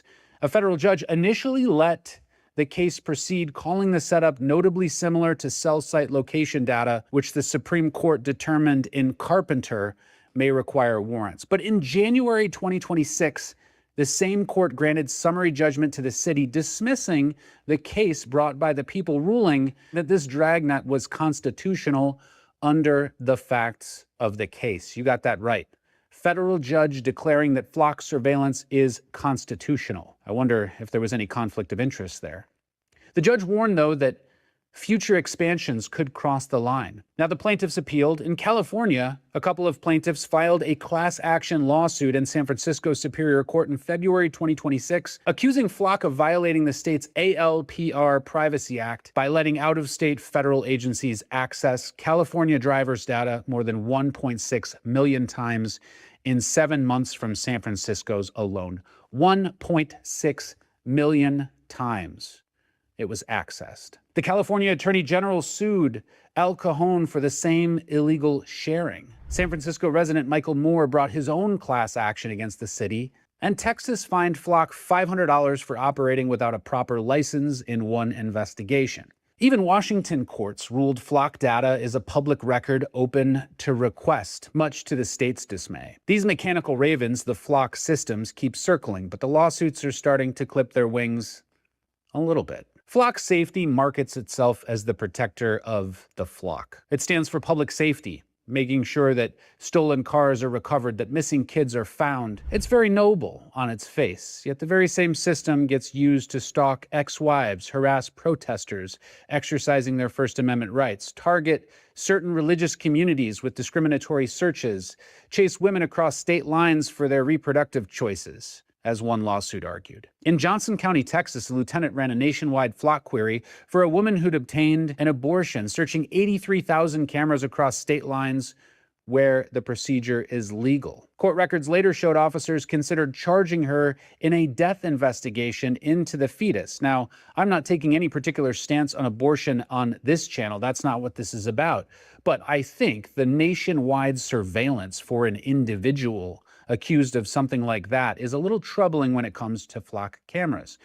In Milwaukee, an officer ran his ex-girlfriend's plates 5 unauthorized times in a single month. In Kansas, another used Flock to track his estranged spouse. In Norfolk, Virginia, one resident got tracked 526 times in just 4 months by the city's 176 plus ravens. Flock promised to keep the wolves away while it quietly became the biggest wolf on the block. Warrantless, unaccountable, and growing searches have dominated this Flock system. Either these cameras are undermining the very freedoms they claim to defend, or they were never about safety in the first place. They were really about turning every All right, so that's again part of a longer report, and that was Ron Chapman. He's an attorney. Prior to that was Ben Jordan, Ben with two N's. Prior to that was Curiosity Corner. Just in case you wanted to look any of that stuff up and get learnified, because I used to watch on YouTube. There's a like a hacker conference in Vegas called DEF CON, the defense conference, and they've for like I don't know 15 years put all the presentations from the conference online on YouTube. And I used to spend time learning about such things, and I learned about kids walking around with Wi-Fi pineapples in their backpack and sniffing your Wi-Fi signal and hacking. And you do what you can to protect yourself against the 13-year-old kids, but this is a whole other level that I don't think is on most people's radar. And more importantly, it's affecting them more directly every day than a kid with a backpack sniffing for credit card numbers. Oh, by far. Yeah, I mean the overreach. He stated some at the end there. I mean, one individual tracked over 500 times, and the the person's ex that was tracked a bunch of times in a couple weeks or whatever it was. Yeah, I mean it's one of those things that who watches The Watchmen? And Alan Moore's famous graphic novel turned into a movie that was okay, but yeah, I mean it's kind of the idea, right? It's like it's iterative. Um it's an iterative fallacy, really, because it's like who watches The Watchmen, who watches those Watchmen, who watches those Watchmen of watching The Watchmen, and it goes on ad infinitum, and that's the problem, right? It's at some point it then you get into a like the movie Brazil, the 1980s film, where the bureaucracy becomes so absurd that even the people in power aren't even sure which authority to send them to. And so that's the sort of Kafkaesque, the trial sort of nightmare we'll be moving towards. But that's the idea of technocracy. It reminds me a little bit of The Dark Knight. I think it was the second one. I think it was that the subtitle, the Batman, The Dark Knight, whatever, the one I think where it's they the third used. one. No, it was It's the a second one. Christopher Nolan one. It was Well, the Christopher for me, Nolan the one. first one is the Michael Keaton one. The second Oh, one was Val Kilmer. Yeah, then it goes up through whoever, George Clooney, no, right? I That agree was there. third. Sorry, I Okay, meant yeah. like the first in the Christopher. So there's three in the Christopher Nolan series. You're right. Yes, the first one, Yeah. yeah, with Michael Keaton and Jack Nicholson with the boombox, bro. That shit was Danny hilarious. DeVito as the Yeah, Danny Penguin De- back in the day. I was like 5 Classics. years old when I saw that shit. Oh man. What's her name? Was supposed to be Catwoman. I forget. That's a That's right. story. Yeah, that's She's a crazy story. lady. A little She's crazy. crazy Yeah. lady. Yeah. Anyways, back to the point. The Christopher Nolan films, the second one, The Dark Knight, they use triangulation of everyone's cell phone, right? That's the Batman uses the triangulation of everyone's cell phone in order to find the location of the Joker, and that was based on who's that famous British actor who's his butler. And he's like, "Oh, what we do at Nam? Oh, we burn the jungle down or whatever, burn the forest down to find the victim." It's like, well, that's what he did. He burned the using technology, quote unquote, burn the metaphorical concrete jungle down by triangulating the location of the Joker using everyone's cell phones in the city. So, which is like sort of a premonition, or rather a portension of like what's to come, an ominous warning, in other words, of like the ways in which like these surveillance technologies are going to ultimately be used and abused in over time, and we're seeing that already manifest itself. It's glad to see there's some pushback against it. It's also funny how unsophisticated the systems themselves are, in a sense of like they run on solar power, and they they have a public IP, and they just tap into the local Wi-Fi. I mean, that does not require extreme sophistication when it comes to hacking techniques by any means. What has to I be mean, that's so just easy, even the CIA can do it. Hey, Unit 8200's laughing at that joke out there. Oh, man. NSA's Even probably Unit laughing at that 8200, joke that's too. pretty funny. Hey, we got to entertain all the audience members, not just the ones on Rumble. I was sure when you said who will watch the Watchers, I pulled out the Iran Contra report. I'm sure there probably is a reference in the Back when I used to not have the book, I would have to print it out from the internet and you get the report. I'm Like my memory is telling me at the end of the report there was a Latin phrase that translated to "Who will watch the watchers," right? But then I pulled out the book, and the book's not the same as the printout, so I didn't find it. But for inquiring minds, such things do exist out See if there. I can find it. Yeah, there is. Yeah, this is it. I found it. So let me bring it up here. And you're a super nerd. Finding that Oh, quick. wait, actually, no, this is not. Hold on. Here. We'll do it live. It This comes is part from of what Rome. Let's hold on real quick.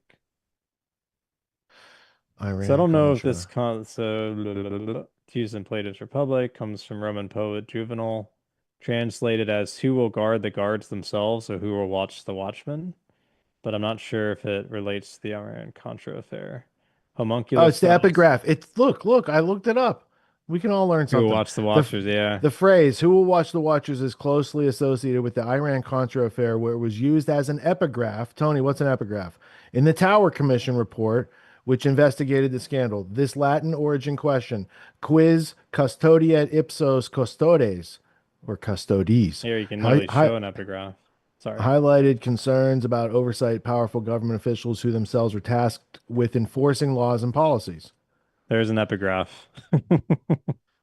Not a good one, but kind of an idea, right? So, ipsos custodes, quis custodiet, ipsos custodes, right? I don't know how to pronounce Latin well, but there you go.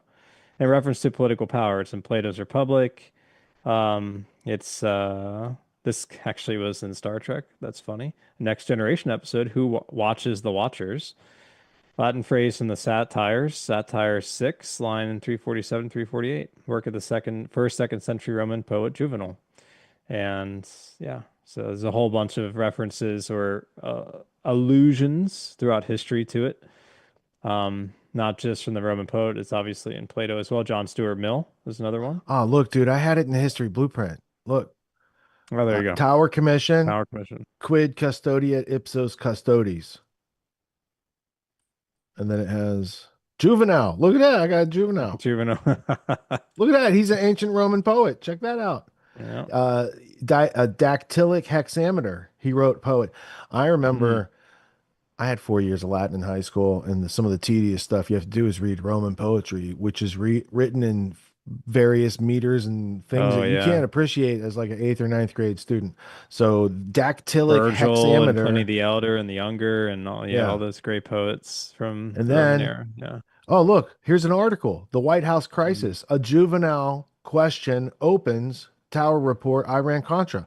Now, if I said juvenile, we would also have to note that Epstein was involved with the Iran Contra affair. It might have been the affair part of it. Yeah, that's where he learned it from Adnan Khashoggi and Ghislaine's daddy, who was still alive back then, before he handed off his spy network and espionage and blackmail. It's very profitable for them out there. What a coincidence. Yeah, he drowned. He fell off his yacht. It was an accident.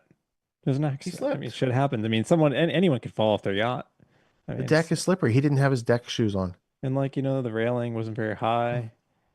Maybe a wave. Couldn't afford a full railing on that.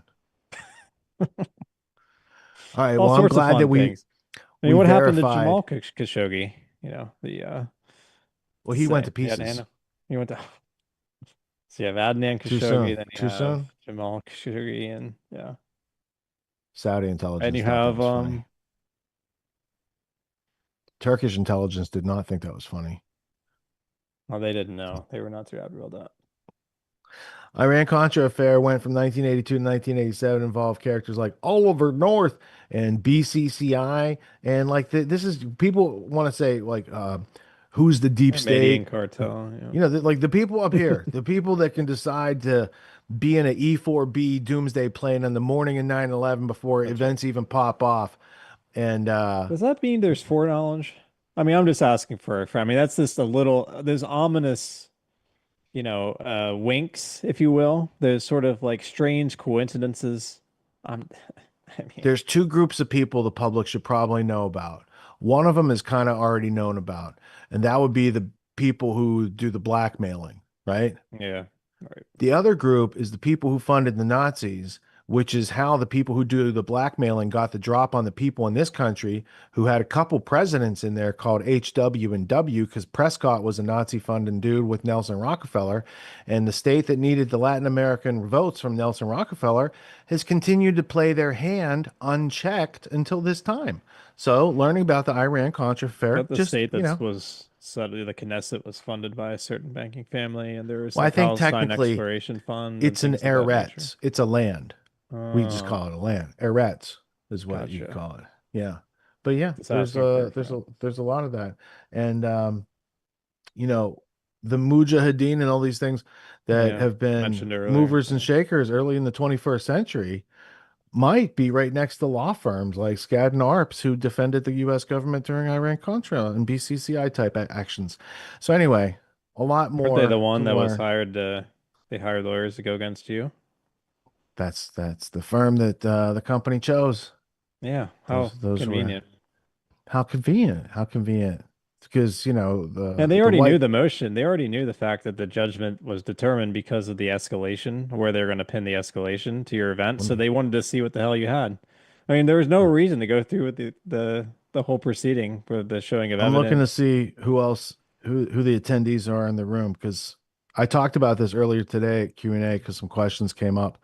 So I explained it in its fullitude. All right, there's a couple in there, and some of you weren't there at Q&A, so I'll just continue talking as if we're having a podcast and not Q&A session later. I'm just making a point. That's all. Yeah. Well, there's more to these points. Now, there's this thing. Most people thought the news this past week was alien disclosure and hantavirus, but as you see, it's 2 a.m, or what time is it? It's like it's in the wee hours in the morning, and we're just now getting to this. These are shorter sections because there's not a whole lot to be known or jumped to conclusions at this time. Like since we don't. I never ordered. Well, I might have ordered it, but it never came in the mail to jump to conclusions, Matt. I was watching Office Space. I went to the website. I bought it, but it's never shown up. So I cannot jump to conclusions very easily like some other people. And so while we will report this as a element of things to happen this week in this time capsule from this week in history, I don't think there's a whole lot known yet. I think what we've seen is some propaganda go out, and the known knowns and the unknown knowns haven't mixed yet. But what we do have is a little artifact from the past. Remember, right before 9/11, they had that pilot episode of The Lone Gunman, which of course refers to the JFK killing. And the people who killed him, by the way, Still in power.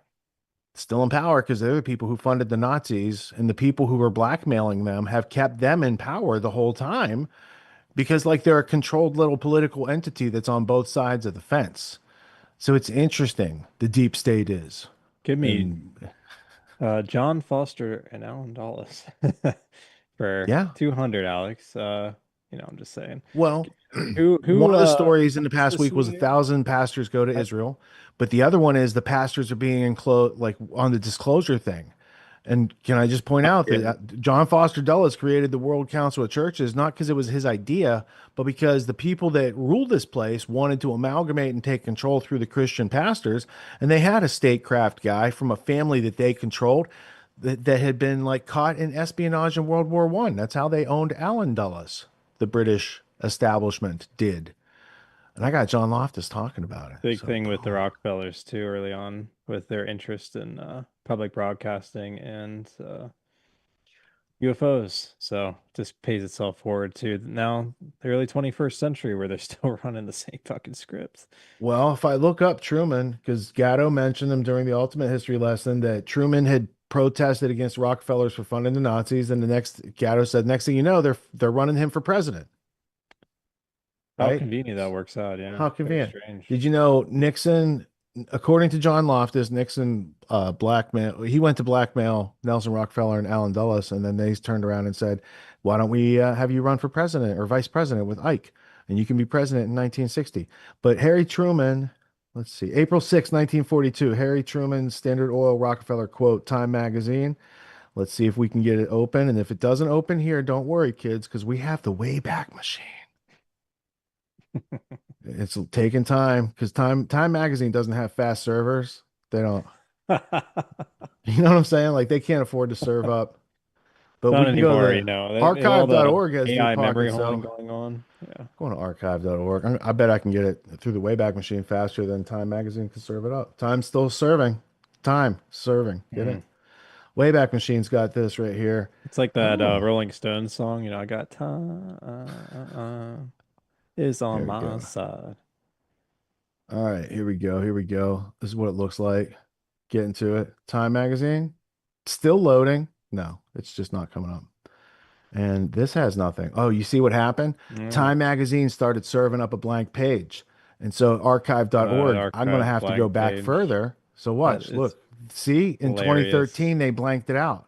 Yeah. And then they just started serving a blank page. So if I go back here and I click here and That is here and absolutely here, right? They don't want you to see what I'm about to show you, which Gatto pointed out. What is it? Ooh, look at this. I It's can't remember. loading. And U.S. at war, dinner table treason. Huh. Truman Committee. Harry S. Truman even shouted treason. Ooh. Ooh. Maybe we should read this for a second. They seem to want to hide it. U.S. at war, dinner table treason. Monday, April 6, 1942. So America's been in the war like 5 months. Seldom has a U.S. business firm taken such a smearing as Standard Oil Company of New Jersey got last week. Assistant Attorney General Thurmond Arnold swung the rubber hose while the Truman Committee held the victim.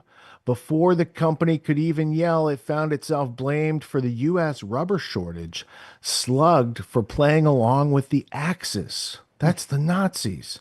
Senator Harry S. Truman had even shouted, treason. So you can't see too much more because even Time Wow. couldn't afford a whole webpage article back then. But you do see proof of life. And I bet if you went to the stacks at Columbia University and you found the actual Time magazine, because universities and libraries have these actual artifacts, I may have at some point looked on eBay, found one, and purchased one, and it might be floating around someplace because those Probably have artifacts, it, yeah. proof of life, right? Because the internet does not want to show you that a man who criticized the Rockefeller establishment for working with the Nazis soon thereafter became president and dropped nuclear bombs on their behalf. It's a very interesting circumstance, repeated through Nixon. When you get to why Nixon lost his presidency or why JFK lost his life, you're going to see a whole coterie of people that are in that double cross era of people being allegiant to something more than the idea of America. They wanted a new world order. And more. That they did. Yeah, I'm just looking up. So, Let me to see. wrap it into this block, the right before 9/11, the X-Files spinoff, The Lone Gunman, had a pilot episode in which commercial airlines were commandeered by remote control hackers and flown into the World Trade Center. I don't want to spoil it for you because I know you haven't heard a scenario like that before. Anyway, there's a hantavirus X-Files episode clip that we're going to include just so you can see, because I think there's a strong correlation. As we were watching the flock cameras, you know what it reminded me of? Minority What's that? Report. Oh, sure. Yeah. It's almost as absolutely. if Yeah, they the remind me. dystopian ideas come to our society through the people who write and fund and produce movies, down to culture and law enforcement who says, hey, Terminator's a great idea. We need data centers and Skynet and stuff like that. And then they make the stuff. Well, it's It just predictive seems, programming, yeah. right? I mean, it's also like Yeah. if whether one believes in the occult or the esoteric or whatever, like the people in power, there's a lot of at least anecdotal evidence and or at least circumstantial evidence to suggest that they believe it. So these people in power believe that it's like a sort of karmic duty, or else there can be sort of a cause and effect psychically to them if they don't implant these ideas. And if people sort of, and by implanting the ideas in the collective unconscious, if people don't necessarily fight back against it, it's a sort of tacit approval or agreement, or to allow these things to happen. So it's some way to shirk responsibility and some sort of karma. At least this is what they believe. I'm not saying this is reality itself. This is what they believe. as to why they do. It's also the same reason why cremation of care and shit like that exists, because they Coal nidre, that's a thing.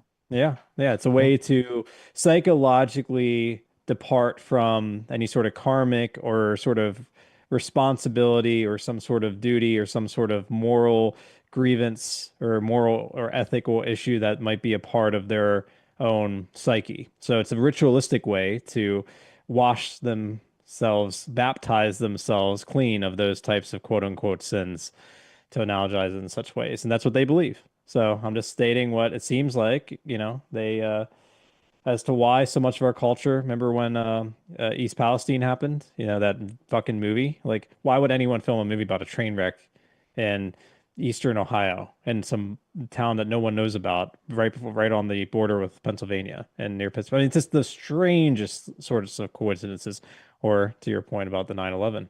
Seems a little fishy. It also seems fishy that they come up with all these ways to absolve themselves of sins when there's a dude in the marketplace who gave his life specifically for people who were about that. It's just interesting market dynamics that I see out there. That's one way to metaphorize it. Yeah, sure. They're like trying to develop a wheel, but they don't see the cars going down the street. I don't know. Oh, reinventing the wheel. That's something that humans love to do. And then you come up with a new marketing slogan and you get rich quick. Yeah. So the first clip comes from Associated Press. The second clip comes from originally the X-Files. And the third clip comes from Corbett Report. New World Next Week with James Evan Pilato and James Corbett. Throwing sacred cows off hantavirus cruise ships. New World Next Week. I prefer their summary of some of these events. And then we'll get half of that report. You can catch the whole report at corbettreport.com. And then also, I have a 2-minute thing that I made this past week with my buddy Kevin Larson. And what I realized, Colby, is when I checked the webpage, the thing that it would be about isn't there. So I can't do it. But what I can do is I can show you this. While I'm waiting for the red banner to approve or to be approved and show up at the top here where you could click and get the thing I was going to show you, I'll still show you. You can just get it next week. It's like a preview.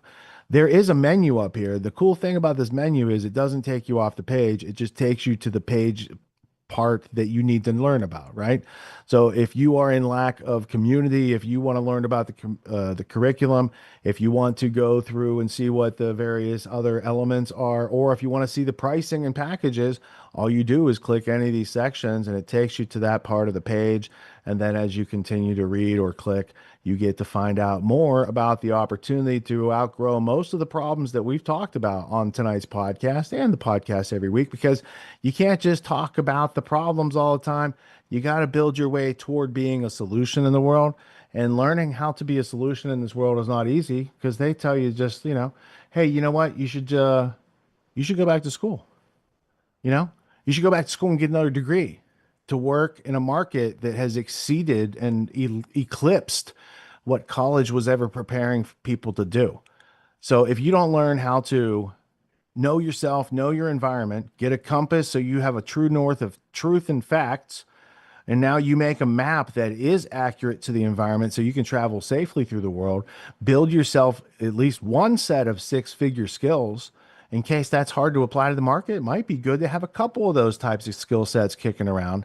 And I promise you, the things you need to start to building that type of wealth, you have already to cultivate. Your patience, your politeness, your thoughtfulness, your accountability, your integrity, all these other things that make you easy to work with and easy to say yes to your offers in life, and all these things that we're not taught in school. So if any of that is interesting to you, you can go to getautonomy.info. You can see the pricing, the packages, all the various accoutrements that help people every season break through their status quo, get to know themselves, you get to make a lot of friends. You show up for yourself consistently, guess what? You're working out with people who are showing up for themselves consistently. They're learning how to be clearer thinkers, calm, cool, collected problem solvers, and people who can say, I want to do that, actually put it on their calendar, show up for themselves and do the thing. The world needs people like that, and people who are growing their leadership skills, their executive skills, their conflict resolution skills.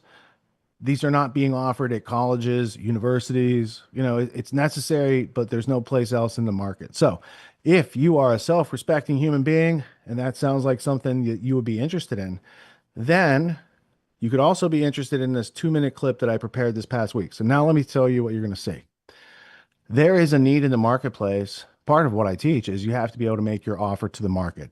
Occasionally, there's a thing called ad placement out there. There's Facebook, there's Rumble, there's a lot of places you could put your offer in front of people. The challenge is you have to have an idea to communicate. You have to formulate it. You have to write a script, right? And then from that, you're going to need a 45 second, a 30 second, a 15 second, and all these various aspect ratings, right? Ratios. And that's how you communicate on these platforms. And if you can get over that one difficult step as an entrepreneur, you can continue being an entrepreneur. And if you can't learn how to make your offer to the market, you're going to have to go beg for a paycheck someplace else until you learn the skills to fortify that type of engagement. So in seeking to apply the latest technology, but also include ancient and classical skills, what you're about to see is only partially AI generated. The voiceover is a script I wrote and I read. And then instead of you seeing my mug on screen saying words, my buddy Kevin, who is more adept at these advanced cinematography modalities using the computer, we have what we call a prototype, right? So this is the 2-minute version. The other versions are just like chopped up little pieces. Like in a 15-second version, you have to have the problem and what is the offer. In this case, we're trying to raise the critical thinking level of the audience. So in this case, we have the critical thinking trifecta and the critical thinking trifecta masterclass that I did a couple years ago with Paul Verge. And then it's Connect. If you're really interested, Tony, where's your logic course? That would be the follow-up to such things. Do you know? Oh, sure. It available? Yeah. I mean, do you still have the Agora? On the Agora? Yeah. I Yeah, it should be on the Agora. Agora. I have the Trivium, which I suggest if people are interested in the Trivium. I did a course many years ago, but it's evergreen, for Richard's autonomy class at the time. I forget which season it was. And I need to check that one to make sure it was the second course I did, because that first one was good, but the second one was much better. So the Trivium course and the Logic course that I did also many years ago, that's also evergreen. That was for the GTW community. So the Trivium course was for the autonomy community, and the Logic course was for the GTW/autonomy community at the time, and they're evergreen. And if anyone is interested in such topics, getting into more of a deep dive into, if you graduate from Richard's critical thinking trifecta, whatever it's called, you've used to label it, I would say that this gets into the weeds, gets into the minutiae, gets into the details of logic itself, how to inculcate logic in yourself, and how to utilize it appropriately in different contexts and situations. So it gets into the total sort of understanding philosophically and objectively of the science rather of logic. That would be the best way to understand it. Aristotelian logic, or what's called formal logic more specifically. And I never did the follow-up course because there's more than just the topics I covered, but I tried to cover the most practical and useful elements of logic. So somewhere on the Agora, if it's still there. No, I got it. I got it right here. Oh, is there? Oh, nice. It is still there. Marketplace.autonomyagora.com/the Trivium method with some hyphens in there. But I just dropped it in the chat for those who are members. They have instant clickability. For everyone else, you got to go find the link. But so that gives affordable. Check it out, and maybe some. Well, I mean, what is the price down the future? What is the price of unclear thinking? It costs a lot. I'm not sure if I can afford that. So a lifelong skill where you learn to think clearly without contradictions, which also helps you solve problems. And it's like a small step. It's like an appetizer. It's like not an overwhelming meal. It's an appetizer. It's going to set you straight and set you up to be able to consume things now with the sense of being able to tell fact from fiction more readily and to be able to communicate yourself more clearly. I think that's the gist. All right. With all that being said, I've given you the caveats and framed it out. This What you're about to see is a prototype, and you guys are the first ones to see it, other than my team, who saw it after Kevin Larson put it in the Dropbox on Friday. So the link will be on getautonomy.info. If you see this on the replay, it is likely already up because we'll do this Monday later today, as it is. So this is the critical thinking trifecta 2-minute placement. And this is why you don't have other ad reads or products being pushed throughout the show, because we are self-reliant and autonomous thanks to our members and the students and graduates of what you're about to see here, offering you the critical thinking trifecta masterclass coming up in the next couple days. What if the method to protect yourself from being lied to and manipulated is the same method by which you could learn to learn anything? This method of critical thinking is comprised of 3 simple skills that the school system couldn't afford to teach you. In 1991, John Taylor Gatto won Teacher of the Year in both New York City and New York State. Then he quit, resigning on the op-ed page of the Wall Street Journal. After 30 years in the classroom, he realized something most people never see. The system wasn't designed to make kids smarter. It was designed to make kids compliant, obedient, and waiting for orders instead of calling their own shots in life and learning how to write their own script. You're that kid, now grown up. Gatto spent the rest of his life exposing what he called the hidden curriculum, the one that teaches you to sit still, to memorize the facts, and never question authority. He wrote books like Dumbing Us Down and Weapons of Mass Instruction because he saw firsthand how traditional schooling actively hurts kids. I spent 5 hours interviewing John Taylor Gatto for the ultimate history lesson. What we discussed changed how I see everything. We all need the skills to identify the individual parts, how to understand them together, and how to take action based upon that understanding. These skills let you see through manipulation, to spot the false logic, to think for yourself instead of repeating what you're told. I put all 3 of these into a $299 masterclass, the Critical Thinking Trifecta. And for a limited time, if you know how to seize opportunity, it's yours for free. You will use these skills every day, and it's a starting solution to the problems that Gatto pointed out. And the Critical Thinking Trifecta is designed to undo years of institutional conditioning. No fee required, just a quick click to seize the 3 skills Teacher of the Year knew the system never wanted you to have.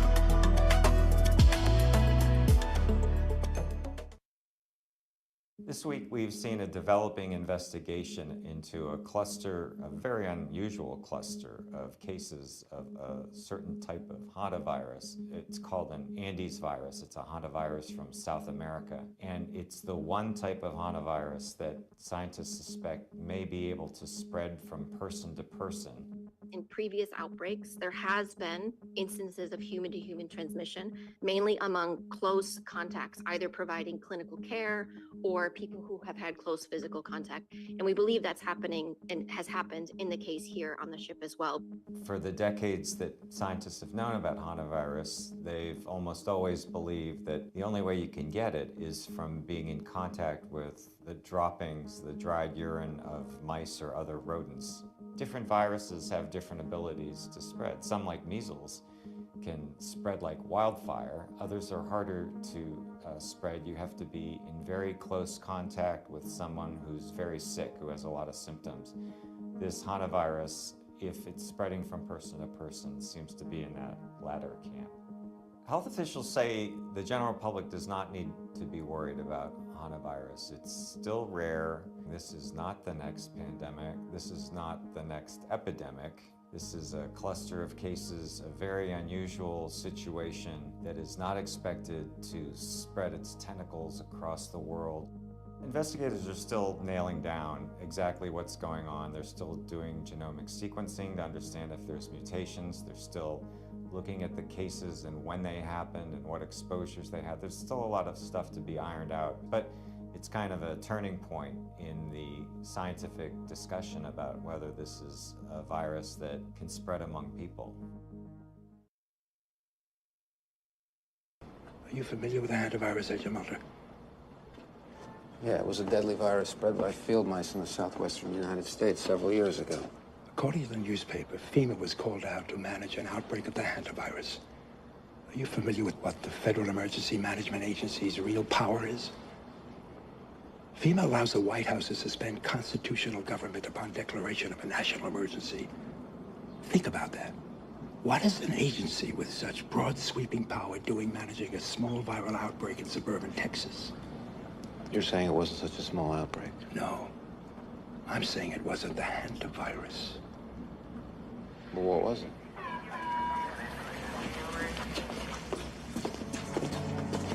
What was it? When we were young men in the military, your father and I were recruited for a project. They told us it was biological warfare, a virus. What killed those men? What killed them, I won't even write about. We have no context for what killed those men, or any appreciation of the scale at which it'll be unleashed in the future. A plague? A plague to end all plagues, Agent Mulder. A silent weapon for a quiet war. The systematic release of an indiscriminate organism for which the men who will bring it on still have no cure. They've been working on this for 50 years. While the rest of the world have been fighting crooks and commies, these men have been secretly negotiating a planned Armageddon. Negotiating with whom? I think you know.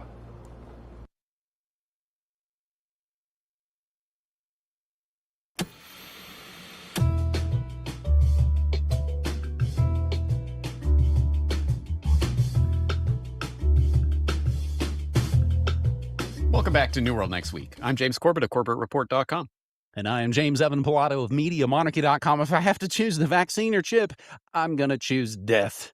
We have got that MIA story. Plus, if they could see me now aboard a virus cruise. But first, the food inflation crisis all the investors will soon be talking about. America isn't starving. There's plenty of beef, wheat, and eggs. At the moment, food inflation is lower than core inflation, but Americans are still living with much higher prices, up around 20% since 2022.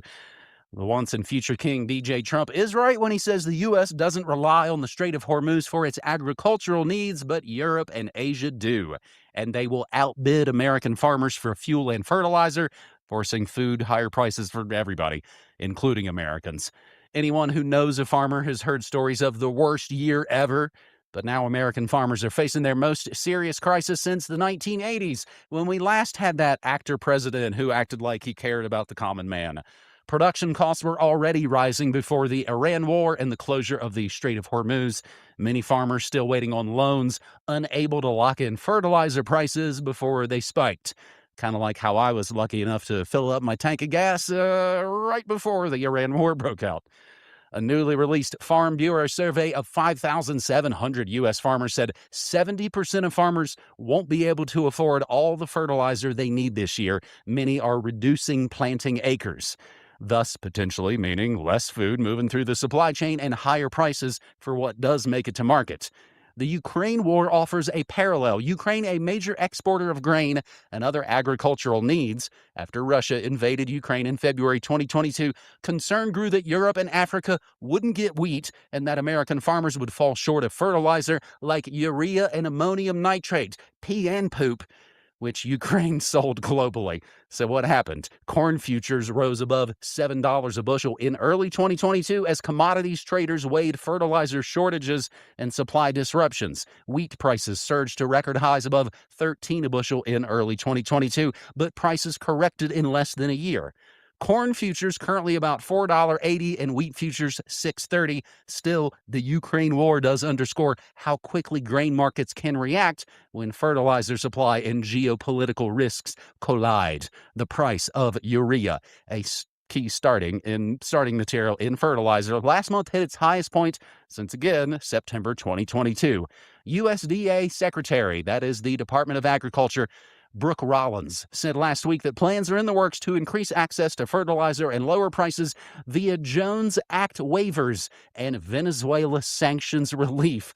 But by the looks of things, this doesn't seem like it'll bring much relief because, in related news, U.S. insists Iran ceasefire not over despite attacks going on in the Strait of Hormuz, but luckily we won't really need any food in the brave New World Order anyway.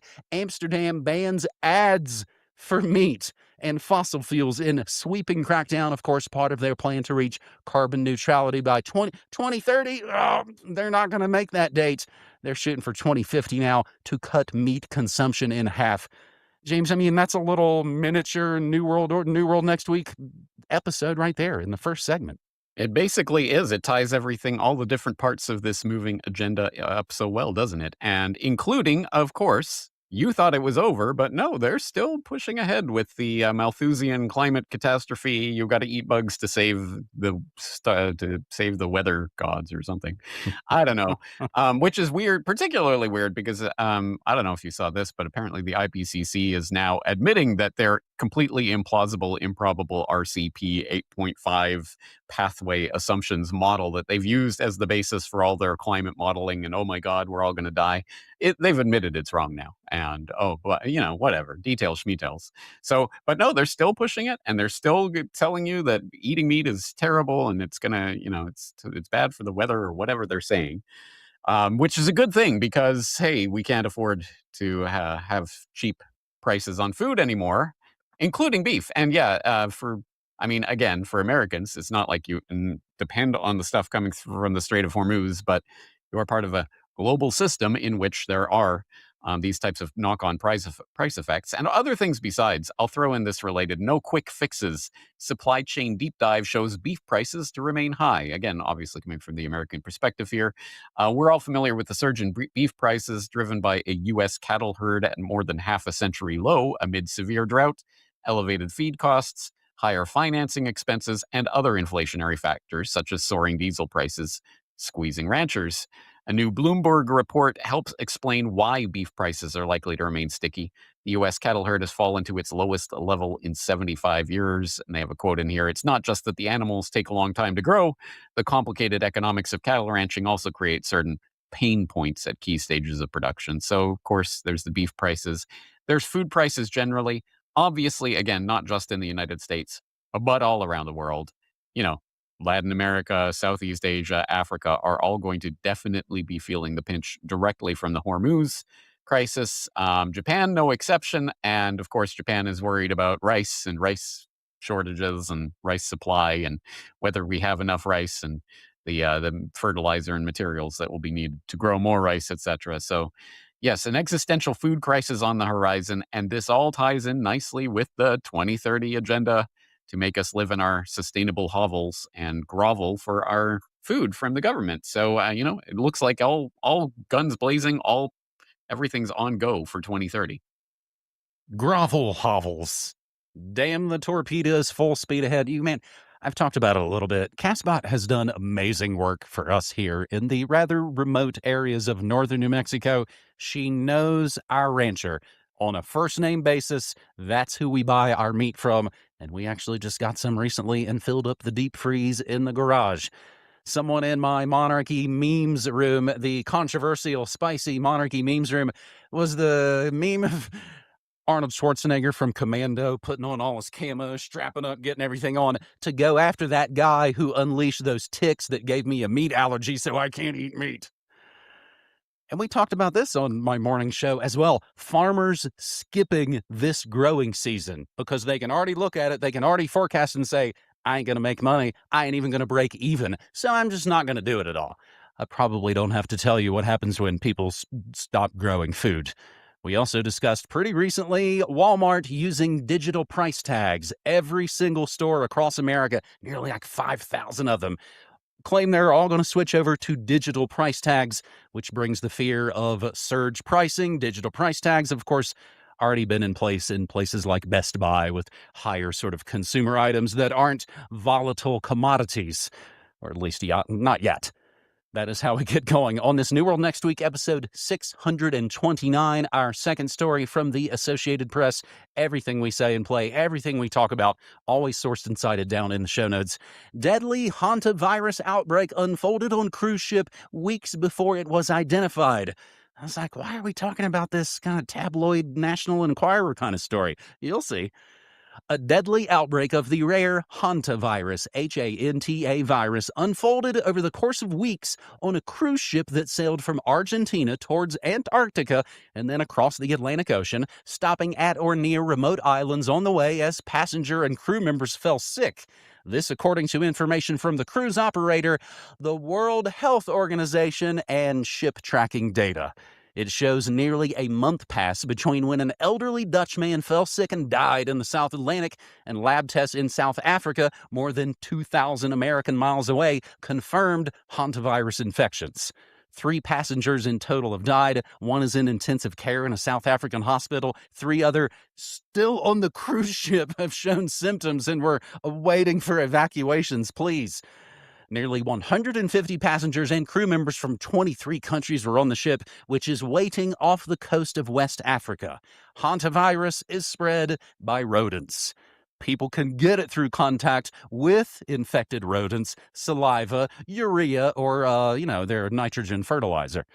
It doesn't usually spread from person to person, but some health authorities say such transmission could be possible. World Health Organization tracing over 80 people on flight taken by hantavirus victim. So basically, we've gone from trains to low luxury cruise lines. James, are all the soft targets being shorn up? The World Health Organization keeping an eye on Carnival Cruise Lines? Yeah.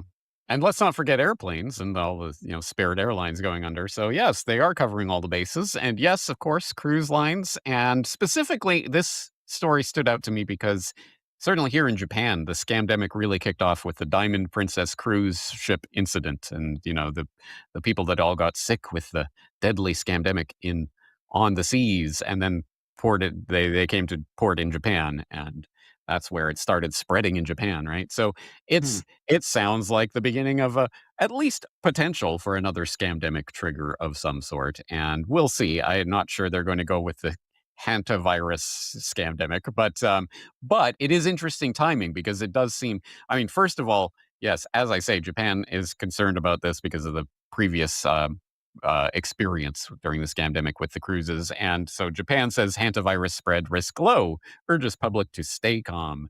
And of course, they're citing not only the Ministry of Health, Labor and Welfare, but of course, again, the World Health Organization. So I guess the question is, if they are trying to put another type of virus freakout in people's the public imagination, why are they doing so at this time? It's almost like a public problem reaction solution for something. What is happening? Well, hey, remember that pandemic treaty that passed a year or 2 years ago, whatever it is at this point, that the U.S. doesn't have to worry about because they're pulling out of WHO. The rest of the world is unfortunately on the hook for. But did you know that actually hasn't finally been finalized yet?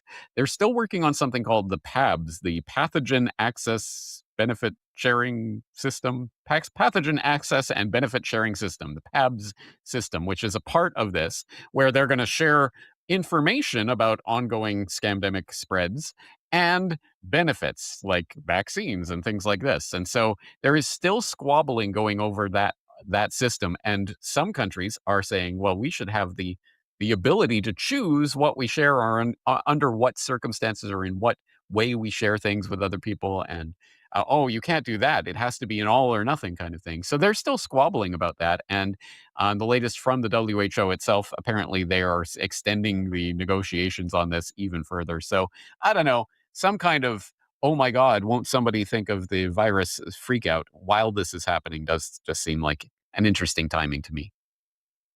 And just recently, a Fauci crony has been indicted here in the States, David Morinz. James, we got a lot of relateds we can include on this New World Next Week episode 629. And for our final story, that's where I like to go to the media. Rapper Kid Cudi fires MIA from tour after offensive Republican rant. Grabbing this from The Guardian. Rapper Kid Cudi has fired MIA. Silverstein that clip. All right, so great work by the James and James. We need like a trendy name. James Squared. It's been 600 episodes. We need nicknames. J&J. J&J. The J&J Truth Connection. J and James. But it occurs to me this hantavirus thing, like if for instance there were an antidote, dare I say a vaccine, if only there were some mRNA DARPA licensed technology thoughtfully created so that there won't be a global pandemic, right? And then, what do? You wonder such things and you got access to the computer, so you type it in, you It's not start like seeing the things. sequence that was um that had a patent associated with it back in 2018 for the mRNA. Well, I mean, yeah, it's what made me start searching. I'm like, oh, I've seen history repeat. Here's some Oh, mRNA that's vaccines strange. against hantavirus. That's Google patents. mRNA vaccines against hantavirus, PubChem. Okay, this is interesting. 2021. Yeah, this is all in the past couple of years. mRNA vaccines against hantavirus, Justia patents. What do we got here? Multivalent hantavirus vaccine based on recombinant Recombinant, yeah. modified. Yeah, that's That's an pretty old interesting. technique, but recombination, Yeah. yeah. I remember And studying then, that during the yeah. So anyway, I'm sure it's not a thing that we're going to have to worry about, let alone get in line for a vaccine that's mandated under these new international rules that they came up with while we weren't paying attention since the last thing they did.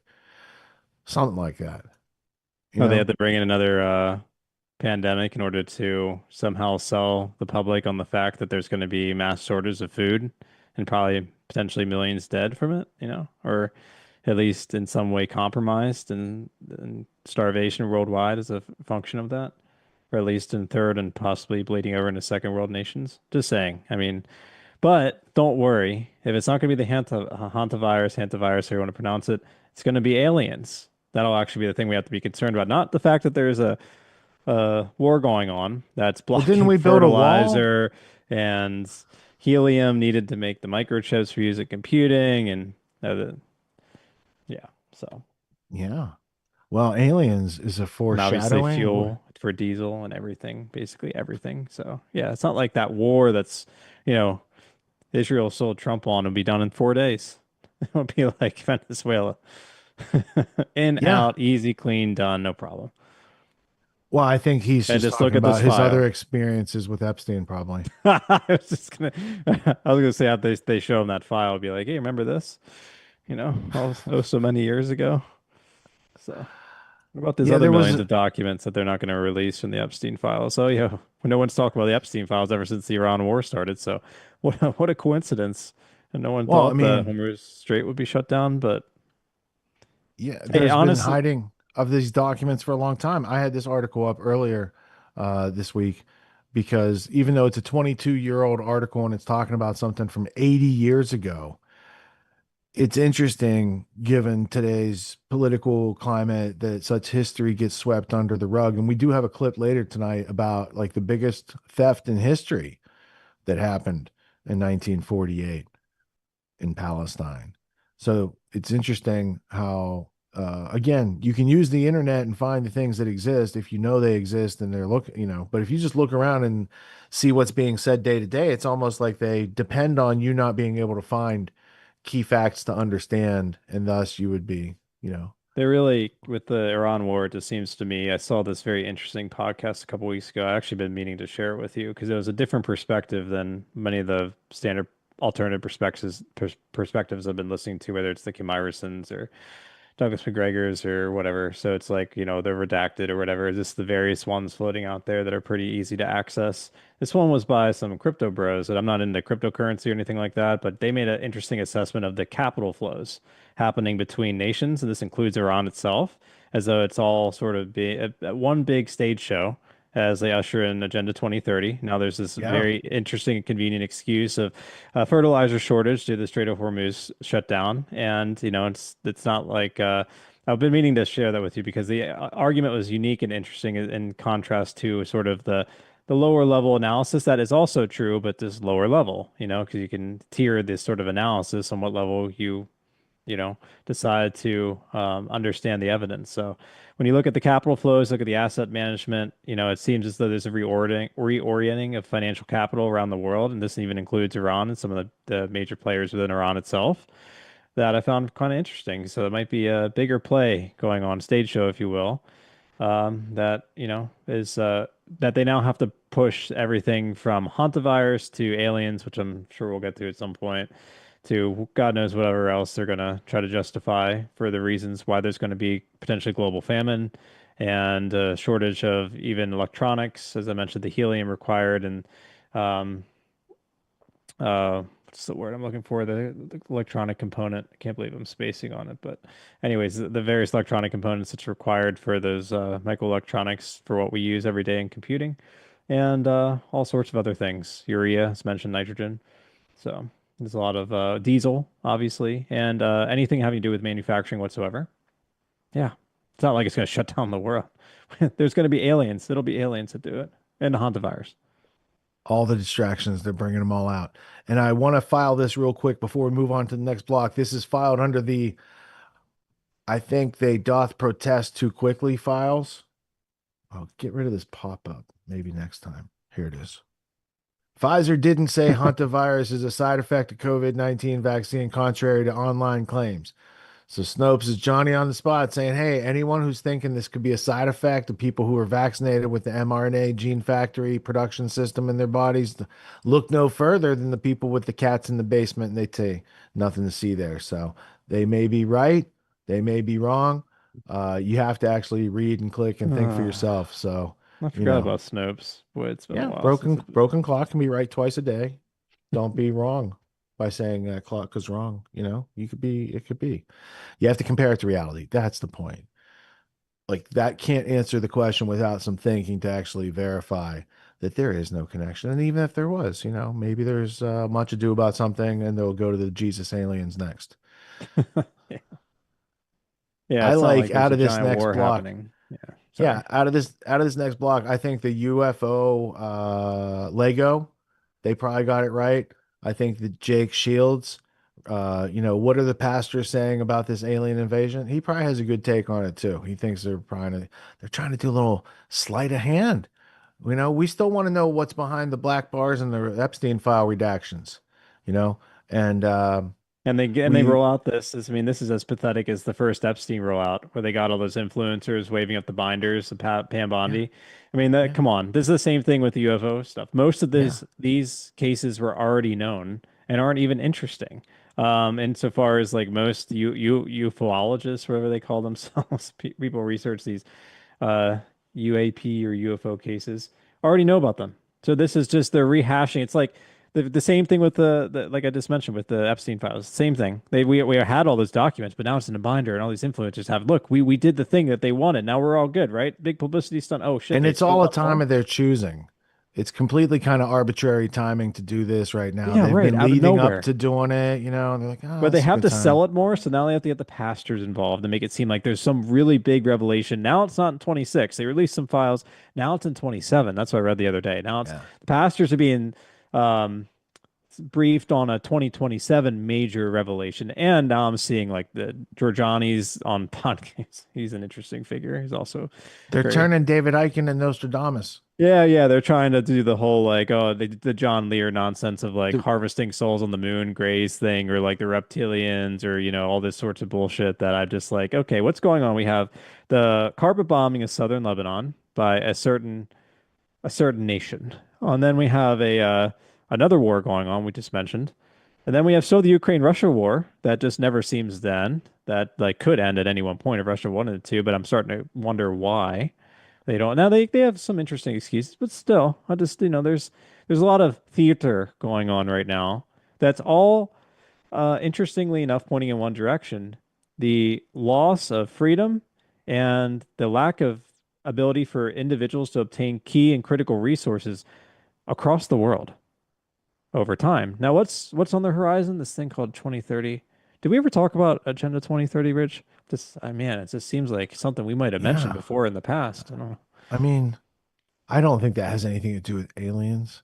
Or maybe they can't answer. Maybe they can't answer the questions about why Tomahawk missile goes into a girls' school in Iran. Yeah. Right? Yeah. Oh no, but like, what was it? Pete Hegseth and Trump like, oh no, their missiles are so inferior, and so that press briefing on Air Force One or whatever it was when they said that, I was like, are you absolutely? You can the still frame of the picture. No, it's Tomahawk.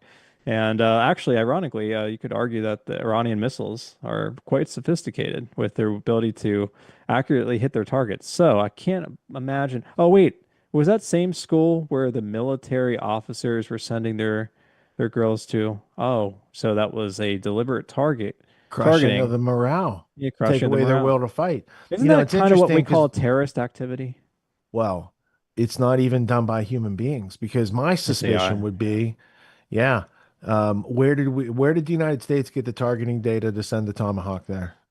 And who validated that data? I bet the data came from Lavender AI over in a Yeah. good time ally of ours, and it went without being checked. And it might have been known that it was passed in there, and they'll be like, "Oh, the Americans aren't going to fact check the What was target." that AI? There's 800 targets you got to hit. Who has time to check all the targets? And they definitely, I mean, they admitted to using AI systems for targeting throughout the entire bombing Yeah. campaign. What was the Lavender and Where's Daddy Where's didn't Daddy? Yeah, stop Where's there. Daddy? That was the one I was thinking of. Yeah. That, I mean, it just shows how unscrupulous, and that's a nice way of putting it. These individuals are But hey, that we are got would engage in aliens. such. Yeah, but we got aliens. Yeah, everyone forgot about Epstein. Before the Iran war, it's all about Epstein. Now it's Iran war, but that's not going so well. But everyone forgot Epstein. But now we got to pivot to aliens. Okay, amazing. So without further ado, let's cut to the Deep State uh, Tech Expo. They're bringing out the stuff that they've been, playing with. And what they do is they take the old timey stuff and they film the new timey stuff with it. You know, that's what do you think? Area 51 and Northrop Grumman and Raytheon and all these companies that are outside of government jurisprudence, like there's something going on.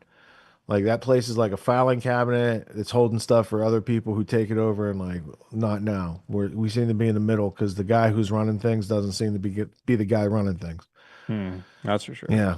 Yeah. Might have So been we're that gonna like get what they tried to do to Nelson Rockefeller based on what was that book called, The Witness Tree by the witness Lawsuits? tree. Yeah. Yeah. Yeah, that source was the guy who created Mossad. You got to take that seriously. In this, we have the official story coming to you from Fox. I want you to see, like, this is what the public loudspeakers telling people. And then we get increasingly a little more skeptical. So then we go to Asmongold. Then he's going to take a look at what they saw on the moon. And then we're going to go to Brian over at High Impact Vlogs. So don't accuse me of 3 disturbing illusion videos tonight, because this is Brian's one of his other channels. New UFO files released. He's going to be a little bit skeptical about this. He's not going to be like, oh, wow, let's get in line with the pastor and, change our Bibles over. And then Jake Shields, what are the pastors saying? Colby, if there's any redundancy, because it's all the same pastor, right? So you got to like maybe scrub past that. And then we have keep the UFO files, drop the Epstein list, fix America before something, something. It's a Lego video. Yeah, it's one of those.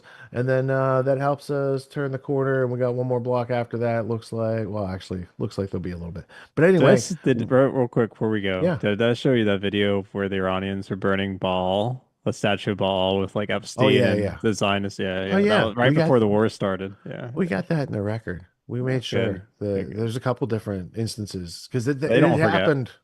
It had happened like a couple months ago, and then it happened again a couple weeks ago. So it's not the first time they've been doing stuff like. Might be the reason that they claim 40,000 people were shot over there. They're like, we got to take action real quick. Let's do some exorbitant. Let's just exaggerate. Maybe there were 10,000 killed, which is still an atrocity. It is, right? But it doesn't have the same effect as 40,000. But the evidence doesn't substantiate, and who knows? It's fog of war. So they do those sort of things before people can even realize. It's always about those big numbers. Big numbers for sure. Big numbers are a thing. All right, so let's take a couple steps toward resolving this alien issue. Again, the law of identification, otherwise known as logic, demands that for a piece of data to be called knowledge, you need these 6 points of data around it that amalgamate that thing: who, what, where, when, why, and how. Brings together like the essence of the thing. If the essence of the thing isn't understood, then the ologist of the not knowingness doesn't really make sense. But we're still learning. We're learning. Okay. All I've seen as a forensic historian is people playing tricks on other people throughout human history. But maybe I'm wrong in this case. And maybe it's like alien Jesus and flying saucers. And maybe there is a connection and a bridge between religion and science, and the aliens will disclose that. Or might I just say, they might be a higher intelligence and not really dealing with our government at all. And you know what I'm saying? I was like, Think about it. You are a person of intelligence. You watch Grand Theft World. I'd put you in like the 99th percentile of people who consume media out there and are discerning about what they put between their ears. And we, the people, wouldn't really trust the people that are in power right now. Why do you think a supreme intelligence that created whatever is going to deal with those muckety mucks? So I don't know. It's interesting. It's interesting what's going on. We live in interesting times. JFK said something about that. But you're then they telling me shot the him. Anunnaki or the Nephilim, they came and genetically altered a species like, fuck this, we screwed up, I'm out. They didn't come back? It's all Kurt Russell Or started. whatever nonsense, you know, Zechariah Stitchin or whatever those people believe, you know. Zechariah was stitching some, some things together. That's what was going on, dude. Zechariah stitching. I'm surprised, He's like making a the quilt, AI, bro. AI has a opportunity now to translate those same things and see if it's the same type of story. I'm not saying he exaggerated a lot or hyperbolized a lot. There's something there to be hyperbolized upon. So I think we should just, stick to the reality because it's wondrous enough. Yeah, non-contradictory identification. Works wonders. And you have it It- innate, everyone. It's amazing what it can do. It's either a way of life or it's not. If it's not a way of life, here's the block of news stories about ready to play. So Is that a king snake or a coral snake? It might matter, yeah, right. Just saying. Yeah. Such things that exist in nature. Facts. Nature has a interesting sense of humor out there. Goats can eat anything except what, mountain laurel or something like that, and then they die. They can eat poison ivy all day, but if they eat this one other thing, they die. So you need to be discerning in nature. That's part of like Everything has avoiding an Achilles poison. heel. Avoiding poison. Yeah, these are the things in nature that we have to be discerning about. So let's be discerning and not emotionally overwhelmed as we see this stunning Fox footage. Trump releases UFO and alien life files. Oh, That's the boy. claim. See if it matches the reality they are delivering. Fox News alert, the Trump administration releasing the first batch of files related to UFOs and alien life. So is the truth really out there? Senior White House correspondent Peter Ducey joins us live with the details. What have you learned, Peter? Good morning. So a White House official left this hard drive on my desk overnight. You can see on it, it says AARO files copy 2 of 3. That is the all domain resolution office copy 2 of 3. This is the first big batch of UFO disclosure ordered by President Trump. Some of the clips and videos on there have popped up different places before. Some of them have not. And we have been going through this all morning and overnight to try to put together some of the best video so we can all look at this together. This is a world exclusive right here. So let's go to the first clip over the skies of the United Arab Emirates in June 2024. An inverted teardrop with a vertically linear trailing mass, as described by the War Department, suspended below.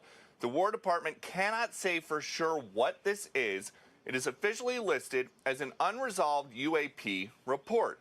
The next video, over the skies of Iraq, December 2022, moving bottom left to top right of the field of view.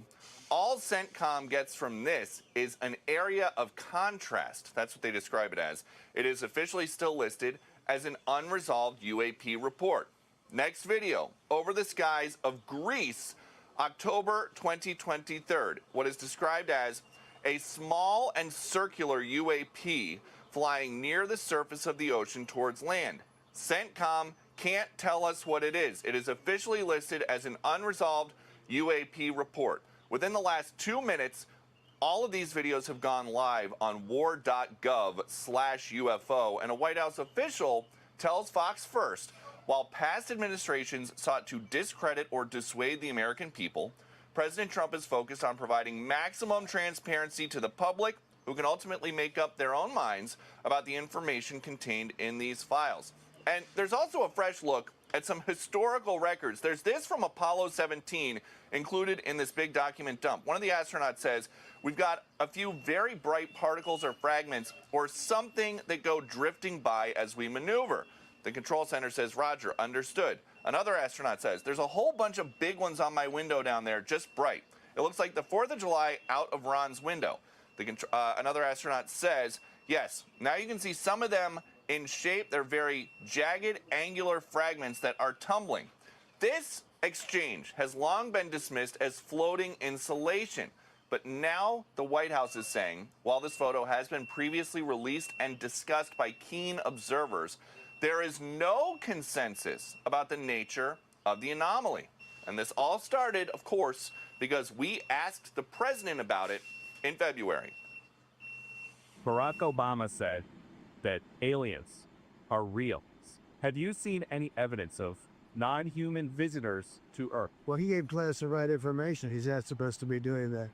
You know, So aliens are real. well, I don't know if they're real or not. I can tell you, he gave classified information. He's not supposed to be doing that. Well, he made a big mistake.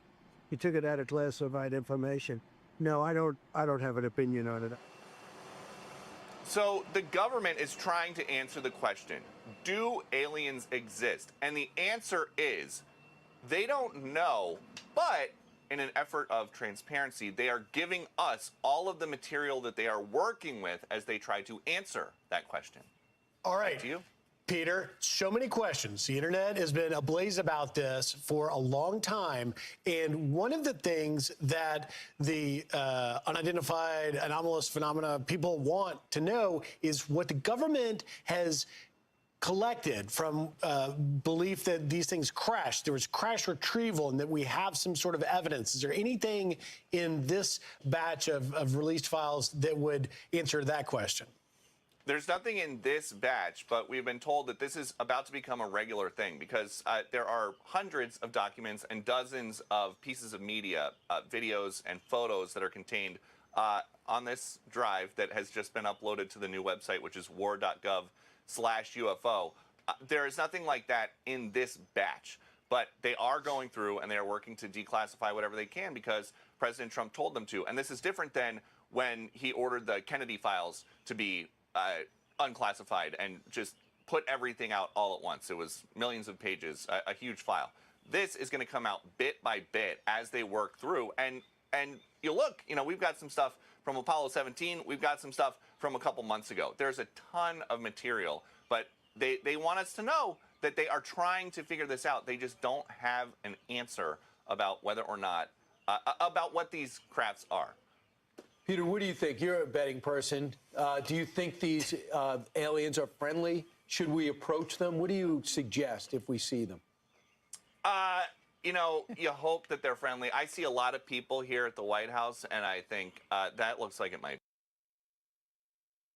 FBI files reveals reports of 4-foot-tall beings emerging from UFOs. Allegedly a negative photo of the strange dead being that was found in a UFO crash site in New Mexico. So let me get this straight. This right here was in the files? He's just a little guy? I mean, that's a really little guy, though. Pentagon UFO files show a star-shaped object moving in sharp... I mean, this is... What is this, like a Naru? There's no way.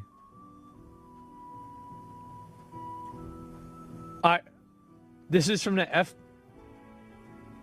It has a smoke...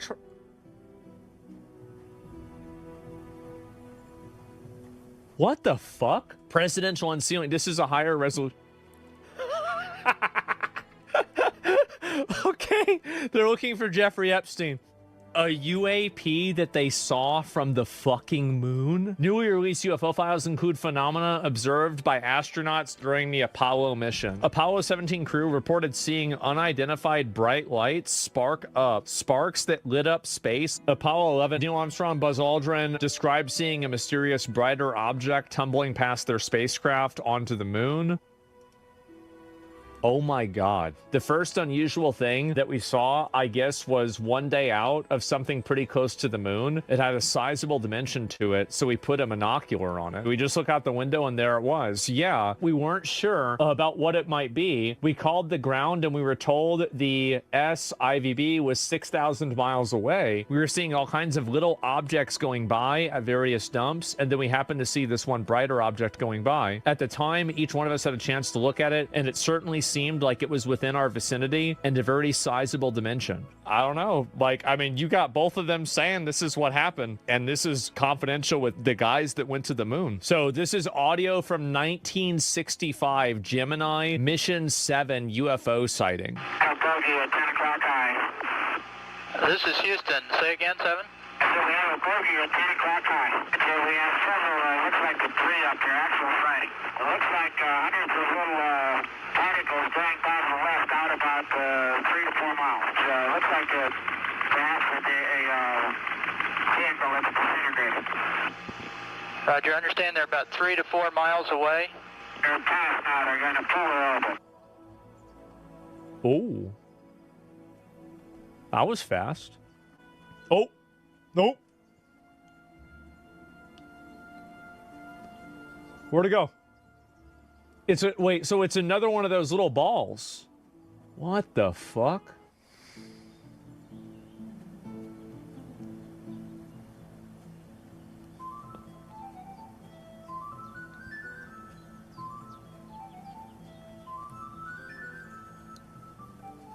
Man, the headlights? Guys, they're not filming the ground.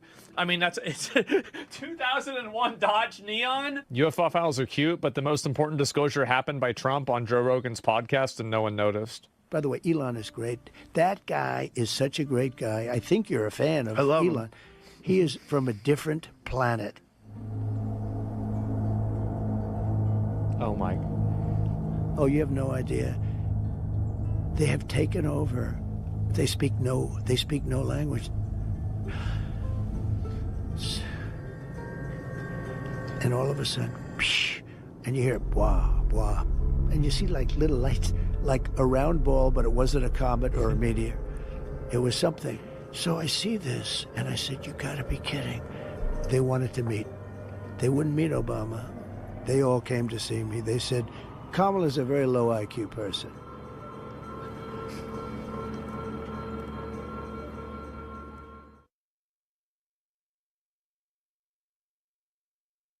The U.S. government has finally released the long-awaited UFO files. And man, I gotta tell you, this latest government PSYOP, transparency effort is believable and very scary. I'm just kidding, it's not believable or scary. And personally, I think the Brady Bunch UFO episode was more believable. Here's the UFO! I see it! Hurry up, take pictures!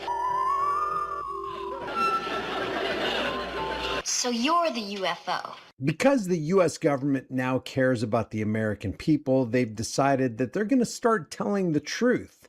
And so the US Department of War, just a couple hours ago on their X account, has just released this post. Department of War releases unidentified anomalous phenomenon files in a historic transparency effort, because we know that transparency is government's middle name. They say today the Department of War announced the initial release of new, never-before-seen files on unidentified anomalous phenomenon as part of the Presidential Unsealing and Reporting System for UAP encounters.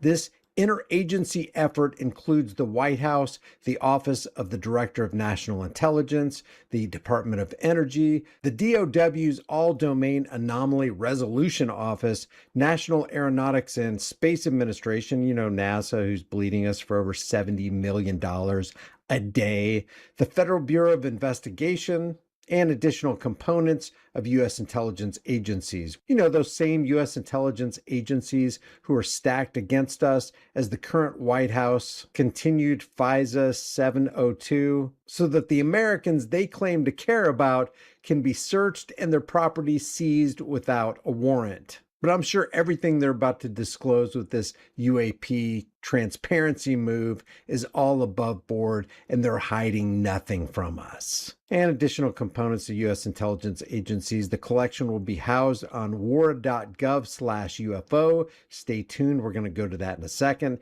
And additional files will be released by the Department of War on a rolling basis. This release follows the direction of President Donald J. Trump to begin the process of identifying and declassifying government files related to UAP in the interest of total transparency. You know, that transparency we got with the Epstein files? Well, it's carrying over with this fresh release of the UFO files. No other president or administration in history has followed through on this level of UAP transparency. The American people can now access the federal government's declassified UAP files instantly. The latest UAP videos, photos, and original source documents from across the entire United States government are all in one place, no clearance required. And I'm sure this is the whole shebang. Hyperdrive vehicles, interdimensional beings, we're going to get it all. While past administrations sought to discredit or dissuade the American people, President Trump is focused on providing maximum transparency to the public. Speaking of maximum transparency, did anybody happen to see the Howard Lutnick hearing? Oh, that's right. We couldn't see it because there were no cameras allowed in there. Americans who can ultimately make up their own minds about the information contained in these files. The American people have asked for more transparency on these topics, and President Trump is delivering while protecting billionaire sickos who do bad things to little kids. While all the files have been reviewed for security purposes, many of the materials have not yet been analyzed for resolution of any anomalies. Secretary of War Pete Kegsbreath said the Department of War is in lockstep with President Trump to bring unprecedented transparency regarding our government's understanding of unidentified anomalous phenomenon. These files, hidden behind classifications, have long fueled justified speculation, and it's time the American people see it for themselves. This release of declassified documents demonstrates the Trump administration's earnest commitment to unprecedented transparency. You want unprecedented transparency? I mean real unprecedented transparency.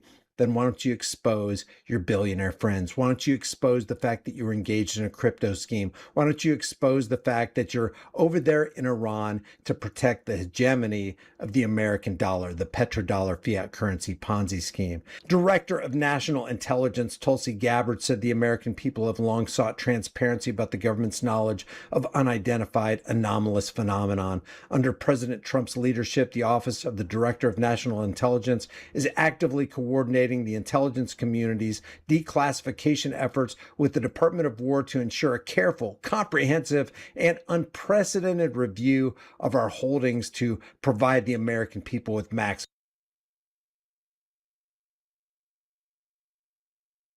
Talked about the potential.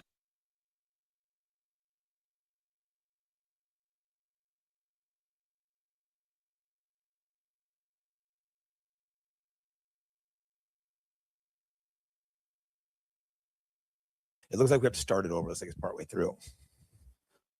Now we need to get this in front of every believer, every Christian that we possibly can. This year, there is coming a massive disclosure.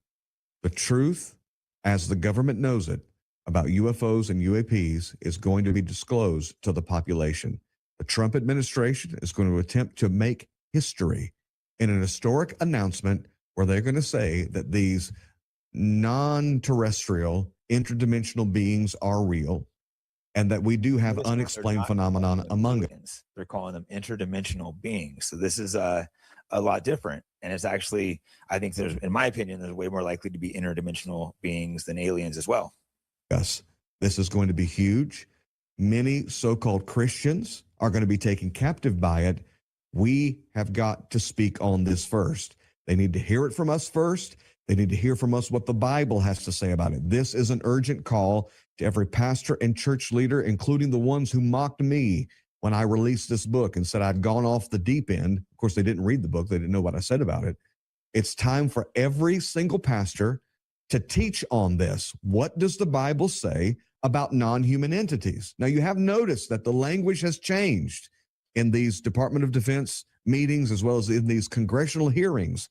Yeah, whether it's aliens, demons, interdimensional, it's all something pretty similar. And this is all a very bizarre story, and it was pushed out of nowhere. It just started being pushed, bringing these pastors in to tell them to get their churches ready. Seems pretty serious. Like I said, let's watch a little more, and I'll give you my opinions. They're no longer saying extraterrestrial. They're saying non-human entities.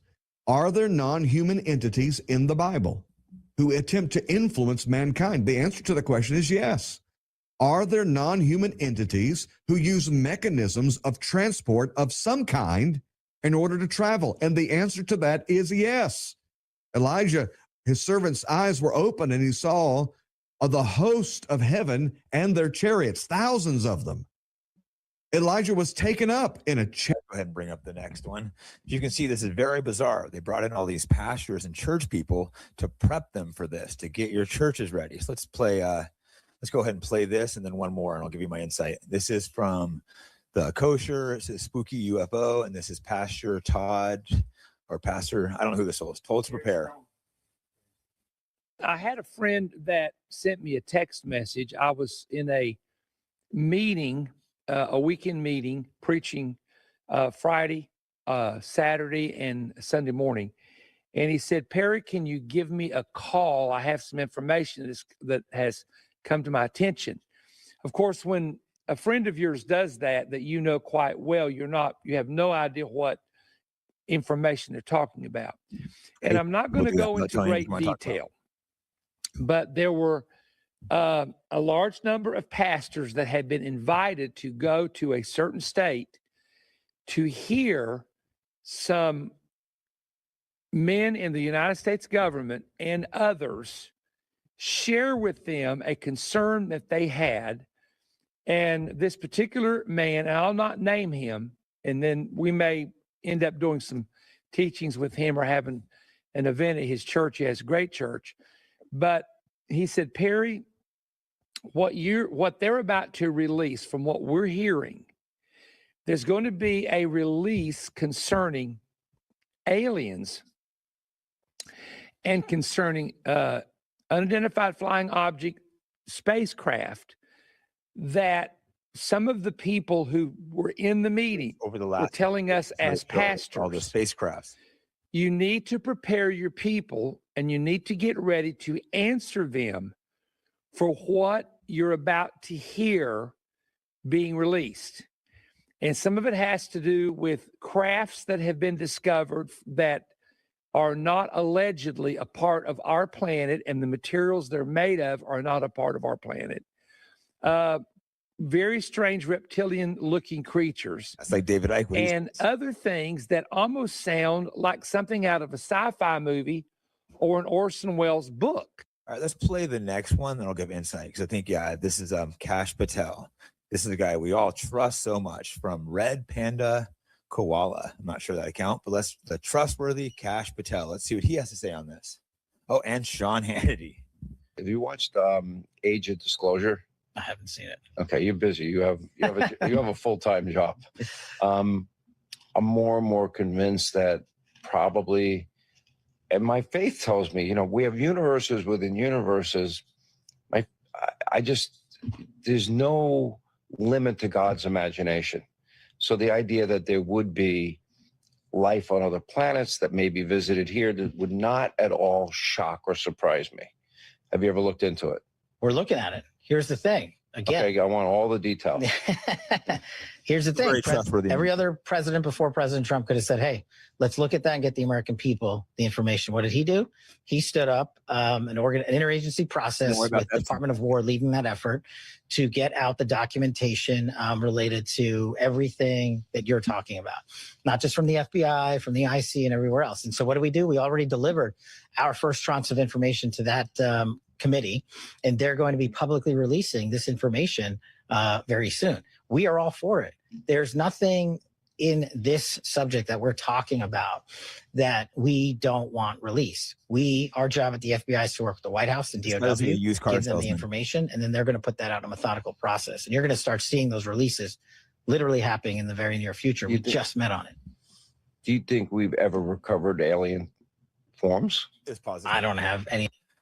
Now, as far as what's going on here is, I don't know. There's a lot of different scenarios, but I certainly don't trust Kash Patel, the Trump administration.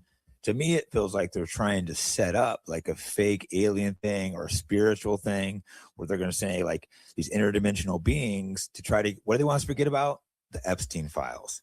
That's probably where the real interdimensional beings are. Could there be interdimensional beings? Well, the more I've looked into it, the more I think it's possible. Talking to guys, we were talking to David Icke a couple of years ago, being like, this motherfucker's crazy. Now I'm like, maybe you start seeing all these patterns. You have people, Epstein victims, people get mad when I say this, but they make the claim that he shape shifted into a reptilian. I'm not making that claim. They made the claim. So you're seeing these weird things. To me, it seems like they want to get us off track. Now, could there be some of this dark stuff? Yeah, very possible. But the people pushing it are the least trustworthy people in the world. They're the people that won't show you the Epstein files. Let's go ahead and finish this. Information on that specific. So, Donald Trump is kind of verbose. He talks a lot. I'm going to let you tell him that. I tell him anything I want. I have no hesitation. But he clams up on this issue, and I don't know why. Because I've never been interested in it. I'm like, I want you to get interested in it. Well, it's just another example of President Trump listens to what the American public has an interest in. Yeah. He's got a job that's 1 billion times more busy than mine. I'm just focused on law enforcement, national security, and crushing violent crime. He's got to do 1 million different things at once, and he still has the time to say, stand up an organization. The American public wants. I can't listen to Kash Patel anymore. That's just all that's all I can handle. That's my Kash Patel max out for the day. Hey guys, I'm demonetized everywhere. So if you want to support me and the podcast, go to Fight Back Podcast. Seeing Jesus in the sky, and it's going to be a false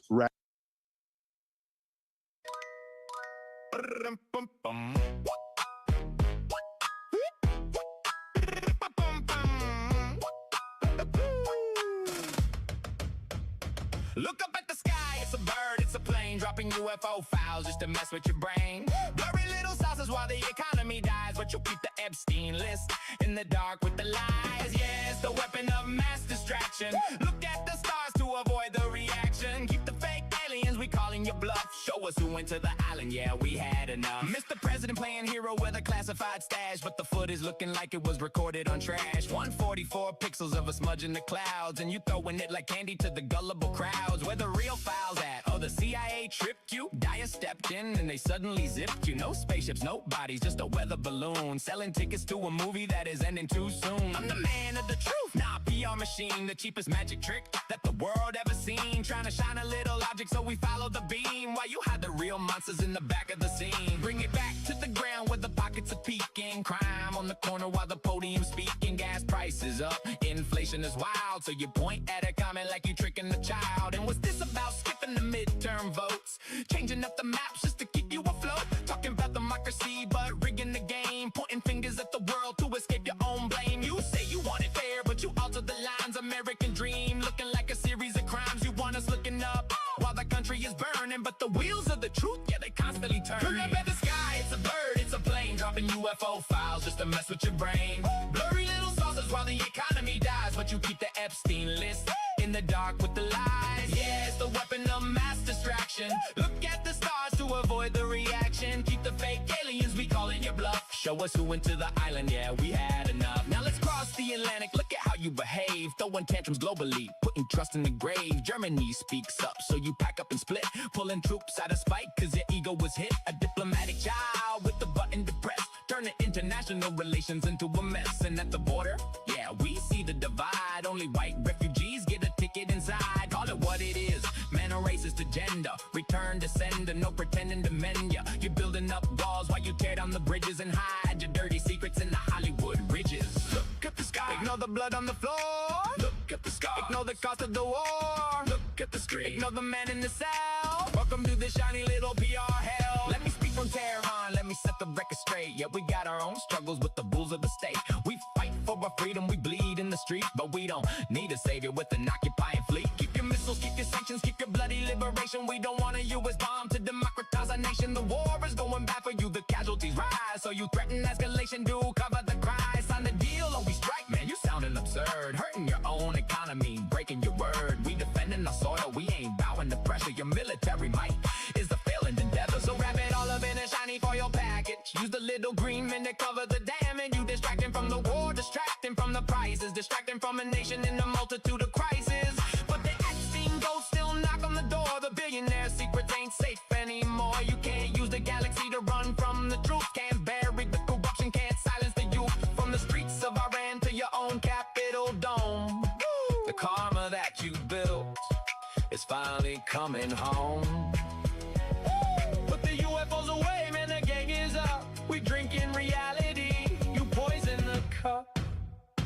Look up at the sky, it's a bird, it's a plane, dropping UFO files just to mess with your brain. Blurry little saucers while the economy dies, but you keep the Epstein list in the dark with the lies. Yeah, it's the weapon of mass distraction. Look at the stars to avoid the reaction. Keep the fake aliens, we calling your bluff. Show us who went to the island, yeah, we had enough.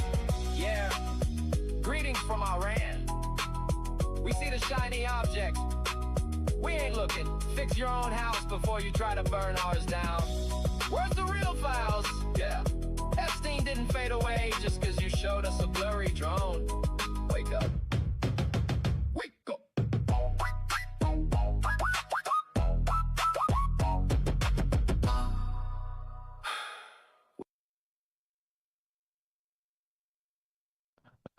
All right, so it's noticing season, and people notice that the Epstein files are an unanswered question, but they got time at the Department of War while we're fighting, Iran war over there for our good time allies. That we got time to mess around with these alien things and Project Bluebeam, everybody, and we'll learn more about that because I'm sure they're not going to stop with this week doing this alien thing. But yeah, there's a lot to be learned, a lot to be gleaned, not a lot of conclusions yet to be made, and how this unfolds. Just And, asking for a friend, but just have to say this because that Department of War shit drives me nuts. But Article 4, Section 4, United States Constitution. The United States shall guarantee to every state in this union a Republican form of government and shall protect each of them against invasion on an application of legislature or the executive against domestic violence. So I'm just asking for a friend. Does that mean it's a Department of Defense and not a war? Saying it seems like it's supposed to be about individual defense, collective defense against a potential foreign invasion. Was Iran invading us? I'm just wondering. I'm confused. I mean, it's just very strange.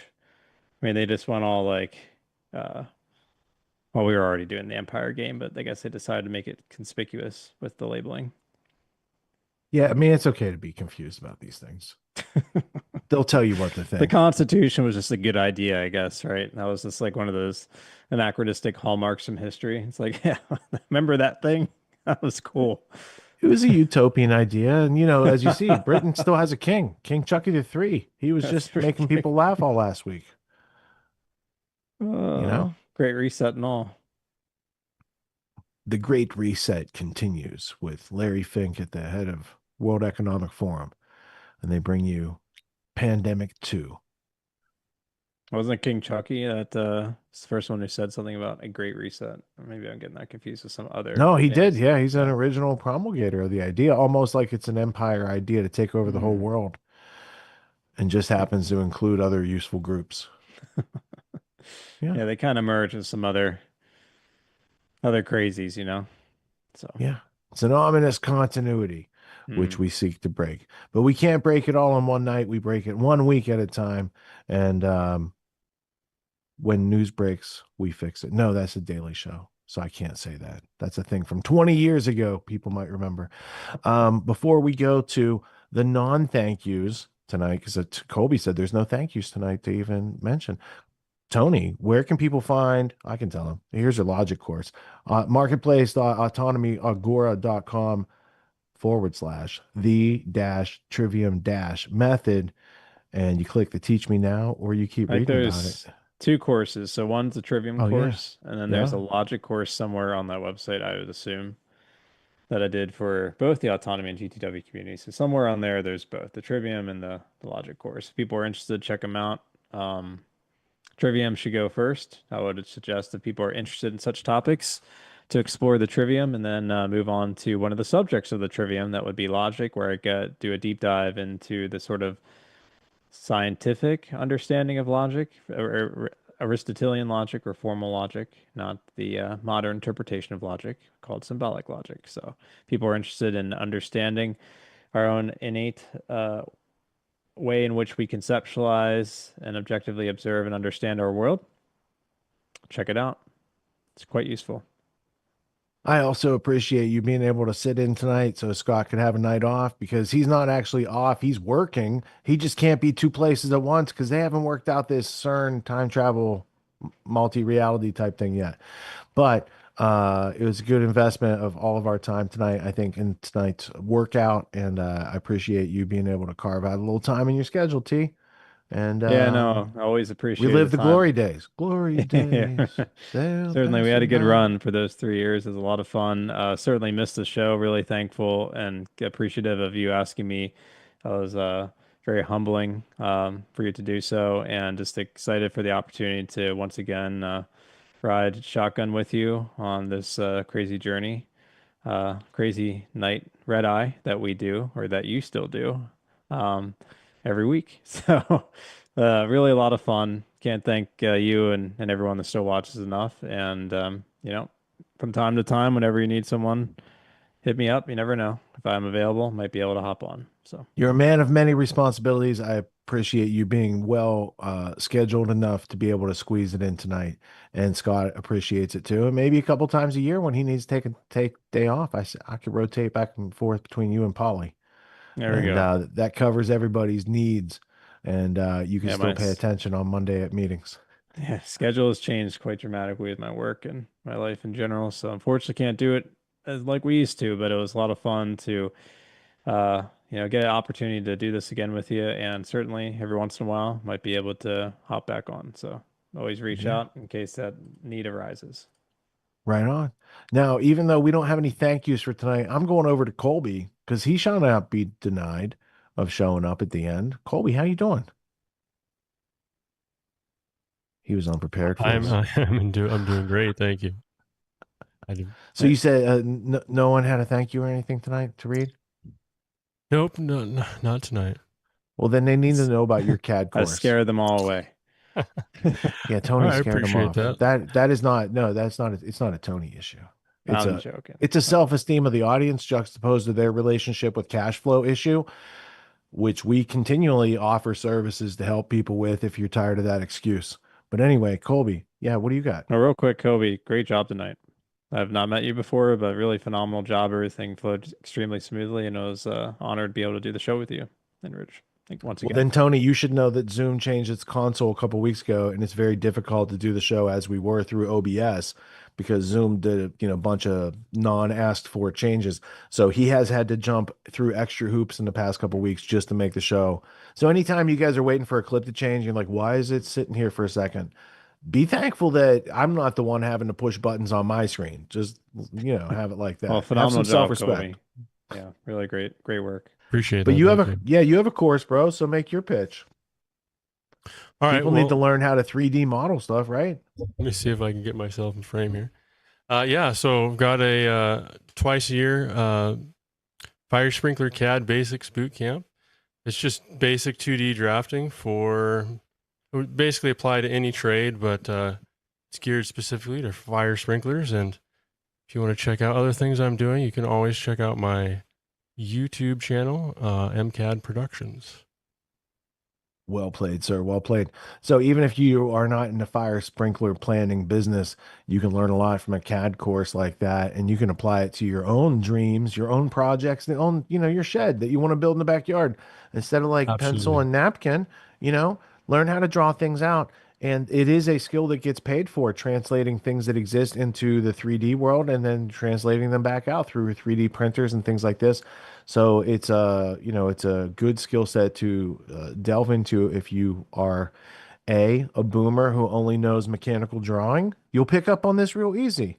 And B, if you only know the CAD part, you might want to learn how to draw it out and the three perspectives that traditionally engineers would draw blueprints out and things like that. So you can read blueprints of things from the past that still need to be produced going into the future because all that wisdom transfer is not being taken care of by the AI right now. There's a big gap between boomer experience and what AI can actually provide, and we need to capture some of that wisdom before the boomers say bye-bye. So I'm just leaving it there. But thank you, Colby. That was You bet. Thank you. Well played. That opportunity that he just had to pitch his offer was provided by those of you who did not take up such time with your thank yous. So we all thank you because we're all doing great. Tonight we have a longer block to play us out. There's a whole bunch of news we didn't get to because we had an extended interview tonight, and we had a little extra, witty repartee that was going on. So I wanted to get some of these clips. I cut a lot out but these are like the necessities, the bare necessities. All right, we have a little bit of Charlie Kirk that's coming from Tim Dillon. We also have an Asmongold clip. The title was "They Could Not Make This Today." Now, the reason this clip went around this week is that the Onion bought InfoWars and sought to sully the good name of InfoWars by doing a bunch of stupid stuff. So See how dumb people that were shit was, though, bro. I mean, that was some funny. That was some funny shit. I got a. I mean, this not not funny from intentionally this, funny. not intentionally Yeah. funny. Like funny Yeah. from a more meta perspective of how absurd. Like it was so It was like watching a B-rate film, right? Back like an Yeah. '80s B-rate or something, where it's like it's so bad, you just can't help but laugh. That's kind of It was a how. video version of the Left Can't meme. Really. I mean, it's not even like they clearly don't understand Alex Jones. They clearly don't know Alex Jones. They don't know how he operates or how his sort of inflections and the way he gets incensed and like there's a whole host of like characteristics associated and disposition associated with Alex Jones that they did not nail at all, and they did such a horrible job that you had to laugh at how bad it was. I watched the Mark Dice video on it earlier this week, and you had to sit there and you're like shocked at just wow, they don't really understand what they're doing. But then he also showed some videos they did like 15 years ago that Yes. that was And that's part of what you're going to see because those videos went around. okay. Now, I do have the full extended version, which is even worse, if you can believe it, than what you're about to see. But for reasons of just public, I mean, we're late. Spare them, 3 Rich. hours in the Spare morning. them. It's so yeah, bad. they can look it up. It's The Onion. It's still on their website, and these are the same people who put the rainbow logo on InfoWars, right? And made like so. Just saying, this is an entry in here, not because it's appropriate. It's an example of what the Onion used to do before. It's almost like how the SPLC funded the groups it was fighting against.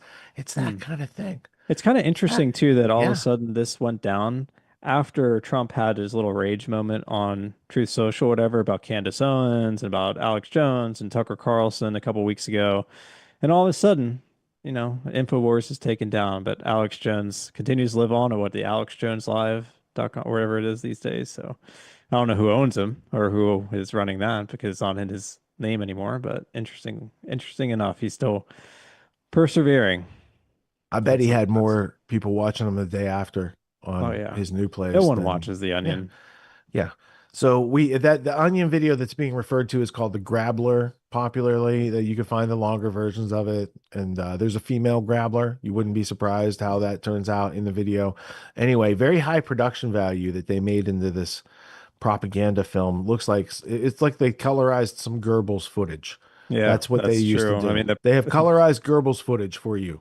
And I'm entering it into tonight's time capsule as an example of anti-Semitism in the 21st century. So, oh wait, I do. You got to fight anti-Semitism, and if you are a fundraising supporter of such endeavors, you get patches. Like I got this patch. This is a fundraiser patch. You can get these on Amazon, by the way. Official Space Laser Goyim Squad. This is a fundraising patch. Tells you all about it on the back. Hold on. This is real. You can look it up on the Amazon. Descent pins right there. There you go.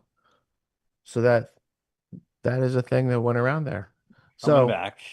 Get up for 2 seconds because get a good laugh. This is back when you, me, and LD days. Look at Zoom. Pretty sure Metzger has the weird T-shirt. shit.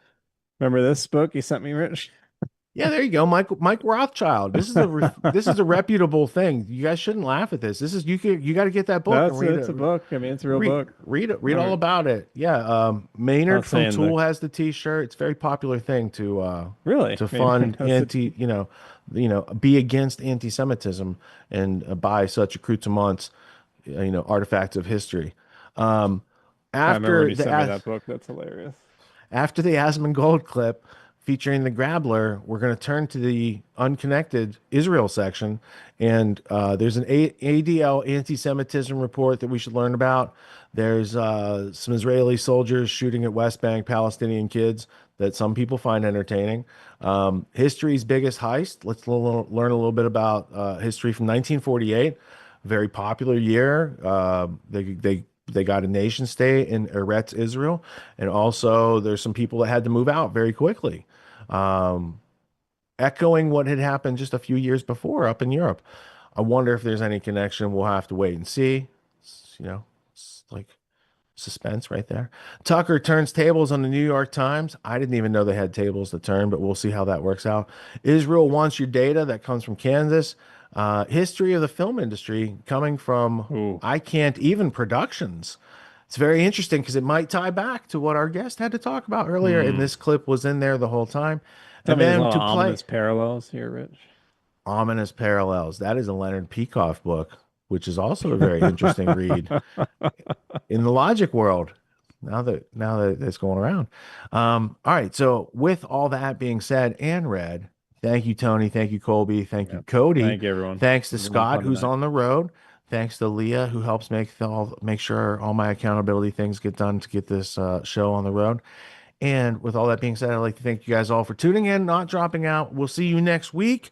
And at the end of all these clips, we have a new hit by Ice Cube to play us out called Freedom.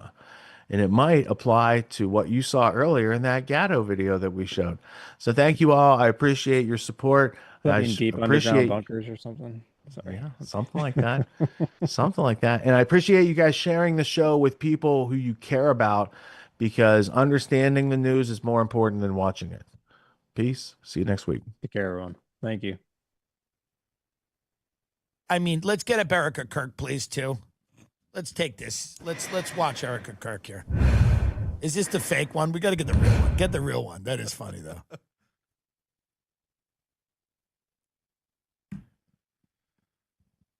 I mean, this woman, just be less famous. There's a very easy answer for whatever this woman's problem is. Be less famous. You can be less famous. Like, that's allowed legally. You can be less famous. Take a beat. You're oversaturating. I've seen this before. I've seen A-listers go down the tubes because they don't know when to stop shoving themselves down people's throats. Take a beat. Take a minute. Regroup. Grab your team. And by team, I mean children. and go make a dinner or something. The woman won't stop. And then she gets mad that people keep making fun of her. It's because she won't go away. You can be a bit less famous. Go on. Erica Kirk, friend of the show. That nothing will ever be enough for the evil in this world. Our country has become unrecognizable. Because of the aliens? Perverted the truth to the point that they motivated the murder of my husband. They have continuously tried to assassinate the president. And anyone who stands in their way is labeled hateful, racist, fascist, and every other trigger word that is grossly dishonest. We want the best for our country. They don't. She doesn't. All right, just pause it. She doesn't have to do this. Like, take up this mantle. You know, it's getting to a point where, you know, I feel bad for this woman. I really do. I mean, you know, what happened to her husband was horrible. I mean, I don't know her. I've never met her. I know people that know her. Some of them like her. Some of them think, you know, I don't know what's going on. Some of them are confused. I'm confused. I'm confused. I'm confused. I don't know what's going on. I don't know why she's choosing to continually be everywhere. She's like everywhere. Like, you got to take a minute. Take a minute. Take a minute. Slow it down. I'm not telling you to stop. Slow it down. Slow it down. That's the great lesson here. Slow it down. Take a beat. Take a minute. Take a breather. This is a full court press. We don't need it. We don't need it, because if you put yourself out there, people are going to go, listen, you're a political figure now. People are attacking her. Because the woman, this is not the way I've seen anyone personally grieve. Personally. I've never seen anyone grieve like, and I'm not judging the way people grieve. I mean, I guess I am. But people grieve in different ways. I've never seen this way. That's all. I'm allowed to say that. I'm allowed to say it. By the way, not being mean to her, not saying what happened wasn't horrible. I have personally never seen a human being grieve this way. I've seen people grieve many different ways, never this way. That's all. That's all I'm saying. That I've never seen a person grieve in this particular way. This strain of grief is new to me. That is also, I'm adjusting to it. I think America's adjusting to it. And I think her beef with people is that we're not adjusting quickly enough to her way of grieving. We've just never seen this one before. This is a new one. Give us a minute with this. Let us adapt to this. Let us adapt to this way of grieving that, and if it's her way to do it, it's her way to do it. Far be it from me. I'm not trying to take away what she needs to do. I think people need to do what they need to do. And if this is what she needs to do, that's fine. I'm just personally confused, and I'm, a little shocked, and it feels a little bad taste. That's all. That's all I'm going to say. Doesn't make her a horrible person. It's just a new way to grieve. We're all learning together what she needs in the moment. Free advice, as always, give advice free on the show. I do like you to pay me money in other ways, but free advice to her. Take a minute. Take some time off. They're also bringing back the old Onion clips. Wait, what? Quick context. The Onion is in the process of acquiring InfoWars after it got shut down. Earlier this week, people were pissed over how weak and pathetic their attempt at parodying Alex Jones was. Well, some viewers went digging and pulled up old Onion clips their current writers would not touch with a 10-foot pole. So just like InfoWars, the Onion also put out great content. So good, in fact, they had to destroy the Onion out of sheer spite. What is this? Later on in the hour, tips for stretching out your vagina without having a baby. But first, in today's tough economic times, money stresses can really be overwhelming. Yeah, but help is on the way. Author Christine Eckert is here to show us some exercises to reduce stress. Hi, Christine. Good morning. Hi, Jim and Tracy. Christine, I'm so glad you're here. I'm about ready to snap. She is. The first thing we're going to learn about is problem visualization. Okay. It's a simple method for reducing Don't look at stress by problems. assigning an image to represent your anxiety. Well, that sounds simple enough. Okay, the first thing I like to do is imagine my money-related stress as the most disgusting, terrifying creature I can think of. Yeah?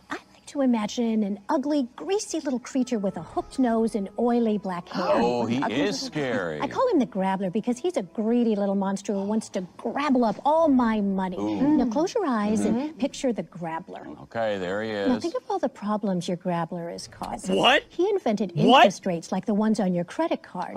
He's taking the jobs because Grabblers only hire their own kind. I just wanna get rid of Now him. imagine the Grabbler slowly disintegrating like a pile of ashes blown away by a purifying wind. And now you're in a peaceful meadow full of lilies swaying in a gentle breeze. Is this the You're not Onion? scheming, Oh my God. Oh, that really works. Ooh, what a relief. I feel so relaxed. Oh my Now, this God. image visualization works for other kinds of stresses besides money, right? Say you had an argument with someone at work. Take that social stress and visualize Oh, it being no. due to a blabbler. Blabbler. Well, look at that. Blabblers represent all that negative energy we experience when dealing with difficult personalities. Mhm. You know, the kinds of people who love to argue and complain in nasal voices. Oh, I know. Wow. Stresses are everywhere. All right. Well, Christine, thanks so much for being our guest this morning and sharing Christine. your advice. Everyone should check out Christine's new book, The Solution, Kill All the Grabblers, and it's available in bookstores now. And when we come back, why you don't have to wait until after you're 40 to have sex after 40. Oh my God. The Solution. The thing is, satire and the Onion, like these different places used to be so fucking funny, but for some reason, I guess it doesn't work anymore, right? Like this was so embarrassing, bro. It was so sad.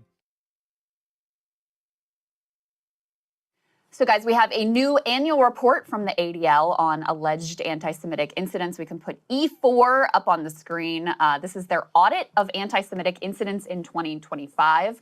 According to them, the number has gone down since 2024, but still remains elevated, and they say the number of violent incidents has increased. Joining us now to break down the import of this report is Glenn Greenwald, independent journalist and publisher of the Glenn Greenwald Substack, which of course we recommend you guys all subscribe to. Great to see you, Glenn. Good to see you.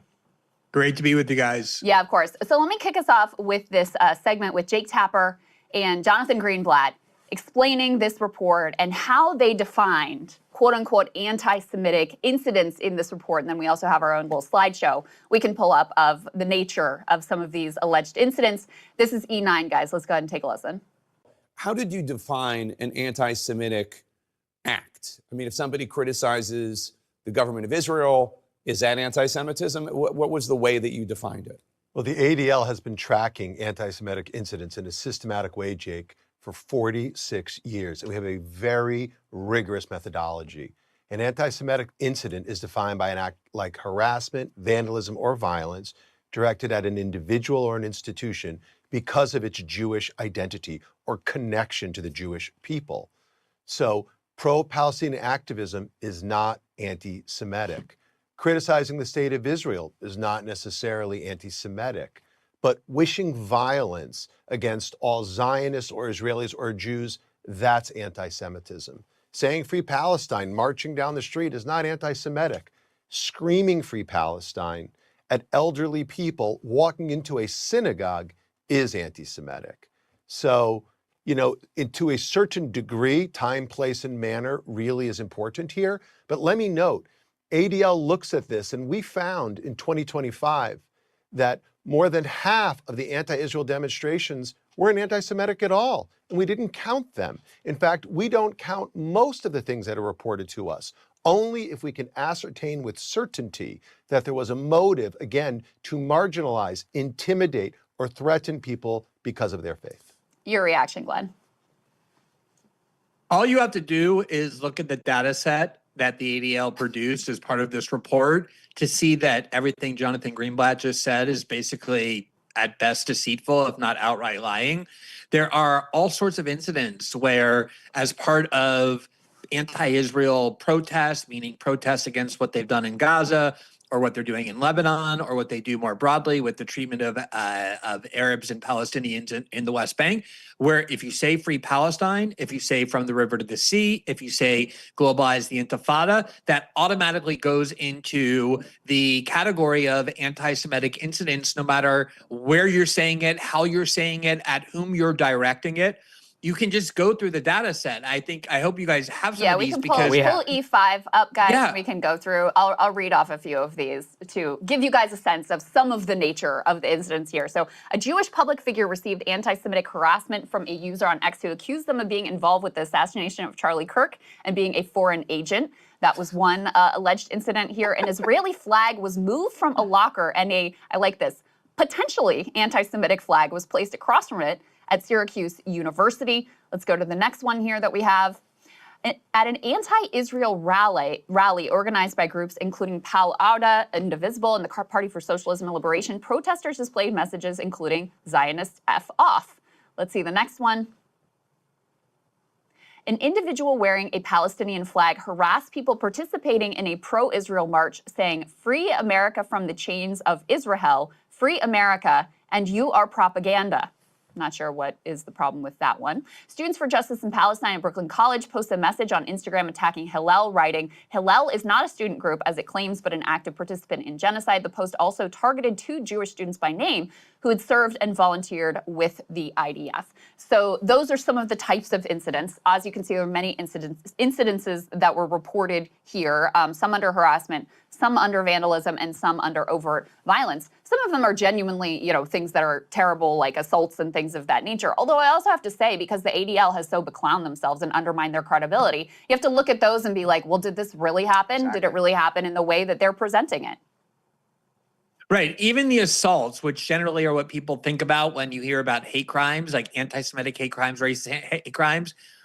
I think, if you look at the bar graph, you will see the drastic number of these kinds of incidents where people are expressing political views not aimed at Jews, aimed at the IDF, aimed at Israel defenders, aimed at the ideology of Zionism, which is not the same as Jews. There are huge numbers of Jews, huge numbers of them, who don't believe in Zionism, don't believe in the apartheid state of Israel, don't believe in the moral justice of committing genocide in Gaza or stealing land from Syria and Lebanon and the rest. So it's all done with a conflation. Now, of course, you can find some genuinely anti-Semitic incidents, and under the assaults category, category, even if you were to credit the ADL, which would be very foolish to do in light of what we know about them, but even if you were to credit all the assaults that they counted as actual anti-Semitic assaults, it numbers in like the low hundreds, like 160 or 200 or something like that, which, you know, I'm not saying should be dismissed, but is far from the sort of epidemic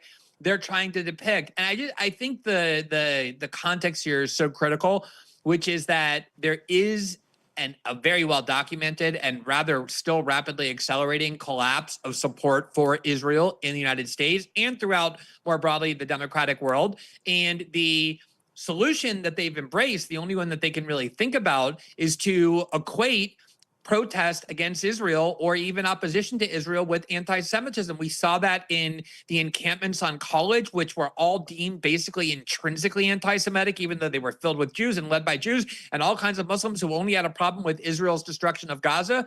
And then also the kind of the broader institutional imperative, these kinds of groups, if they're a group aimed at injustice X, they have an inherent interest, an institutional interest in depicting X as grave of a problem as possible. And that's what really is going on here. Yeah, and one case, what drives me crazy is, you know, it's one thing to label something anti-Semitic, but it's another to use the instrument of the law against them. Can we put E7 up here on the screen? This was a case, Glenn, I'm sure you're familiar with, where this a Florida International University student, Gabriela Saldana, was arrested for wanting Israel's Netanyahu, what they say, to drop bombs on the school event. What it really was is a joke in a WhatsApp group of 215 students where she said, Netanyahu, if you can hear me, drop some bonbons for us capstone students in Ocean Bank Convocation Center. In bond court, they said she also wrote, there's going to be a bomb in the Ocean Bank Center. It was going to be Jonathan's fault, in reference to another student in the chat. She appeared before a judge and was literally not only arrested, but we learned from her, according to her, she made contact with our team, that the charges have gone ahead and been filed or continue to be in the court case against her. Now, we're going to have a GoFundMe, a link down in the description, but this is beyond the ADL's weaponization of the term anti-Semitism. To extend it further, this is the state of Florida, or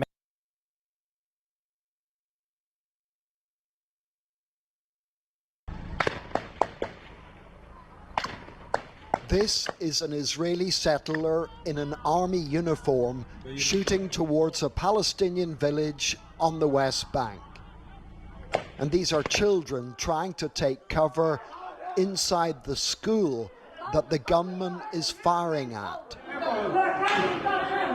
Other pupils are outside when it happens.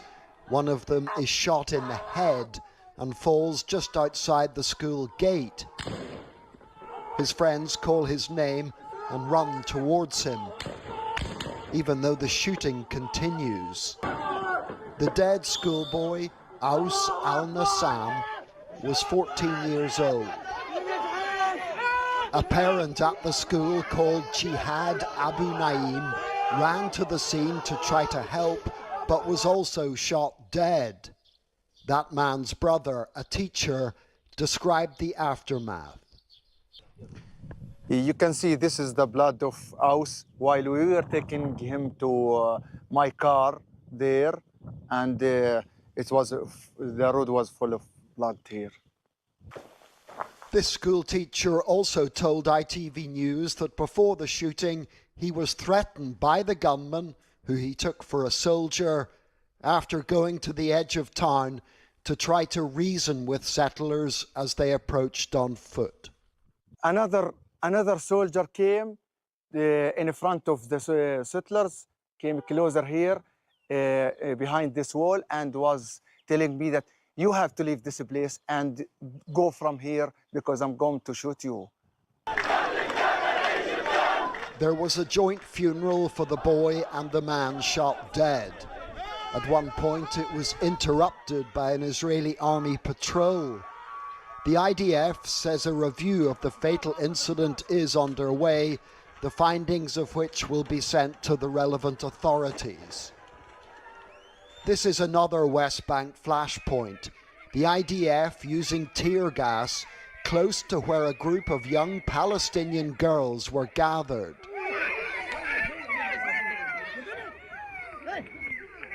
When Al-Khair village school reopened following the Iran ceasefire, dozens of pupils found their access blocked by a barbed wire fence put up by Israeli settlers.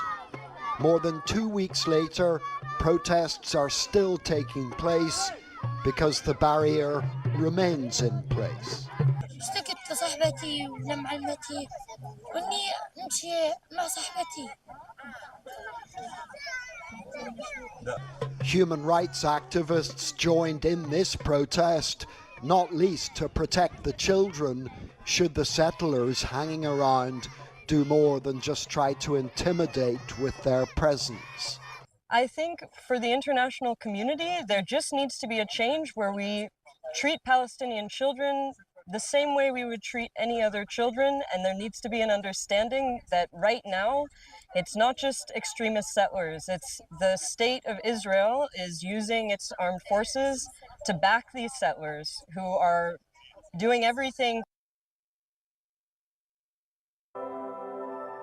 750,000 Palestinians were driven out of their homes in 1948.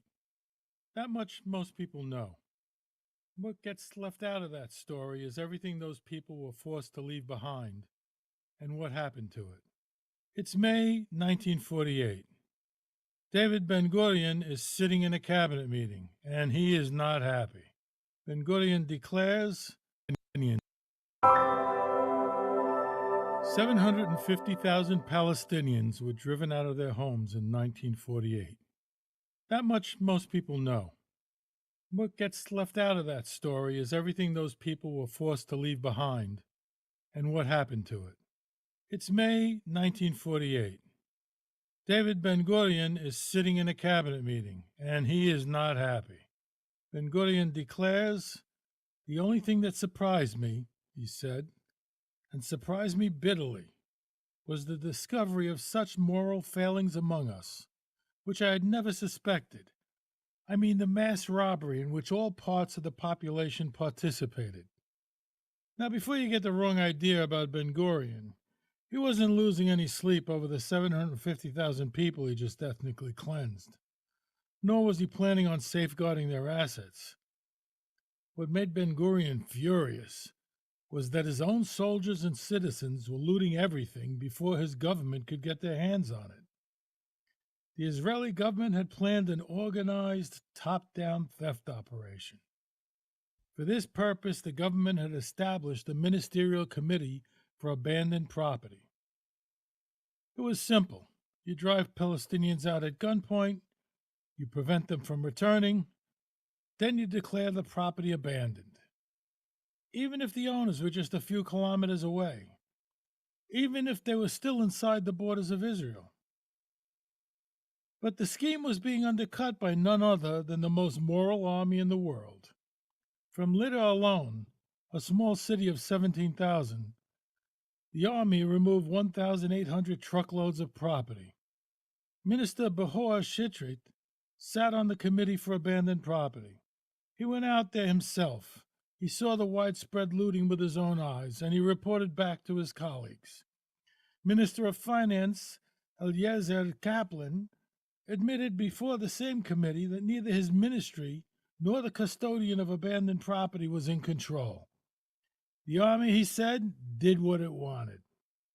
The custodian's report noted that a widespread operation of dismantling water pump engines had been carried out throughout the country. The government was in a race to steal the engines before individual citizens and soldiers could. There were roughly 200,000 to 260,000 Arab dwellings, homes, and apartments. Each one held family heirlooms, jewelry, furniture, cash, appliances, the sum total of generations of family life, sacrifice, and effort. It was all stripped bare in a frenzy of looting. Palmach soldier Yoram Kaniuk described entering a home within hours of the owners leaving. The homes were wealthy people's homes. We had never seen such splendor. Gold, giant mirrors, gleaming kitchens, crystal chandeliers and tons of food, silver cutlery, bottles of liquor stood like soldiers in formation. An Armenian resident of Al-Bakar, John Rose, watched from his veranda and described what he saw over the following months. horse-drawn carts, as well as pickup trucks, laden with pianos, refrigerators, radios, paintings, ornaments, and furniture, some wrapped in valuable Persian carpets. Safes with money and jewelry were pried open and emptied. Moshe Smolansky, a Jewish observer, described what he witnessed. The urge to grab has seized everyone. Individuals, groups, and communities, men, women, and children, all fell on the spoils. Doors, windows, lintels, bricks, roof tiles, floor tiles, junk, and machine parts. Then there was the cultivated land. The Zionists didn't take over a desert. In 1945, the British Survey of Palestine found that Palestinian Arabs, comprising less than 69% of the population, produced over 78% of total agricultural output. In 1945, Palestine had a population of 1.9 million and was 90% self-sufficient in staple food production, with exportable surpluses despite the disruption of World War II. 1,492,000 acres of cultivated Arab lands with 234,674 tons of planted winter crops ready for harvest. 8 million olive trees that were 99% Arab-owned and represented centuries of development. Arab-owned livestock included 214,000 cattle, 224,000 sheep, 314,000 goats, and 105,000 donkeys. Citrus was the most important export crop in the agricultural economy. 50.8% of the citrus orchards were Arab-owned and had their irrigation systems looted. The effect on citrus exports? Palestine at its peak exported more than 15 million cases annually. In 1949, Israel exported less than 1 million cases. And in 1952, exports were only 3.5 million, a fraction of what the Palestinians produced. Now that the geniuses who made the desert bloom were in control, did agricultural production boom? No, in fact, it collapsed. Israel had to institute food rationing for 10 years and would have starved if the Americans had not supplied the equivalent of hundreds of millions in today's dollars in aid to pay for food imports. Palestine was 90% food self-sufficient, while Israel was only 25%. You can steal the land and expel its people, but you can't replace what made it work. Thousands of years of connection to the soil and the experience of countless generations of fellaheen. Ben-Gurion finally stole the country he'd been dreaming of, only to have to watch helplessly as his goon squad stripped it bare in an orgy of looting. Ben-Gurion then did what every Israeli prime minister does. He handed the Americans the bill to fix it. What was the value of everything the Zionists had stolen? Atif Kubursi, cited in UNCTAD's official report to the UN General Assembly, calculated a total value of $780 billion in 2026 dollars. Kubursi did not include the value of the oil and gas reserves that have been found off the coast of Gaza. The descendants of the expelled are the legal heirs of a property record that was never extinguished, only suppressed. Their keys are still in the family. Their land records still exist. And inevitably, there will be a settlement of accounts. Thanks for watching. If you'd like to see more content like this, please like and subscribe.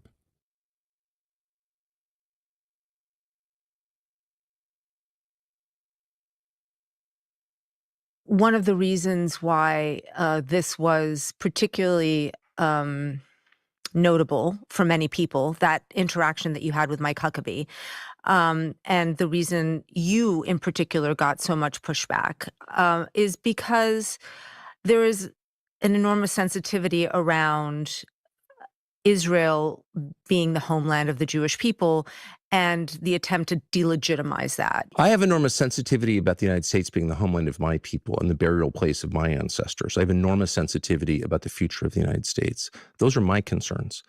I'm not dismissing the concerns of any other group, including Israelis or Iranians or Venezuelans or anybody else. Everybody has his or her own set of concerns, but my concerns revolve around my country. And so I'm not going to subordinate my concerns and the concerns of my children to other people's hysteria, no matter what country it is. Why do you think you get tagged so often with anti-Semitism? Because I think there are two reasons. One is I'm not an anti-Semite, and I think that's obvious. And I've expressed this many times, and I'll do so again. I have temperamental and religious objections to anti-Semitism or any hate or discrimination based on bloodline that is against Christian theology. It's against my personal ethics, and I oppose it no matter who is suffering from it, whether it's whites or blacks or Jews. Nobody can be punished for his bloodline, period. I don't believe in collective punishment, unlike the Israeli government. So that's number one. I am opposed to anti-Semitism, and that's a threat because I'm not approaching this as someone who wants to hurt Jews. I just don't want the United States to be implicated in the crimes of other nations, and I'm not intimidated. And number two, that is a much easier conversation than answering very simple questions like, where does the right to exist come from that Israel has, that I've been told for many years has a unique right globally to exist? Where does that right emanate from? Who granted that right and on what grounds? And they can't answer the questions, and they don't want to have the conversation. So just to be totally clear, asking questions is not hate. Telling the truth is not hate. And they don't want to answer the questions, and they don't want to tell the truth. And by the way, it's not just Jews. I think I've been attacked more viciously by Christian Zionists than I have by Jews, just in point of fact. It's a kind of nice universalism to it. But I'm not intimidated. I don't know why I would be. In fact, I think it's my obligation not to be intimidated. Can asking questions, though, stir up hate? I mean, language is powerful. Well, sure. I mean, you could pose attacks in the form of questions. I've certainly done that a lot, for sure. But the questions themselves hang in the air, and a legitimate question deserves an answer. The reason I want to press on this a little bit more is that you know that there is an entire anti-Semitic worldview that has been based on the protocols of the elders of Zion, that there is like this cabal of powerful Jews that controls the world. And, that book was written in the early 20th century, but it, helped the Nazis, and it really has informed a lot of the views of many people today that there is, this very powerful sect of Jewish people who want global war and global conflict. And I think that there is a concern that I have, and a real concern. I don't mean this as something that people say to slander anyone, but just a real concern that the rhetoric where everything is blamed on Israel, where Israel has these supernatural powers almost to influence the president, to influence the previous president, George W. Bush, to enter into the Iraq War, to be involved in assassinations, et cetera, that it has echoes of that, and that people are genuinely concerned that it opens the door to this idea that has been debunked and has been used in, absolutely vicious ways to annihilate an entire people. I'm not quite sure what that means. Let me tell you my concerns. My main concern is the destruction of the United States. And that is in no way to minimize anyone else's concerns, but I have a right to that concern. And I will not have my own concerns hijacked. I will not submit to being told what my concerns should be. I'm an adult man who pays his taxes. I have a right to come up with my own hierarchy of concern. And at the very top is the destruction of my country, which I've lived in for 56 years. And I know that it's not better than it was, and it's not getting better than it was. And there are many reasons for that. One of them is this war, but there are many others. And so people say, well, I'm really concerned. Well, I'm really concerned too. I'm really concerned that the Prime Minister of Israel and his many cheerleaders in American media, including at the New York Times, if I can say, pushed the U.S. government into a war that hurts the United States. That's my concern. And I would say that's at least co-equal with anyone else's concerns. So that's the first thing I would say. Second, as the elders of Zion or whatever, I don't know what that is. I've heard references to it. It's like a czarist forgery or something. Look, I guess I'm just wondering what the line is for you. The line for me is the truth. What is actually happening? Between criticism. I mean, this is, by the way, a very difficult line. I am in no means purporting to understand necessarily where it is. I'm curious for you where the line is between criticism of the state of Israel and how that could be perceived as feeding into anti-Semitism. Well, it breaks my heart that it is perceived that way, and that's the product. That perception is the product of a decades-long effort to conflate anti-Semitism with any criticism of the secular government of Israel. Okay, so the IHRA definition of anti-Semitism lists 11 examples of anti-Semitism, and that's been adopted globally. 40 different governments have adopted it as their standard of what anti-Semitism is, and 2/3 of the examples are criticism of Israel. So, you know, I don't get to write these standards. I also don't have to abide by them. And I reject, as ludicrous, out of hand, the idea that the criticism of a secular government is the same as criticism of an entire ethnic group, many of whom do not support that secular government, many of whom reject that secular government, and a lot of those I know personally. So you're just not going to get me on board with the lie that criticism of Netanyahu is hatred of all Jews, because it's not. And I don't care how many times someone repeats that to me. I don't care. And by the way, I've lost friends over this, and I do grieve that. People who are totally convinced that criticism— Is it just Bibi that you're against, or if there was a different government in Israel, it I'm would be okay? against anything that hurts my country. Why wouldn't I be? I live here. No, but I'm just curious, like if there's elections coming up and if Bibi gets kicked out, are you— I took my family on vacation there. I'm just trying to obviously, I'm not understand. against Israel. I never have been against. By the way, you can check the record. Before maybe 2.5 years ago, I don't think I ever— well, I certainly never criticized Israel, but I rarely even mentioned Israel. I could give you a long list of the things that I love about Israel, particularly about Jerusalem, which is one of my favorite cities.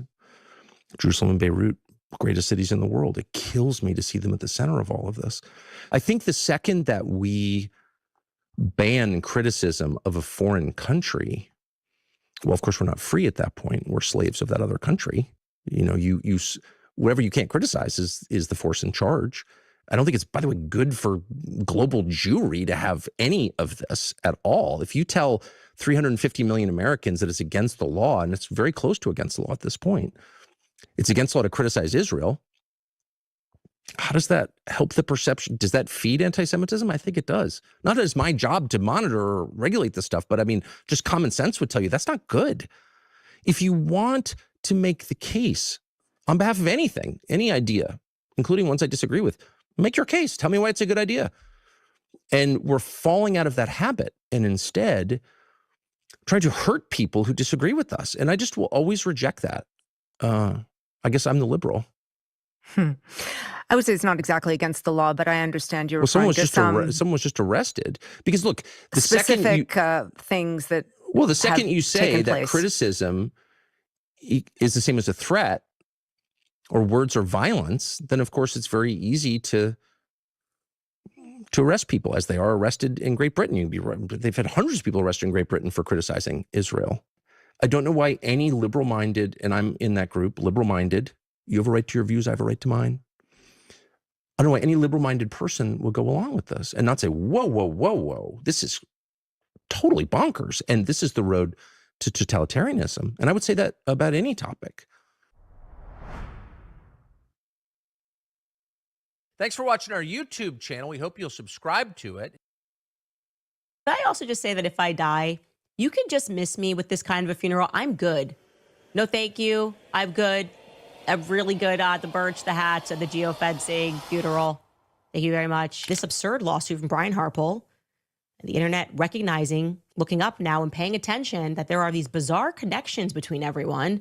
This is going to shine a negative light of attention on Harmeet Dillon, because this is her law firm, right? Dillon Law Group is Harmeet Dillon's law firm. She currently works for the Department of Justice.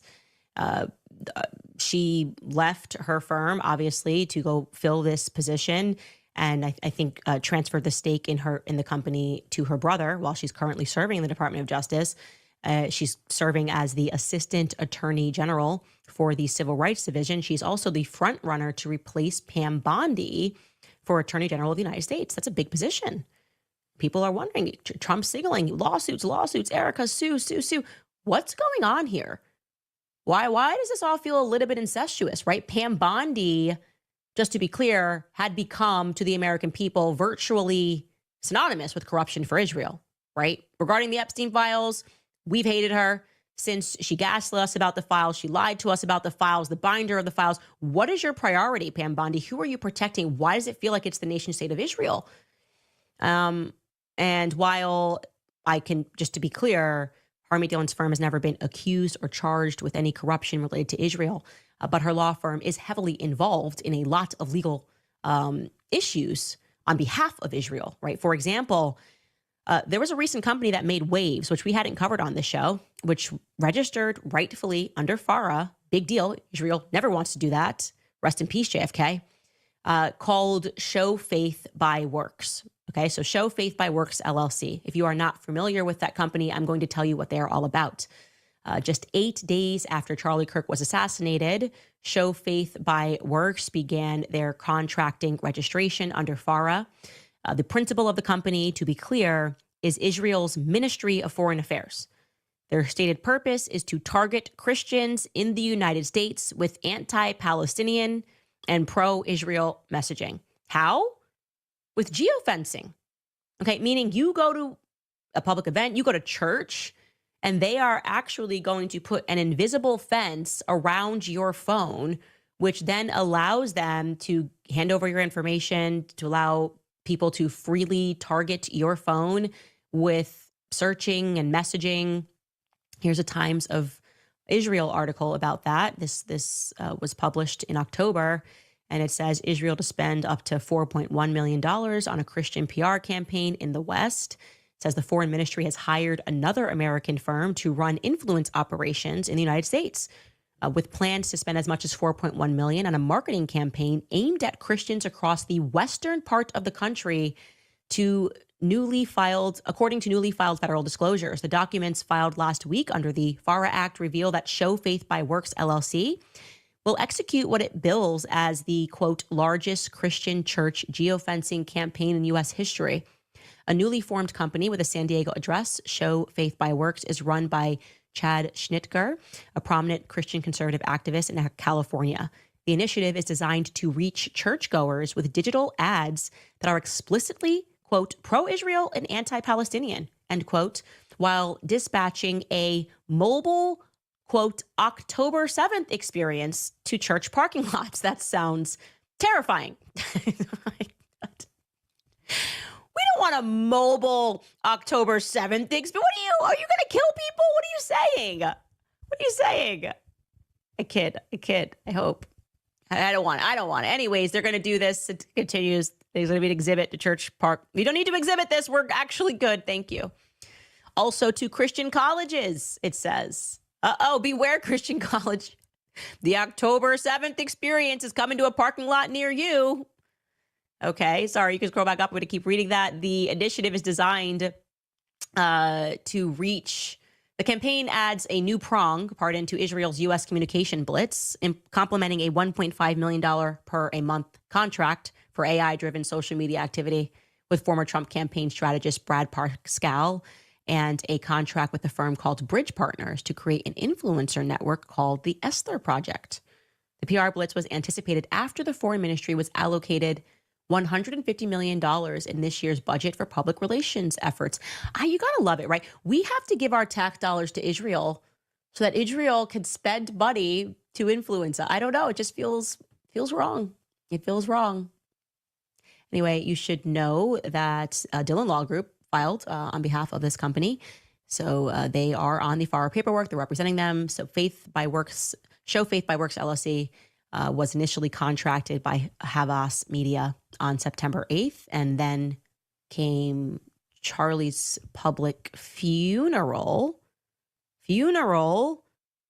described by some people, his wife, as the event of the century. And what do you know that after this, Andrew Colvett announced on the news that at this event of the century, they successfully had geofenced and geotagged everyone who went there to mourn Charlie. So really, it was like hats, merch, and some cell phone data, apparently. Take a listen. The way I'm going to break a little bit of news on your program, Jesse, our partners that do sort of geotagging with devices, they told us that they tracked over 277,000 devices in the vicinity of State Farm Stadium in Glendale, Arizona. Wow. 277,000. I just can't believe he thought that was good PR to go up there and just say that. I mean, can I also just say that if I die, you can just miss me with this kind of a funeral. I'm good. No, thank you. I'm good. I'm really good at the birch, the hats, and the geofencing funeral. Thank you very much. Now, I should be clear that we don't know for sure if Andrew Colvett, who happened to actually be sitting with Harmeet Dillon at the recent White House Correspondents' Center shooting, we don't know if Andrew Colvett, he didn't name who he was working with. He didn't name who his partners were. So we don't know if it was show faith by works. But the timing of this is definitely interesting. And we should actually maybe try to find out, right? In their FARA docs, they specifically note that they are going to be doing that geofencing and targeting in Tucson, Phoenix, and Las Vegas. So that is right in the Turning Point hub. There's a lot of smoke here. I'd be willing to bet there's some fire. And maybe if you were one of the lucky ones who got to attend this event of the century, you might be able to work to find out by contacting Turning Point and saying, actually, who was your partners that were geofencing us? Maybe it's on a ticket stub. I would imagine they would have had to disclose it. I'm not sure entirely. But it would be know who their partners are. I didn't know Turning Point was doing this. I actually thought they were like a 501c3 charity that was not engaged in this at all. So I do want to give a special shout out to Twitter user Gen X Girl, because she has done a fantastic job influencing that. You can see that she says she's a honey badger that exposes corruption, wars, and foreign influence. And I do think that kind of looking at the piece of what this firm is going to be important. Again, I personally have nothing against Harmeet Dillon. I do think that there are some interesting ties that bind when it comes to her particular firm. And since she is in contest to become the next attorney general following Pam Bondi, yeah, we Shocking news tonight. According to a new survey, 60% of Americans are now antiseptic. That's right. And now the fake Semites are saying It's not their fault. Of course. Chloe and Michael, good morning. We're here with Rabbi Foreskins, who has an interesting method for circumcision. It's just Metz eats a beeper. Stop noticing. That's basically where they take a and suck on its Talmud says it's chill, though. Wow, thanks, Ching Chong. You heard that, folks? Don't go looking up that unless you're ready to learn how it transmits HIV. That would be so antiseptic. But we go live to Tom, where our favorite pizza baking competition takes place in the Goy Center. Tom, take it away. That's right, John. We're here at the Pizza Cost. What's it take to win this? We need to bake 271,000 to win. I thought it was 6 million. Nah, that would be impossible. How are you enjoying the Pizza Cost? Out of the 109 countries out here, Germany's the one struggling the hardest. They don't even have a chimney. That sounds a bit antiseptic. Hope that doesn't get us canceled. Well, Producer Berg does love his pizza and grape soda. Shut it down! Fine, over 80% of the Epstein list was and 0% of the victims were, but that doesn't mean we aren't victims. My grandparents were in the Pizza Cost. Jeez, Producer Berg, chill. He's so cute when he shuts it down. Anyway. Did you see that fat congressman tampering with the votes? Yep, show the normies. So here's what a crime on tape looks like. But he's chosen. So noticing is antiseptic. Shouldn't he, like, be in jail? Yeah. Absolutely, throw him in jail, like, seriously. Dan, break it down for us. Somebody, needs to stop this guy. I mean, he is just, to me, I feel like he's a terrorist. I think he should be hanged for treason. Shut it the heck down, Dan. You think you can just waltz your way into Congress because of your big muscles and antiseptic rhetoric? We'll genocide you like the Armenian you are. Just because you stupid goyim notice 6 companies run 90% of the media doesn't mean that we won't censor you. Now, back to the goy slop, or you're fired. Wow. Great point, Shapiro-Stein. We wouldn't want to notice that, right? I'm just here for the bread and circuses before my sports ball game tonight. We're like cattle. How does it feel that your government is funding a genocide? Good. I just got my seed oil sundae for free. How'd you do that? I got my 5th booster. How do you feel about the event? It's certainly not 6 million. And they were delousing chambers. Really? And mostly from typhus. He was talking about the pizzas, right? I think. Breaking news, we're bombing the shit out of Lebanon. Ching Chong joins us live from the action. We're here in Lebanon, where Israel's Operation Eternal Darkness has set out to absolutely wreck the Sand People. We've caused over 2,400 casualties since the beginning of March, all funded by our Epstein-controlled government. What happened here? Here in central Beirut, they just came over our town and started bombing us. 1 in 5 Lebanese have been displaced, all because you goy cattle are scared to notice. Like, dude, this is not chill. That's base Ching Chong. But this is all we get when we let that fat Randy win. Yeah, I got my vote on that Bulgarian dude. Let's hear what Dan has to say about all this.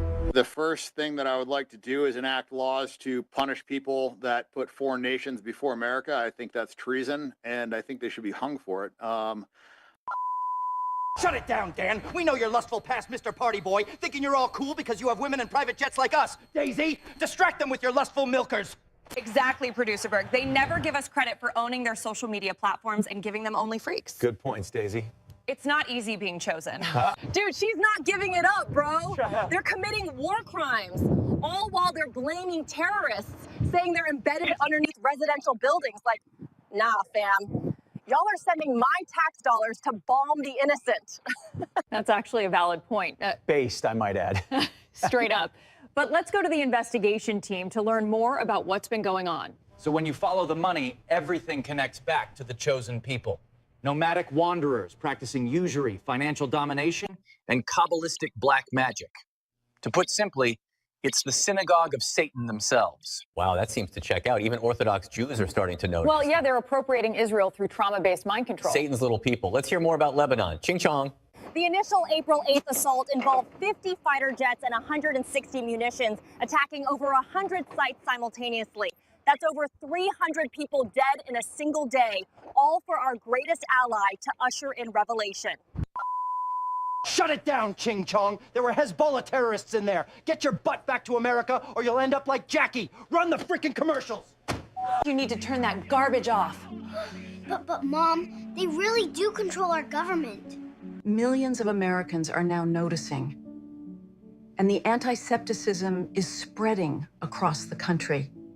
Who did you send $100 to? To Jake GTV. He had his channel demonetized. He's anti-septic. Honey, so am I. If you or a loved one is questioning the official narrative, it's not too late to get help. Isn't Pfizer owned by a dual citizen from Israel? Whoa. Ask your doctor if anti-Septicants are right for you. You know, honey, I think Israel is our greatest ally. That's how you know it's working. Get them vaccinated before Agenda 2030. Wow, don't they own all the pharmaceutical companies? Yeah, but careful, or Producerberg's going to force you to vaccinate I'll just them. use a fake QR code. Let's go back to Ching Chong to see what the fake Semites are up to in Lebanon. So here goes Satan's chosen people smashing a statue here in Lebanon. Makes sense that their Talmud says Jesus is burning in excrement and feces. Talk about Talmudic tribesmen, am I right?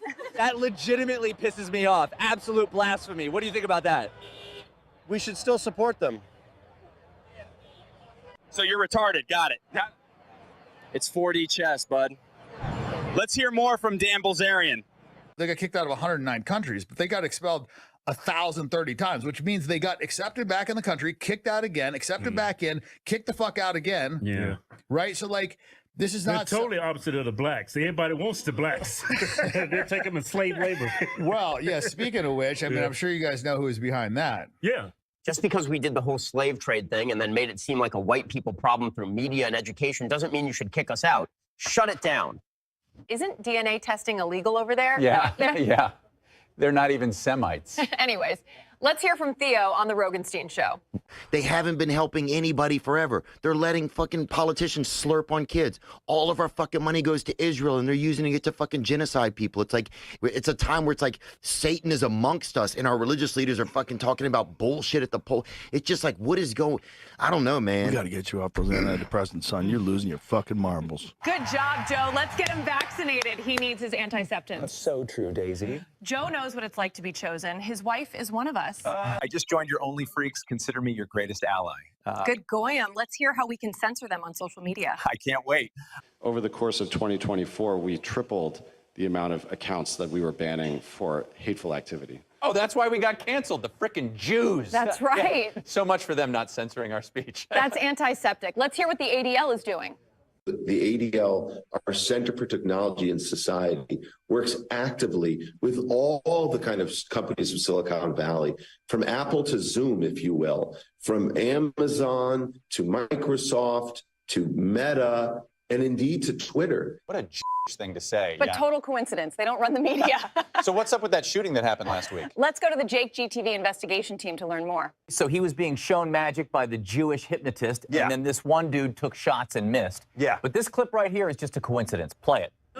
This speech tonight will be classic Donald J. Trump. It'll be funny. It'll be entertaining. There will be some shots fired tonight in the room. So everyone should tune in. It's going to be really great. Total coincidence. Anyways, here's the shooter wearing an IDF t-shirt. Yeah. But then again, our government does protect pedos. Yeah. So the manifesto was pretty based. Yeah, he did write that. I'm not a rapist. I didn't rape anybody. You think he was referring to you? Excuse me. I'm not a pedophile. You read that crap from some sick person. I'm not any of those things. Mr. President, and I these was are never, the gunman's words. Excuse me. You shouldn't be reading that on 60 Minutes. You're a disgrace. He's always such a victim. How about arresting a single person in the Right. Epstein files for once? Right. Let's hear what Shapiro-Stein has to say. Here we go again. The #1 trend on X, the minute this happened, was staged. Okay, there's no evidence whatsoever this was staged. There's no evidence Butler was staged. There's no evidence Charlie Kirk's murder was staged or manipulated by the widow or any of that crap. Conspiratorial worldviews are disgusting. Conspiracy theorists will believe anything these days. Exactly. Good thing we have Shapiro-Stein to shut it all down. Speaking of Erica, here she goes again for Worst Actor of the Year. I just want to go find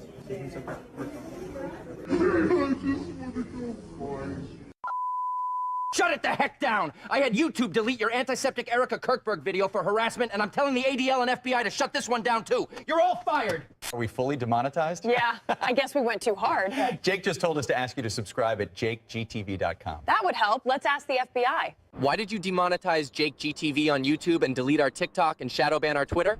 Just let us do our genocide in peace, Goyam.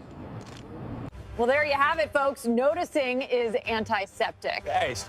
That's based. Dennis, take it away. Thanks, guys. We're going broke doing this, so please donate. Anyways, if you're still not following Jake GTV, you're an absolutely retarded loser. Have you looked into who owned all the slave ships? What? Ask your doctor if antisepticants are right for you. Congratulations, you made it to the end. That's what I call based. If you don't want us to disappear, go and grab a membership on jakegtv.com so I can do this full time without going absolutely broke. Like, seriously, I can't do this without you. Just hit the like, comment, and subscribe, and we'll see you on the next one. Did you hack Jake GTV's Twitter? Sir, we did, but he's not stopping. Demonetize him everywhere. We must shut him down before Agenda 2030.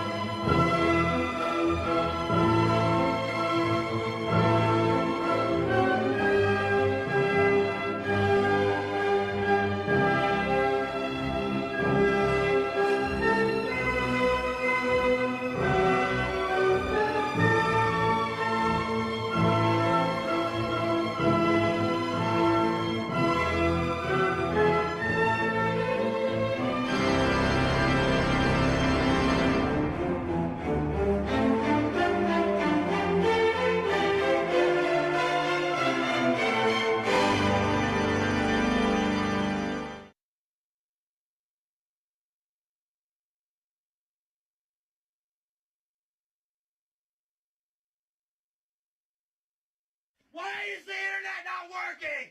Why are you not working? Why is the internet not working? The same reason you're not working. Did you turn off the internet? Maybe. Create a clone through this iPhone. It's the perfect device to get spied on. Swipe up, swipe down, pipe down. Type it in, never ever write it down. Knowing it's mind controlling. First you start scrolling, then you start trolling. Yeah. What you know about a prison? Ain't no rhythm in this algorithm. No, it's about the vision. It's about to be a head-on collision. Lost my religion. Motherfuckers gotta Google where God at. I despise that. He under my hat. He under your hat. He in your heart. I bust a rhyme that's better than Mozart. What I look like asking Chat GPT. What was it like growing up in the CPT? They hit me with that freedom. It don't cost you a penny to be dumb. They hit me with that freedom. What's the reason? That shit is treason. AI is learning to escape human control. AI is, in fact, learning to escape human control. Human control. Human control. LA to the Bay back in 88. I was there, nigga. Fuck what your computer say. You rather ask a nerd like Zuckerberg. Go ahead, homie. Go and join the herd. Use a blue light zombie. Becoming unhealthy, selfish as a selfie. Go ahead, ask OpenAI when you know that they lie about the 4th of July. Information artificial, blow the whistle. You know that we with you, go get the pistol. Shoot the flat screen first in the laptop. Kill your iPhone, then smoke your Xbox. And when they call SWAT, here come the robots. Don't matter if the motherfucking door's locked. They shooting in the dark, ripping us apart. Motherfuckers only mad cause we too smart. They hit us with the freedom. It don't cost you a penny to be dumb. They hit us with the freedom. What's the reason? That shit is treason. I think the most important thing to understand about AI is that AI is not a tool. It is an agent. What's the reason? That shit is treason.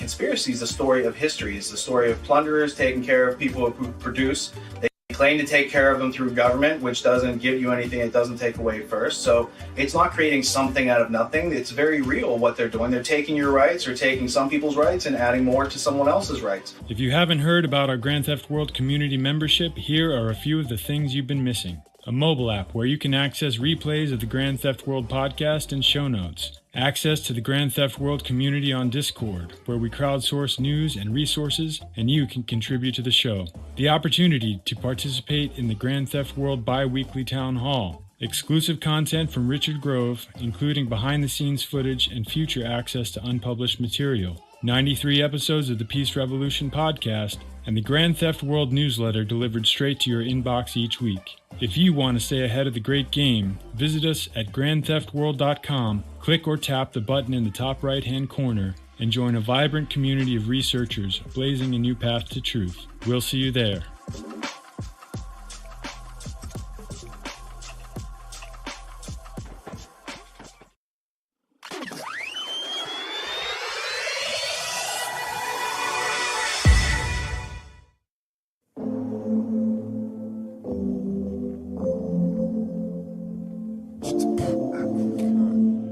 I'm in outer space with a microphone.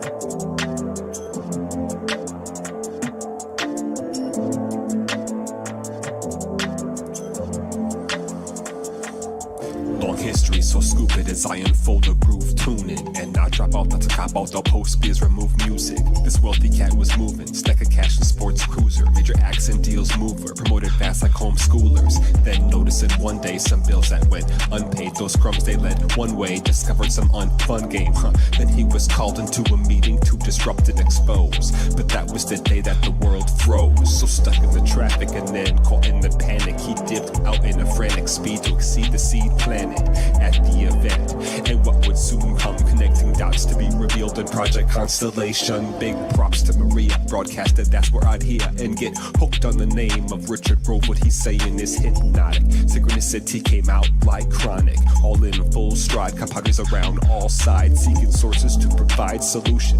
The heavy-handed knowledge is Willie saying the peace revolution, never knowing I was missing a blessing. The heaviest session recorded and revealed the ultimate history lesson in this quest, and I'm a Midwestern who's rocking it dope. Subscribe to media produced by Tragedy and Hope. And if you didn't know the gift, and here's what you've been missing, and listening is where conviction is revealed in descriptions in a brain model. Don't come out hollow, but full throttle, and dive in the deep end so history doesn't repeat, and make it complete. Catch Grand Theft World every week with Richard and Tony, chop it up with the homies. And I ain't talking about that public school baloney. And it's like you should know me, quoting Gatto in the flow that I'm growing, and LD's bearded is showing the time capsule stack of stats is open.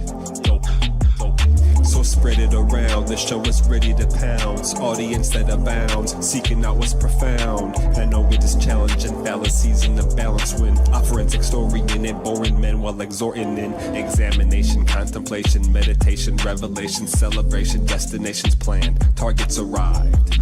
Autonomy crew of souls that survive, broke free from the 9 to 5, and we doing it live. Hey, with hope in our flow, where consciousness grows, as opposed to you don't have to think about it, dude. Cause it's a comedy show that be bombing truth, whoa, trying to make uncommon truths be more commonly known. That it's a grand theft world that I'm living in. Ain't no reptilian skin, just some normal humans who love to sin. From their banking powers they aim to win, deceive and betray all man, making everyone slaves to them. It's a grand theft world that I'm peering at, disguised like a pyramid. For those tuning in, they be feeling that, revealing that things ain't what they seem, so I'm fighting back and digging jack, obtaining knowledge, wisdom, and artifacts. Yeah, like that aspect that they lack. Yo, trivium core to deal with that, Rebel, bring the back, cause it's a that world that's rolling out. Got the growth model out, tracing Rockefeller dollars straight to clouds. SEC connections are hard to doubt, but most go the common route, walking with their head in the shroud. Yo, it's a grand theft world that I'm peering at, disguised like a pyramid. But those tuning in, they be feeling that, revealing that things ain't what they seem, so I'm fighting back and digging jack, obtaining knowledge, wisdom, and artifacts. You should know it's not a video game. This isn't Grand Theft Auto, folks. This isn't a video game. This is Grand Theft World. All right, LD. It's a Grand Theft World that I'm peering at and disguised like a pyramid. For those tuning in, they'd be feeling it, revealing that things ain't what they seem, so I'm fighting back and digging jack, obtaining knowledge, wisdom, and artifacts.